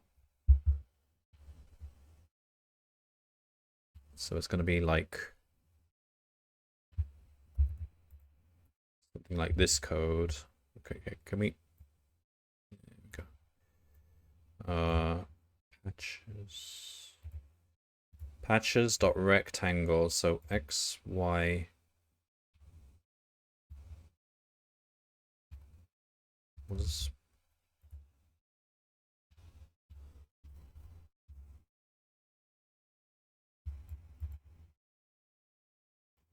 They want the bottom left corner.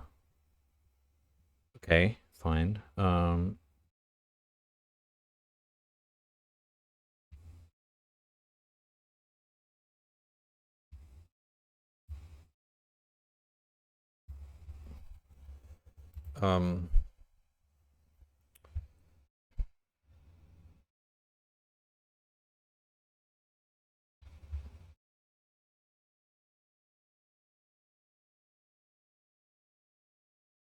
This is okay, fine.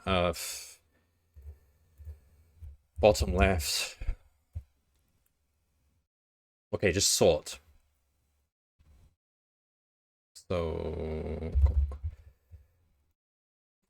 these equals p1, p2, p3, p4, vs dot sort. So the bottom left should be the first one.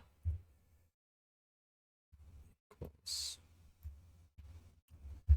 vs0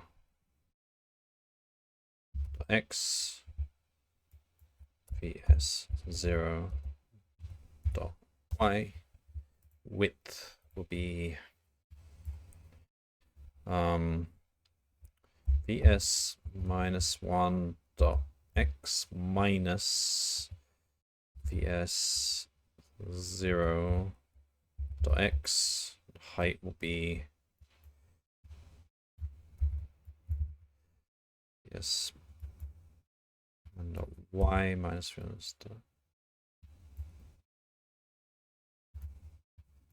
y. Line width, blue, face color, I don't know, pink.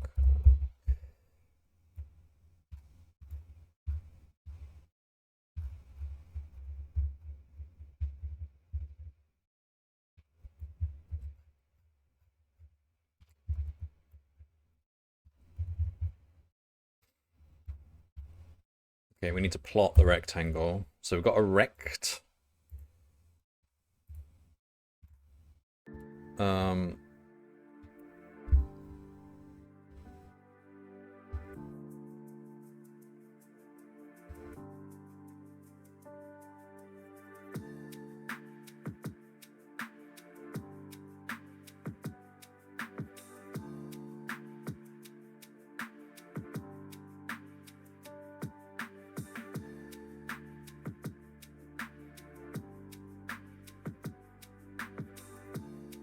Add.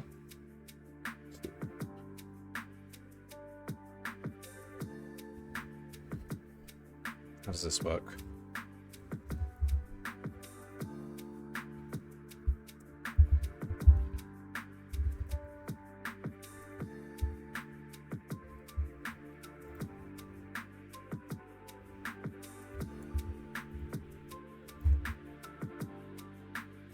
Try this.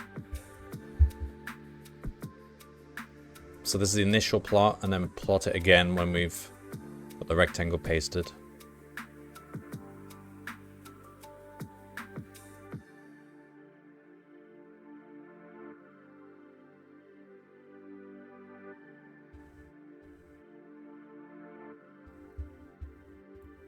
Oh, for fuck's sake.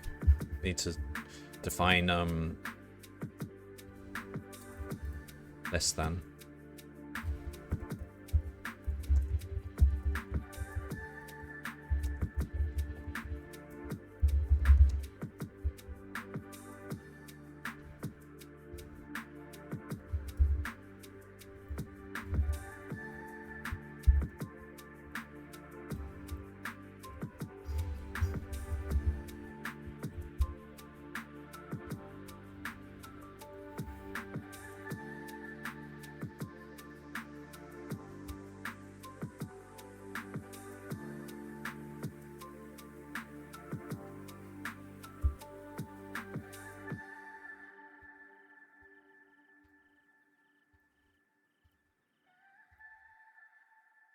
Wait, oh.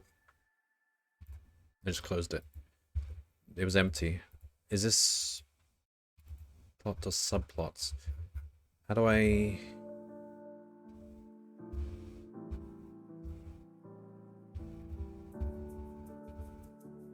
I'll plot them all on the same place. So plot, patches. Okay, where did I plot this? Take this, move it to the end.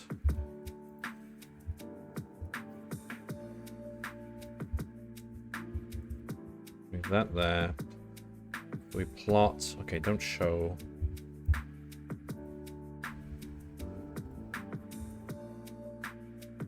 And then do that. Is this gonna work?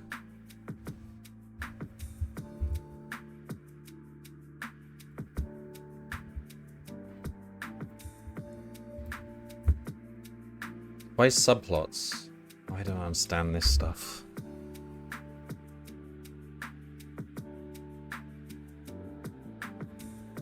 Why can't we just plot a rectangle? Why are we using... Why are we using axes? I don't care about axes. I just want to put a rectangle on the graph.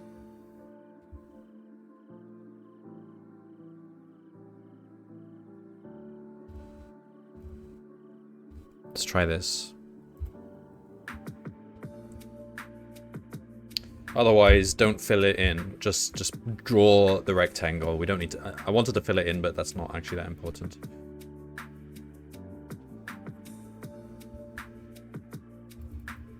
So we do that.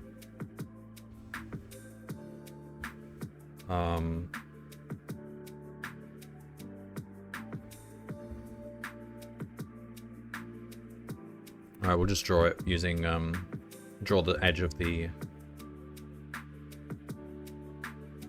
Okay, get rid of this. Okay. So the new X chords is going to be like...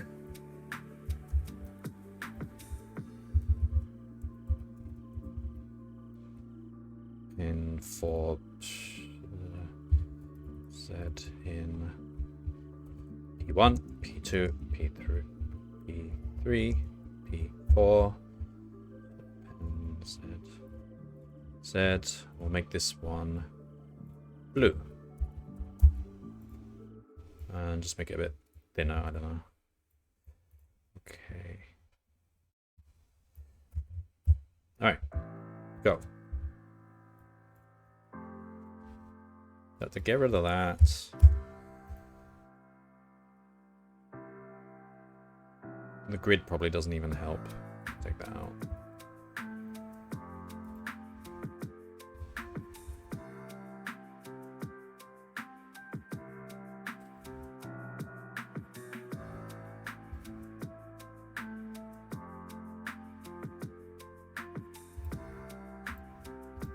We don't got no rectangle. What's going on here?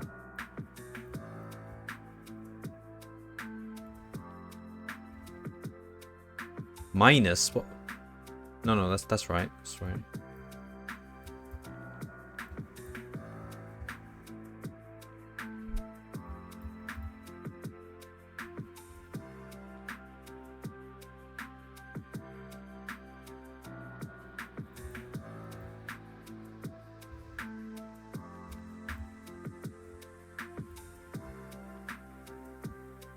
This is...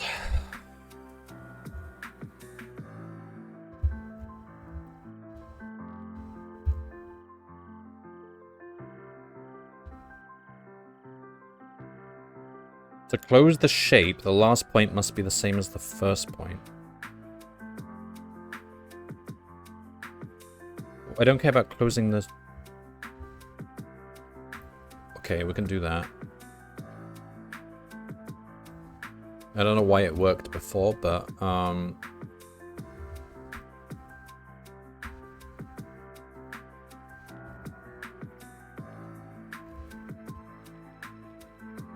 corner in corners plus corners 0. I don't know.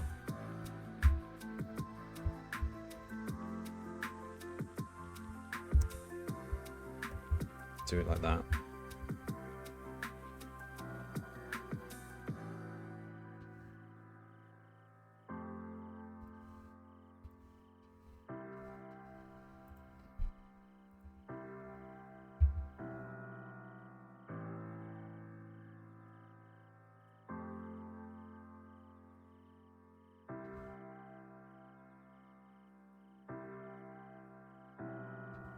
Is the second plot... No. What? Where's the rectangle? Or what are the values?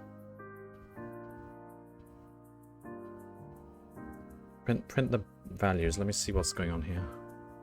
Is it off the chart or something?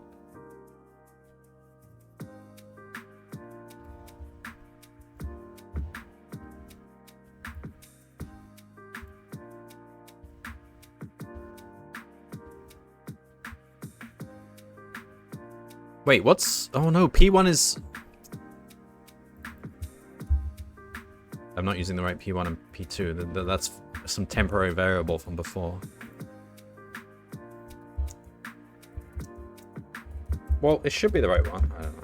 Okay, do that. I think we've pulled some P1 and P2 from some place that we shouldn't have. From here, probably. Yeah, it's not from the best rect. It's just some arbitrary P1, P2. Still, there should be something plotted.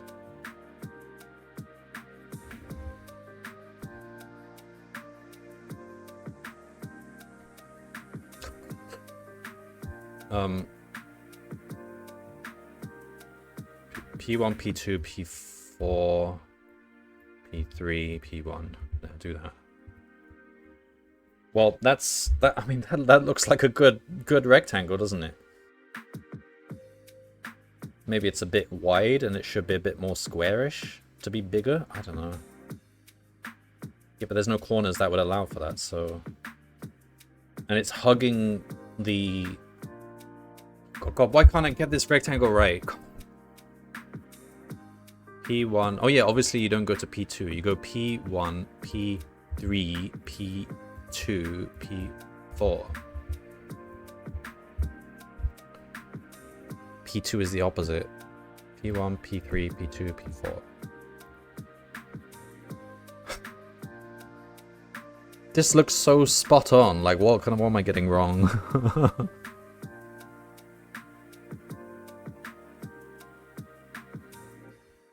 Like, whoa. That's pretty much what you would expect. You would, because this corner allows you to take shape like that. Am I computing the area wrong?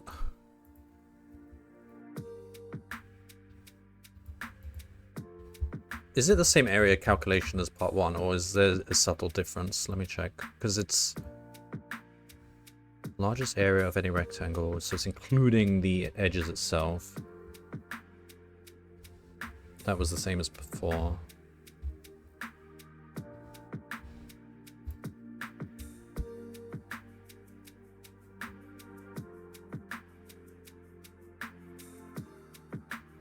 And red tiles are always corners, aren't they? Yeah.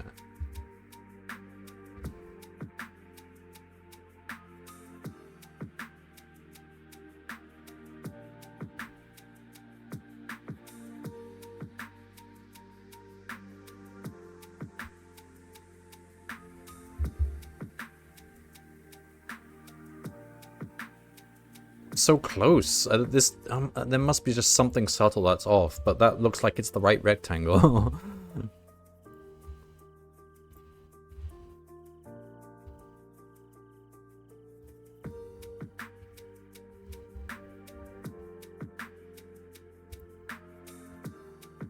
So the area, they're expecting a bigger area. And I've computed the area like P2x minus P1x plus 1 times P2y minus P1y plus 1. That's right. It's the same.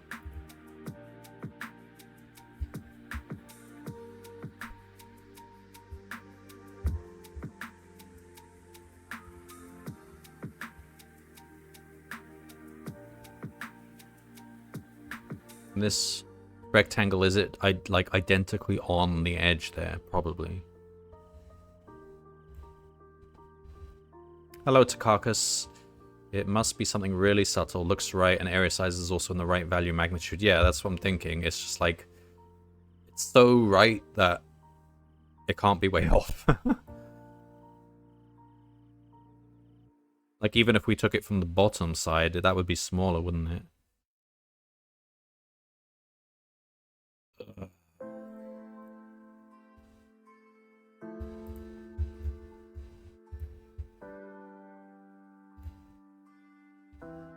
Have you done this problem yourself, Takakis?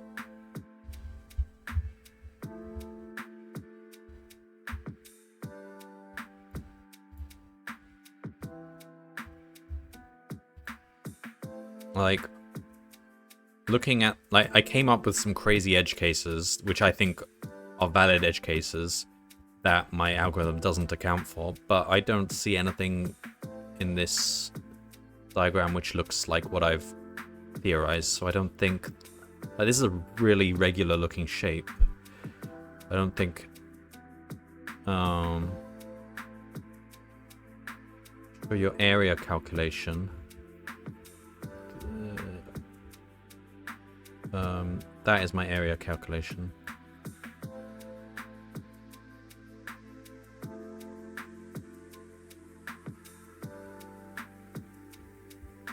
Which I copied from part 1.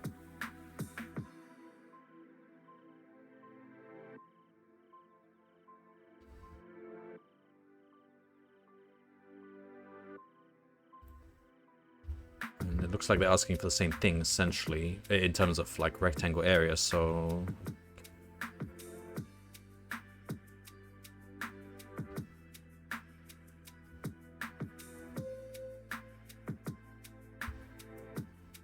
You see an issue with that?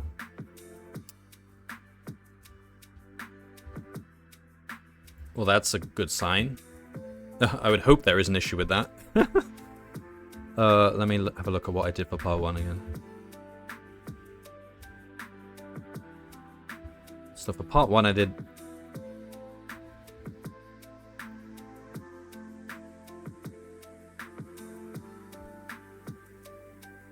Let me just space these out.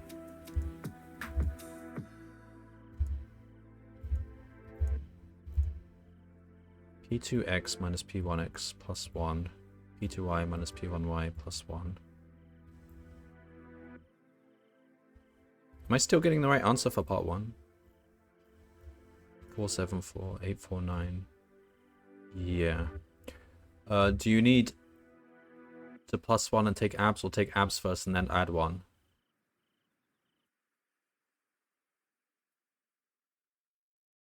Oh.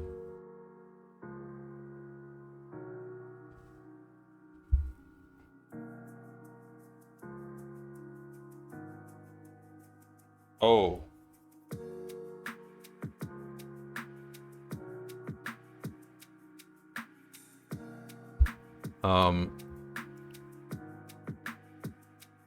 The answer is it should be like that. And I guess if it passed part 1, it's probably because the directions where it happened to go in the right. Oh my god. Let me try this then. You're right, that it should be like this. Because the difference is that made positive, and then you add 1.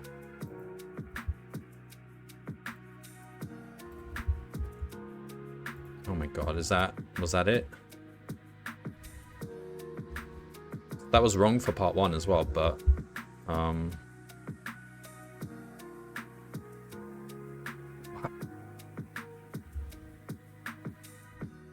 that doesn't change part 1. Oh no, because I didn't change part 1 code, I changed part 2's code. Did I really... Hang on, so abs plus 1. What did I do for part 1? Yeah, I do get a different number. Interesting. But how the heck did that pass part 1 then? Because that was on the same big old shape. There's just a lot more rectangles that are valid.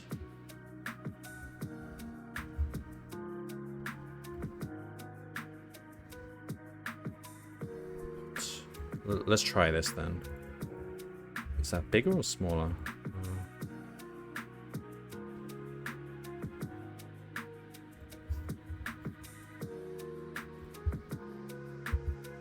Bigger. How did that pass part 1? What? Oh, all it needs is for the best rectangle to be okay with that parentheses, and it matters. So it just so happens this the particular rectangle in question that mattered. Oh god. I looked at that. Several times I worried whether that formula was right, so I looked at it and I looked at part 1 and I said, oh, if it matches part 1 it must be, but it can happen to be correct for particular rectangles, and it just so happened that it's a different rectangle from part 1. Oh god. Thank you. I would have been racking my brains for hours possibly, but because it also passed the test case. That's crazy.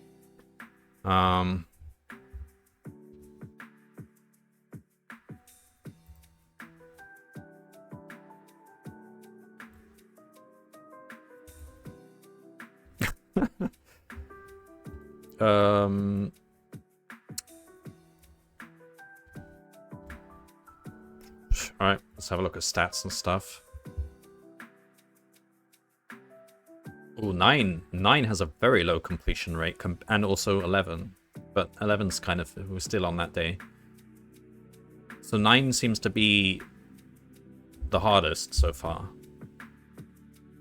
in terms of completion rate.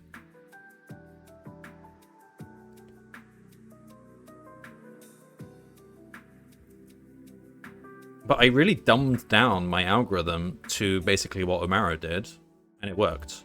So it really was a very generous input. Like, there is so much I was accounting for that they could have done. Let me show the diagram that I made. Oh, I erased it. Oh. Okay, well that was one. Well, that's one edge case that doesn't come up clearly. But the thing I was really worried about before was, damn it.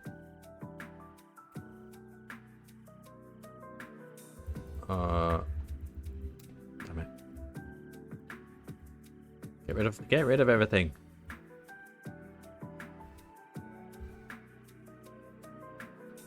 Okay. The thing I was concerned about before was a really weird edge case, and that was what happens if you have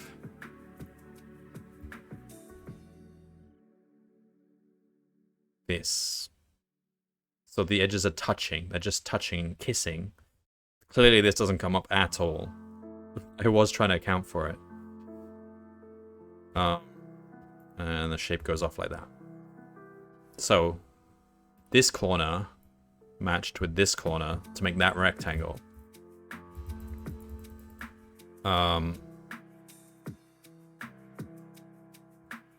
I think 10 was way harder than 9, but people are probably using external libraries for 10. Yeah, I mean, I did. I used Z3. You're right, actually, on a technical level, 10 is actually harder. It should be considered harder.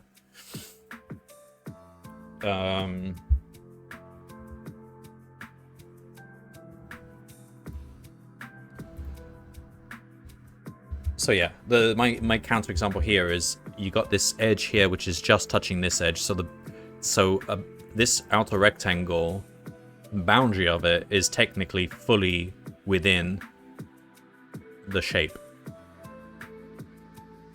according to the definition of red, green, vertices, whatever. But it has an interior, disconnected interior, which is outside the shape, because this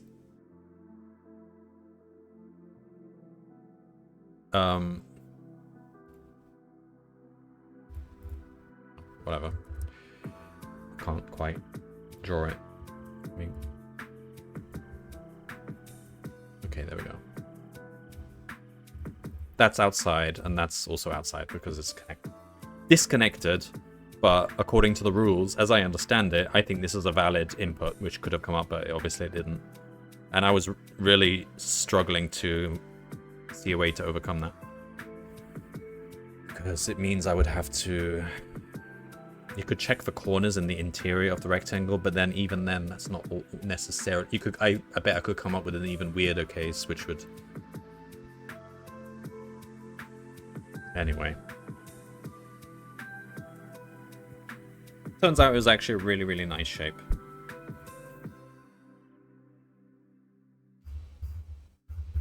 Alright, well, thanks to everyone, both Umara and Takakis, who gave me tips. Probably what I wrote before would have even worked without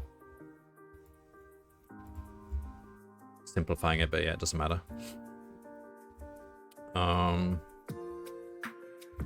So that means the only thing I've left unsolved is 8. And apparently 8's not that bad. Then maybe I'll do it today, but I don't really want to do it now. Let's see.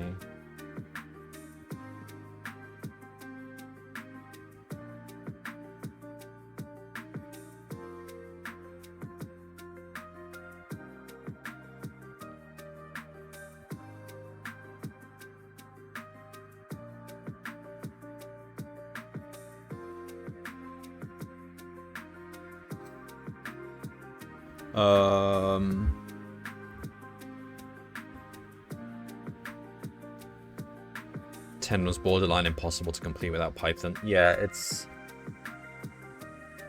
I mean, okay, so the Z3 does have a JavaScript version as well, for Z3 specifically. So JavaScript could use the same library and probably would manage fine. Other languages, I'm sure there probably are equivalents, but I don't know the names of them, and they're probably hard to find or whatever, I don't know.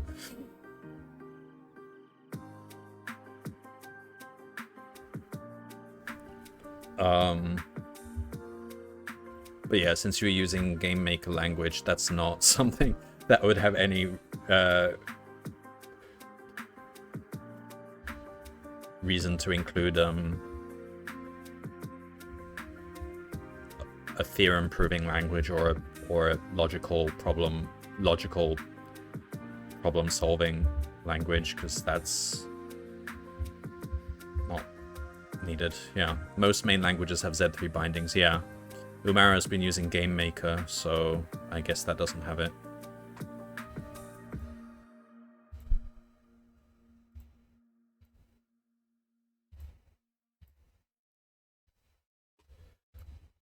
Most standard languages probably do, yeah.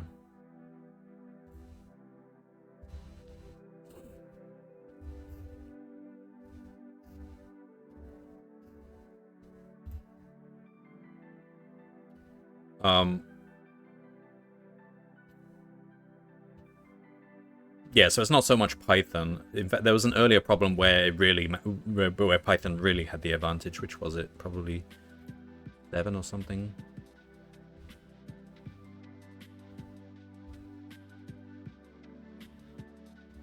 No, I don't think this... Hang on, there was one, I think... Oh, probably this one, because you've got unbounded ints being added up. And you've got parsing with white space and stuff to fiddle around with. And then you've got... You could eval these if you wanted to. I didn't even do that, but you could eval, and that's also a shortcut in Python. Yeah, I think this problem really benefited Python. It's just saves you so much headache to use Python here.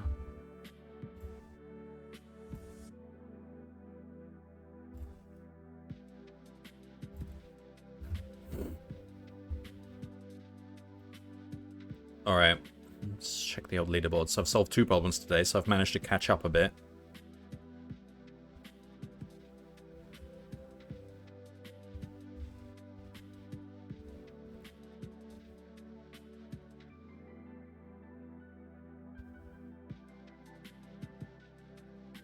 Captain Coda.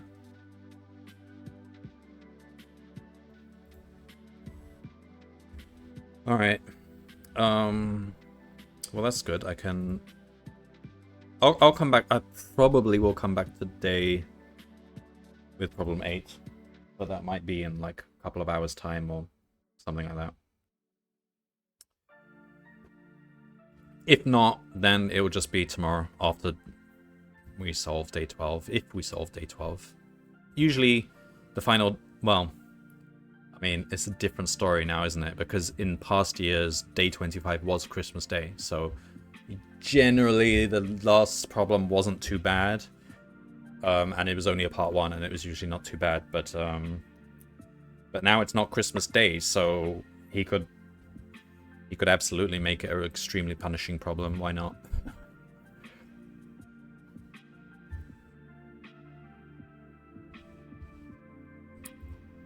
Alright. Before I go, there's a couple of cleanup things I could do just to make sure my code is not technically incorrect.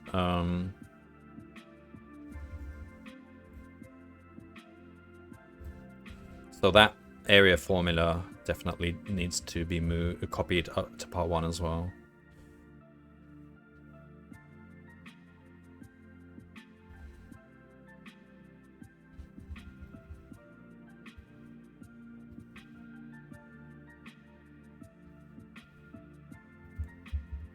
Let's make sure it doesn't break part 1 as well.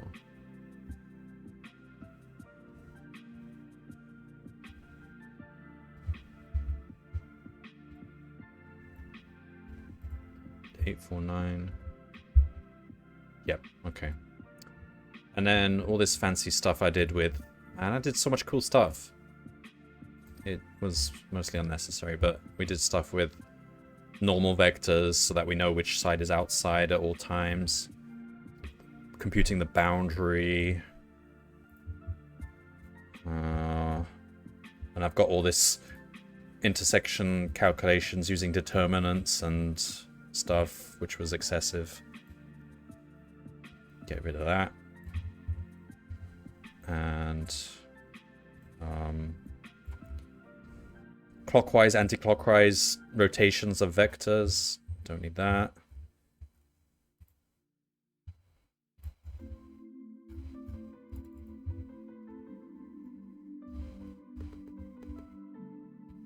Unit vector stuff, don't need that. There we go, nice and clean.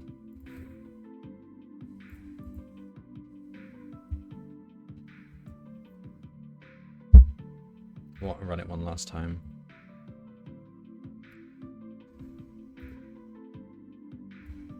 All right.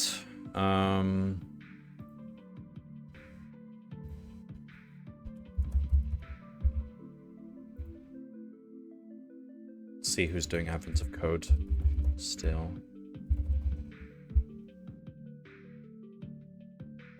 Couple of people.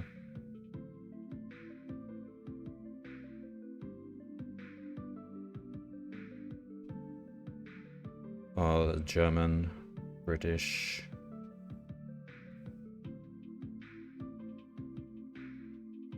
I don't feel like raiding right now because I don't want to hang around. I want to go. So, I'll just stop there. Thank you again for saving me hours of headache, potentially. I think I probably would have figured it out eventually. Not too long after, but yeah. And see you tomorrow for the big finale. Bye-bye.